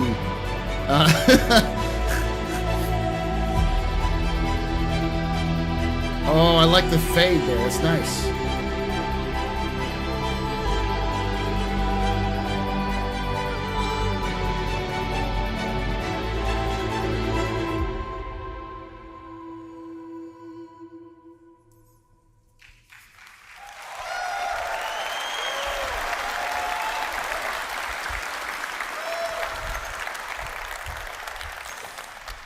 Great, guys. So I can see by your feedback that you really enjoyed the die, so I'm going to try and direct things that way next time. Pretty cool. The die is okay, really yeah, cool. These are game-ready assets. Because, like, that adds a lot to the immersion. Because everyone knows, like, die isn't great in terms of like hair coloring. And then as like dye gets worn out, you can get it gets faded out and all sorts of things like that. That adds a little bit more of realism. Like most people don't have professional level dye kits or go out to a professional like beautician to get dye. They take a box and they dye their hair, and it looks okay, but for like a couple of days, and then it eventually fades out. So you can get that more realistic sort of fade out too. As well. Now, like I promised you. We're trying to make this diverse and get away a little bit from this type of hairstyles you just seen now, which is a bit more military. And for that, we'll have the next video. Now, there's actually, it's been brought up a little bit that the black hair specifically, like quality or the texture is not in game yet. So. It's important for you to understand if there's any 3D artists, character artists, air artists out there, you will know. Some of the hairstyles you're going to see next are some of the hardest things you can do in hair for games. In a practical sense, if you can do what is going to be shown next and render it at 60 frames per second on an MMO, you can do pretty much anything. Okay? It's our glimpse into the future of what type of diversity we want to achieve. We're not only going for this style, but just showing you that if this style is one of the directions, then the full range will come. I hope you enjoy. So there was some criticism for this specifically, as they said it's still being used with white hair, European style hair.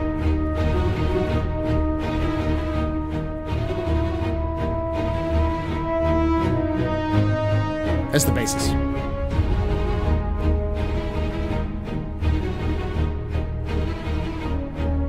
Yeah.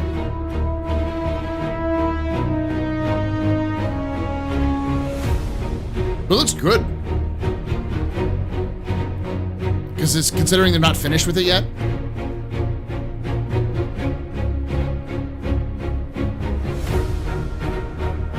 I did like the there's one that they show I saw which had the like braids in it, which is really cool.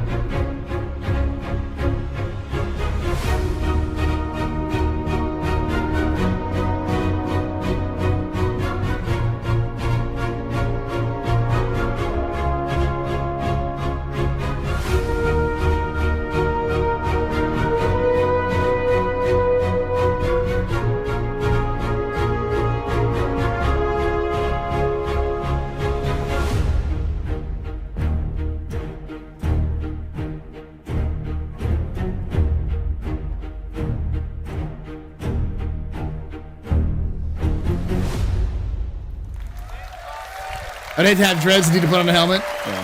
Thank you, guys.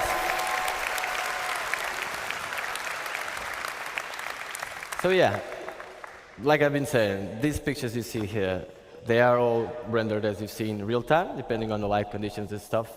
But there is no tricks here. This is actually how it looks. And that's why we're really proud. Like I said, it doesn't end up here, okay? We're pushing this forward. This is just to replace the stuff that was there. I'm pretty sure you guys were tired. Nobody at CIG was happy with what we had. I can assure you that. Yeah. So basically, this is something, for those of you who are new, I call them the Sauron tools. One tool to rule them all and in the verse bind them. that CIG does, where this is an example of that, where they decide instead of going individual things handcrafted and bespoke, they want to go more with a systemic approach where they build a tool and see just how much utility they can get out of that tool. And so if they have to redo something like the hair, they'll build it from a systemic point of view rather than having individual artists render individual hairs, which you said before. But like that's worked for that's all of CIG started this pivot, I think a year or two ago. Where they started to really focus on that. That's how the mission team works now. It's how they do the little modules so they can pull them out and put together. It's how the Planet Tech team works. There's a lot of that stuff. So, especially as an artist, right? So, but we finally arrived. Now, we've seen all this. What does this mean in a practical sense for you guys? Does this mean they can give Twitch her concept hair? Yeah, probably. It's the question you may have. Well, let me tell you really fast. We made over 75 hairstyles since like 6 months ago. On the last 6 months, we made 75 hairstyles. That is a lot. That was possible with all the changes we made. Yeah. That is a great achievement. Now, we cannot hand them all to you right now. It's very simple. It's very simple. It doesn't end up here at the artist end, okay? After this, there's a tech art pass where they need to skin it, they need to make it work with hats, with goggles, with everything that needs to work, right? So it's a process that takes time, but we wanted to have a certain amount, a quantity that would be enough to replace all the stuff that it's there, give you enough variety for you to start, and that's what we're gonna see next. Now, it also tells you when are you getting it. So, as a last note, I'll leave you with this video, and next, Forrest will come here to talk about his stuff. So, let's take a look at this, guys. This is actually what you're getting. Into the PU.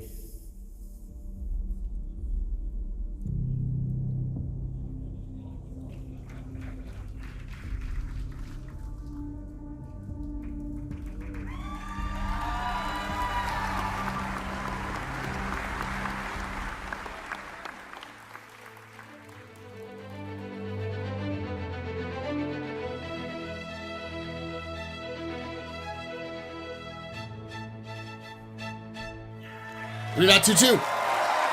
All of those hairs are going to 3.22. So before the year ends, you're all gonna get to enjoy these hairstyles. It was a pleasure to be here with you today, guys, and see you in the bus. I see the Karen cut endures. Of course it does. Another round of applause for Andre and getting new hairs into the game. I can't wait to put new hair on my character, I'll tell you that. And for Ian and his awesome character team and the Forrest shat on me for my bad bartending skills in 2016. That's all I'm going to say. A very drunk Forrest did. amazing characters they showed us earlier. Absolutely fantastic. I'm going to run through this. We don't have a lot of time. I'm going to talk to you about character heads. We've talked about hair. We have talked about outfits. I'm going to talk to you a little bit about the heads and our pipeline and getting us from the actors that we hire to do the photogrammetry all the way to the game characters. So we have a DNA pool, expansion, and customization I'm going to be taking you through. We made a data-driven pipeline for adding new heads. So what is a DNA pool? DNA pool is just a bunch of heads that we put into the game. That way you can modify the ears, the nose, the chin, the mouth, and you could Well, I just logged into Star Citizen for the first time in 4 years and took a bunker mission, finished it, got paid, and landed back at the station. Well, it's actually somewhat of a game. Yeah. Interpolate between all the different heads. A DNA pool. We want to expand the pool and allow for more selection and range. So we scan. Do we know what else from this showcase is being introduced in quarter four? I think the Duster's armor is coming in 3.22. Yeah, I think that's it from this one. And 60 new heads for our DNA pool. 60 new heads. And we process them internally. We also added customizable facial features, skin tones, complexion, makeup layer on top, revisited the eyes. These characters look new and they look great. Do we have moist eyeballs? Stefan, or Forrest. All right. So our current pool, There's the 18 heads right there. But that wasn't enough. We need more. That is our new pool. Okay, but where is Meyer? I don't see Meyer. Where is Meyer's head? I want to see Meyer's head. Meyer, do you see yourself? I don't see Meyer.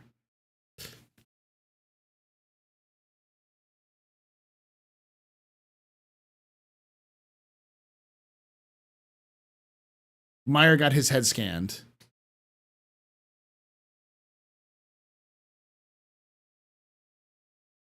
But I am not seeing it. That is a lot of heads, yeah. And so did Mac, I think.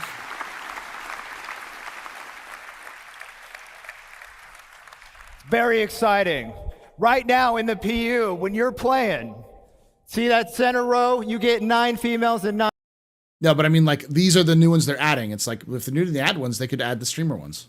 9 males. And now we're going to be getting all Meyer, these Mac, characters. and Gamble? Yeah. It's for Squadron and the Persistent Universe. How do we do it? Well, we partnered with Clear Angle over in Pinewood, London. And they have this thing called the Clear Angle Dorothy scanner. The scanner improvements allows us to get shoots done in 4 weeks of sessions.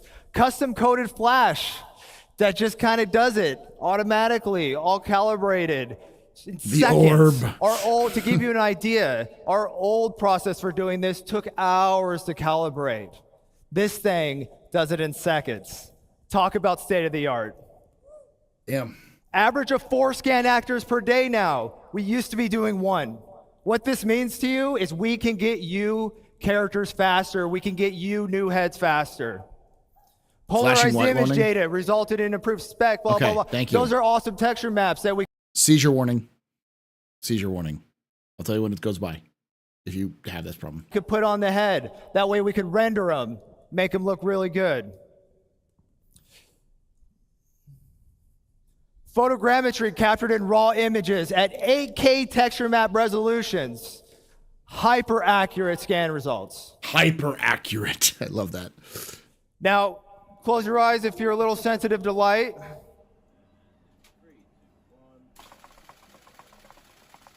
This is the process we use to get the pictures, to build the photogrammetry. Okay, so you can if you have problems with the light stuff, you can go good now. To calibrate the cameras. Oh, stop. If you have sensitivity to the light, now stop again. Now we're gonna get back again.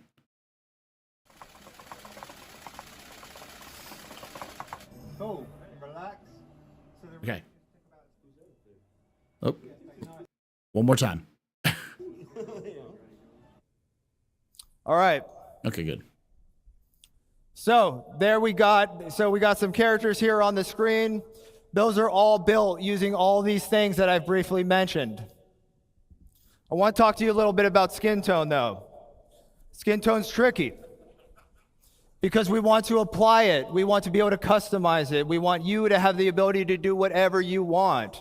So what you see is some really weird-looking characters. We see a head with some yellow. Yellow's good in this case. What we're trying to do is we're trying to find the average skin color. Once we find the average skin color, we can figure out what that skin tone is, and then we can apply it. The blue means it's further away from the average skin tone. So when you apply your skin tone, it has less influence, keeping those high details, keeping the color, the blemishes, the imperfections. That middle one, that whitehead, that's where we get once we've extracted the data. It's now ready to apply the skin tone, which you see at the end. Got it. Okay.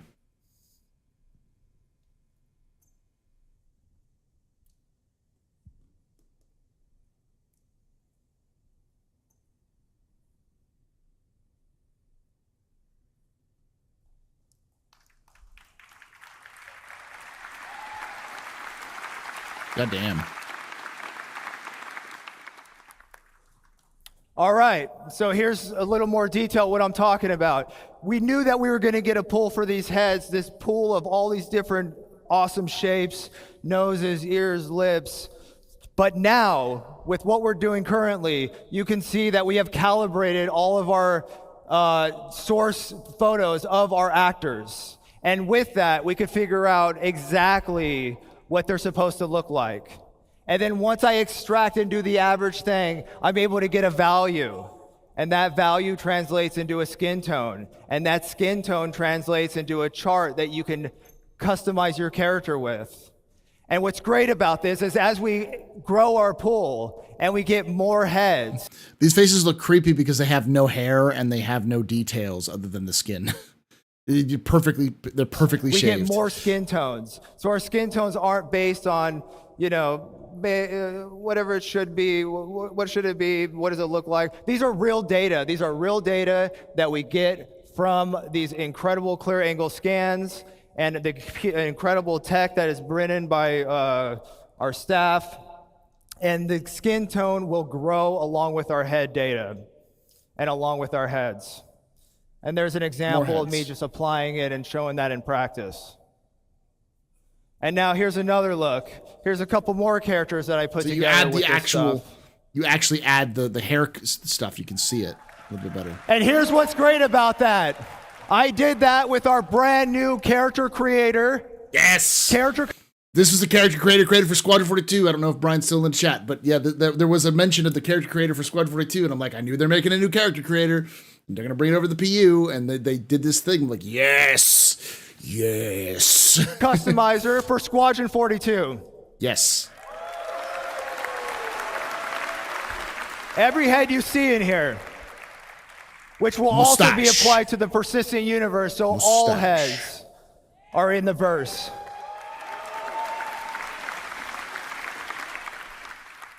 And as you can see right here, here's a little scene I put together. Is our Squadron 42, is our Squadron 42 character going to be our PU character? No, I don't think that's the case anymore, but yeah. Using the outfits, using the hair, using the skin, using the heads. And I did that all with the new character creator. And here to show you that, if the live demo of the character creator, I'm going to bring back my good friend Sean Tracy. Thanks, buddy. What do you think of the scars will be coming over time after being in Firefights or Accidents Verse, Death of the Spaceman feature? For sure. Almost certainly. But they want to have procedural scarring. So like you get stabbed in the face, they want to have that scar be there. Because CIG is insane, and that's the kind of things they do. That's awesome. All right, so what's this all mean to you guys? Let's show ya. Time for live demo. All right. So I want to welcome you to the Biotic Corp Calliope machine. Project Calliope! Yes! They finally get to see it! Project Calliope was designed by Biotic Corp for UEE naval veterans, UEE veterans who've been injured in combat. It is a fast, basically custom outpatient, or sort of inpatient, but it's not like extensive surgery, recreation, and you can use it at any point. It was designed specifically for the military, but it is also used by the public now. Biotic Corp is also the company that makes the regen gel, so it's pretty cool.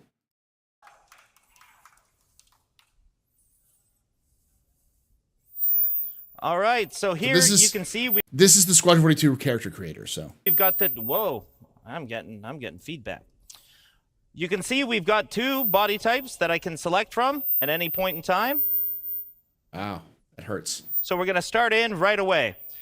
Now you might recall how the character creator currently works.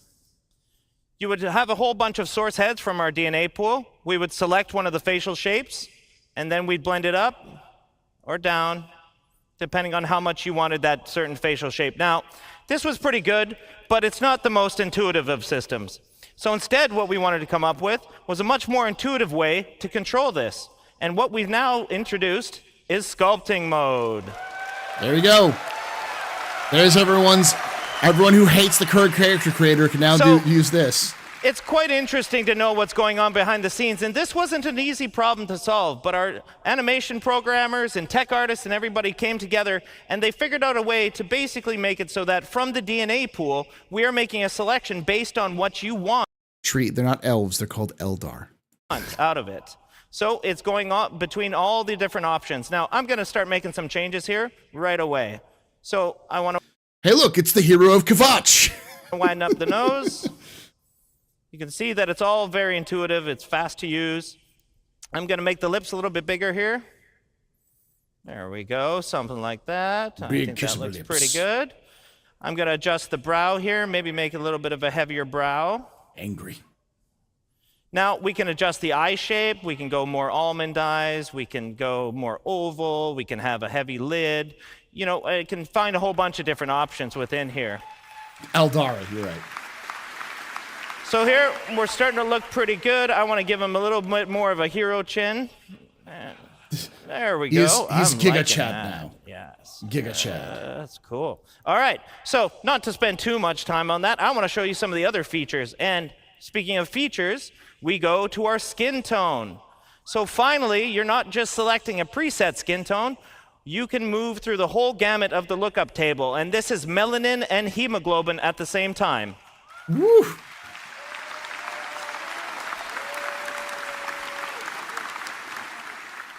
So at the very top of it, I've got a texture slider. So instead of the whole head sort of selection, we can go between all the different textures. Now, like Forrest mentioned, we're going to have 30 of these for one body type and 30 for the other body type. So here, I'm kind of liking, what am I like? Oh, I like this one. So here, and I'm just going to set a skin tone that I kind of like. Something like that. That's cool. All right. So the next step in our skin tone is the complexion. And complexion, we've added freckles. Freckles. So here I'm just blending in and I'm blending out the amount of freckles. Now I've cranked it all the way to the top just so you guys can see it.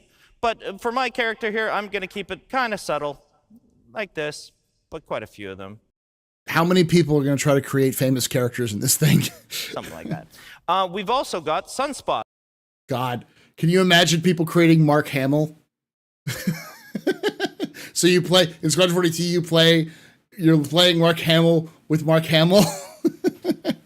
Now this is, a little more weathered skin. We'll give this sort of look. And we've got a whole bunch of different blemish masks planned for you guys, whether that's sunspots or liver spots or anything to that effect. Now, I'm going to give this guy kind of a weathered look because I think this skin tone looks pretty cool like that. Make me? Yeah, I'm digging that. All right, so next up, eyes. So no longer do we have the green and the brown, just the full selection. You've got a full RGB chart of what you want to select. Oh, you can go full amber eyes, too. If you want to have bright green eyes, if you want to have hazel eyes, if you want to have blue eyes, if you want to have any of these eyes. This is all very, very nice. So again, we can go with deep browns. We can go with sort of a steely blue, which I'm kind of digging for this skin tone. I quite like that look. That's cool. There you go. Oh, well, we'll get into some funky colors. Don't you worry. All right. So one of the other things we've added, and it was mentioned before, we've added a makeup layer. And with the makeup layer, we're totally inclusive. Any of the body types can have makeup. Now, I don't want to spend too long on it here because we're going to get into it in a couple minutes. But I just want to show you sort of blending that in, blending that out for this particular body type. So next, as Andre talked about, we have all the hairstyles that you could want. These are mostly military. military. I'm just going to pick a couple different ones. There's a reality for some of us and another reality for another one of us. There it is. That's what I want my reality to be here. No, it's not mine. Something like this. That's sort of like mine. I'm digging the mohawk, though, for this one. He's got a bit of a Mr. T look to him. I kind of like this. Yeah, I pity the fool. All right. And beards. So it might go without saying that we've got beards now. So if you want to select a full beard, you can select the full beard. If you want just mutton chops, you got The your chops. mutton chops. You want your handlebar, you got your It's handlebar. detox. All right. So we've got all the different beard types that you could want, and we're going to add as many as you guys really want. So I'm kind of digging the full beard for this guy. Yeah, I'm digging the full beard for this guy. Even further to that, we've got eyebrow selection, which is, I mean, you could go with no eyebrows. That's a very real. You could have bushy ones. You can have a little bit more, normal, kind of straightforward ones. But it was mentioned before during the hair and with Forrest's discussion that we've got the hair dye as well. So with the hair dye, you can affect all the hair at once, and right now I've got all selected, so I can go through the gamut of all the different hair melanin that you can set. So here I'm just going to darken it up a little bit, and if I wanted to dye the facial hair, I could just dye the facial hair all by itself, setting a dye color here, something like that. But in the end, I'm really digging the jet black on this particular one. So I'm going to frost these tips a little bit. I think that's going to look kind of cool. Let's set a bit of a blonde here, turn up the dye amount.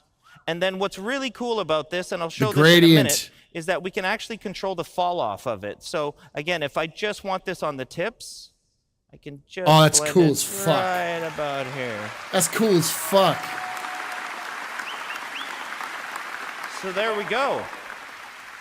He looks a lot different than how that started, and I think that's actually pretty fun. Now, there's a lot of stuff in here, and I can't wait for you guys to explore it and spend as much time as you want customizing and expressing yourself as a character. So once you're done, you've got to sign off a personal declaration that the physical appearances that the calliope process has allegedly caused are okay with you. Your first name, Christopher Blair. So let's go to our next body type. All right. So I'm going to go to town here real fast, right away. And you might think it looks a little off or so, but I don't know. We're going to get there. Let's make some changes here. I'm going to adjust the bridge of the nose, maybe a little bit of the cheekbones here.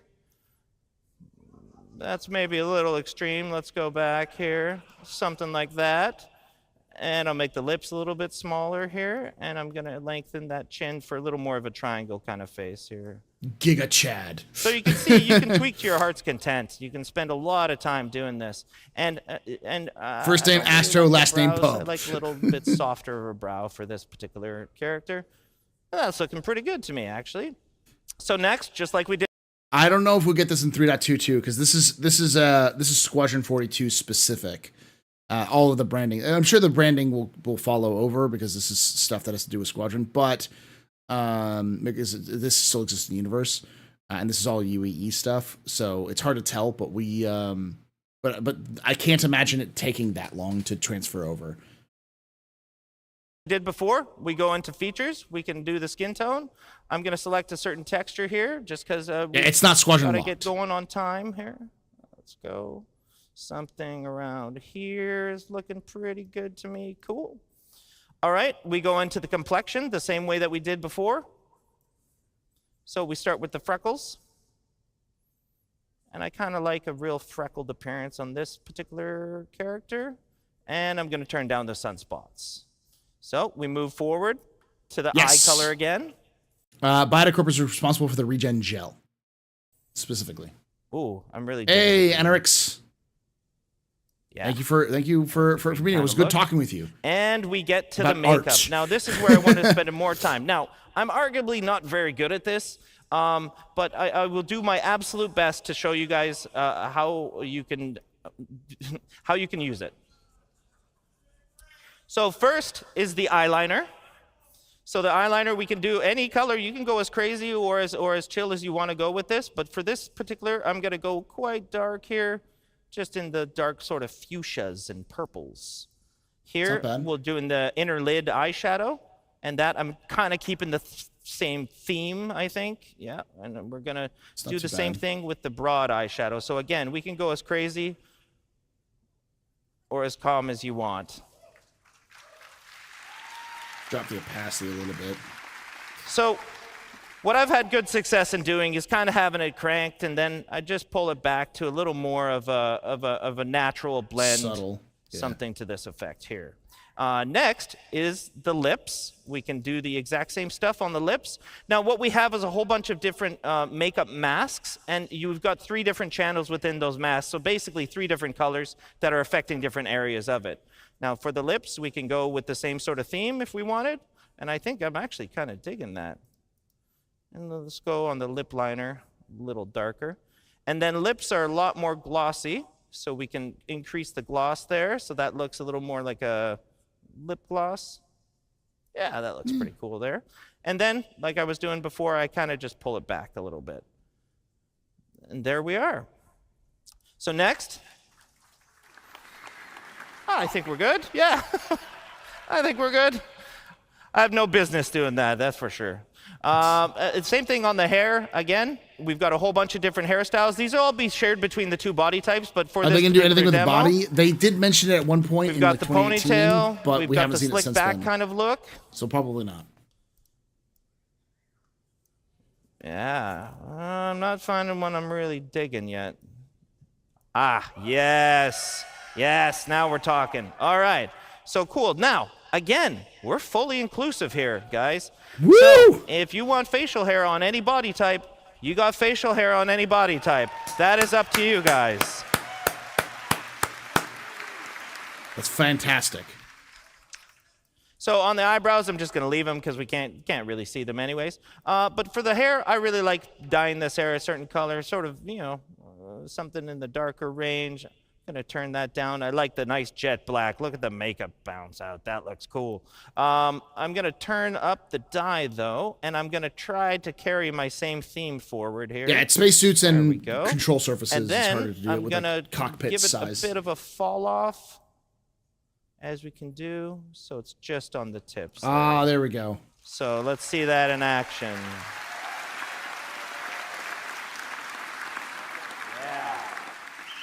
All right. So now, you know, at first, we weren't sure about that character, right? But in the end, I think she turned. There we go. So that's a regulation, space regulation UEE haircut there, right there, and dye job, baby. No, definitely. So you go to a review, sign off your declaration again, and head to game. So, you know, I'm really lucky to be able to sit in front of this. And again, it was a huge amount of work from tech art, engineering, designers, and specifically the Squadron feature team that has done all this work. And one of the cool things to note is that we use this now internally as a tool. That's why it's me up here demoing this. This is our tool internally for creating all these heads, for creating all the NPCs in the verse. Because as Chris put it one time, he doesn't want his NPCs to look lame. He wants them to look cool. And this gives you cool looking characters. Thanks a lot, guys. Urkel, good to see you. We just ended up that one. That's cool.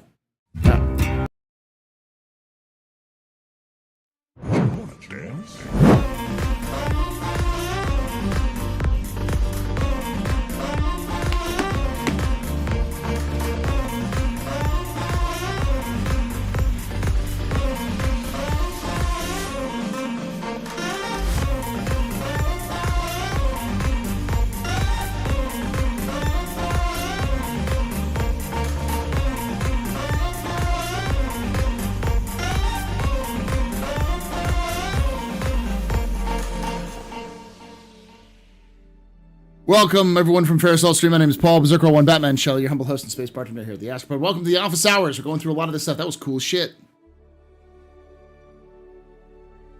Yeah, I noticed all the characters. Those were all characters that were created by devs. So. Drugs. I can look it up real quick. Hold on.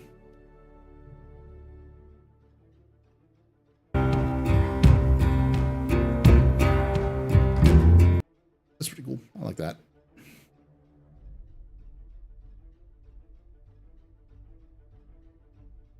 You posted on Spectrum, right? That was Hard Space, yeah. I was thinking autoplayed too. Do.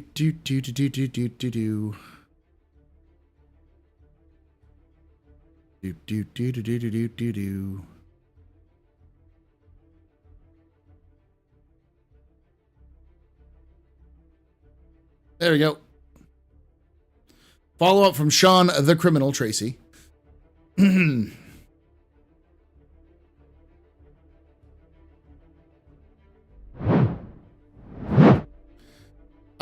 Zondo, I've been directing the team working on the feature team when demoing the show. We do have a save feature.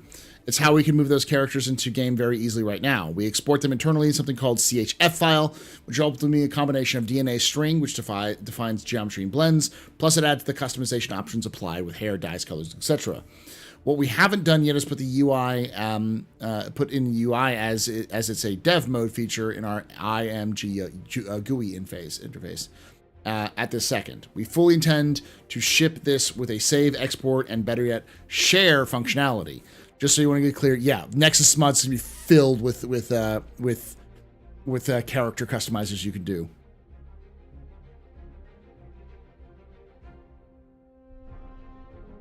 Nurbit, I know you don't watch me, but I watch you. I need to see Abraham Lincoln in Squadron 42. Anybody who knows Nurbit, you know what I mean. There are slavers in the game too, so it's that kind of thing. So yeah, I should be able to export them into the PU from Squadron 42. So, hey, the Wuzzer. I want to see how many people got that. I don't think anyone else got that. I'm the only Nurbit player here.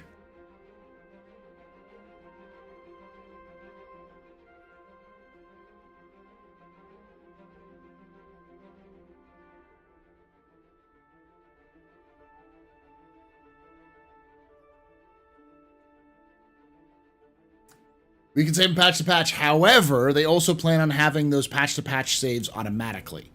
So it shouldn't delete them patch to patch in the future.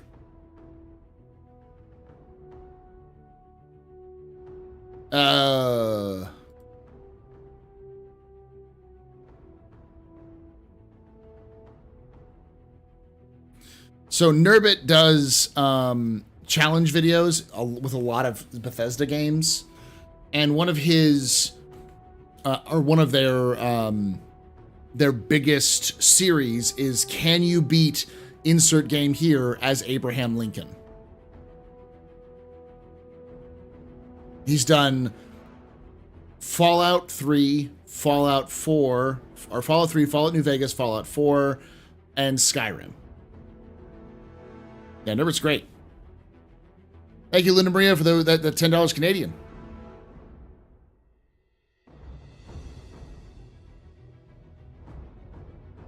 You should watch him. He's a fantastic content creator.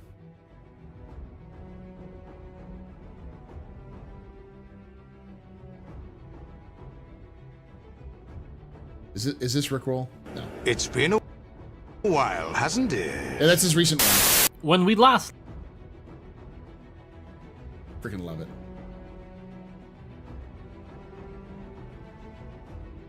All right, I'm going to call it a night here shortly. I came in after already streamed for 4 hours.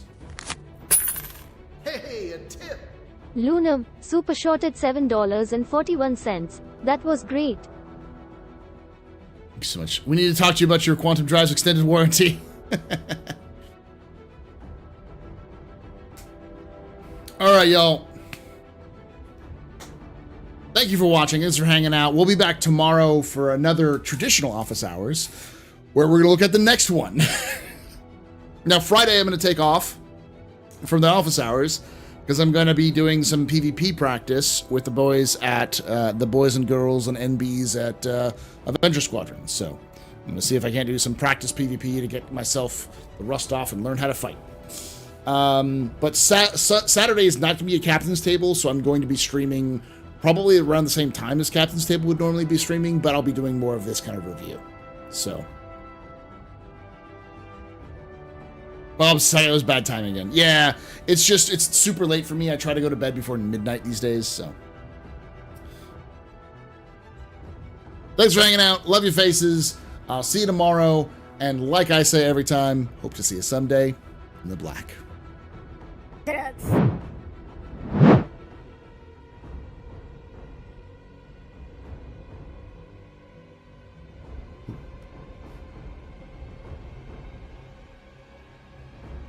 Yacht Club's doing a special thing, so I'm gonna go see if I can't. About that, raid I'm Yacht excited Club. about the things that I saw, and I think that that is again exciting for what can come out of this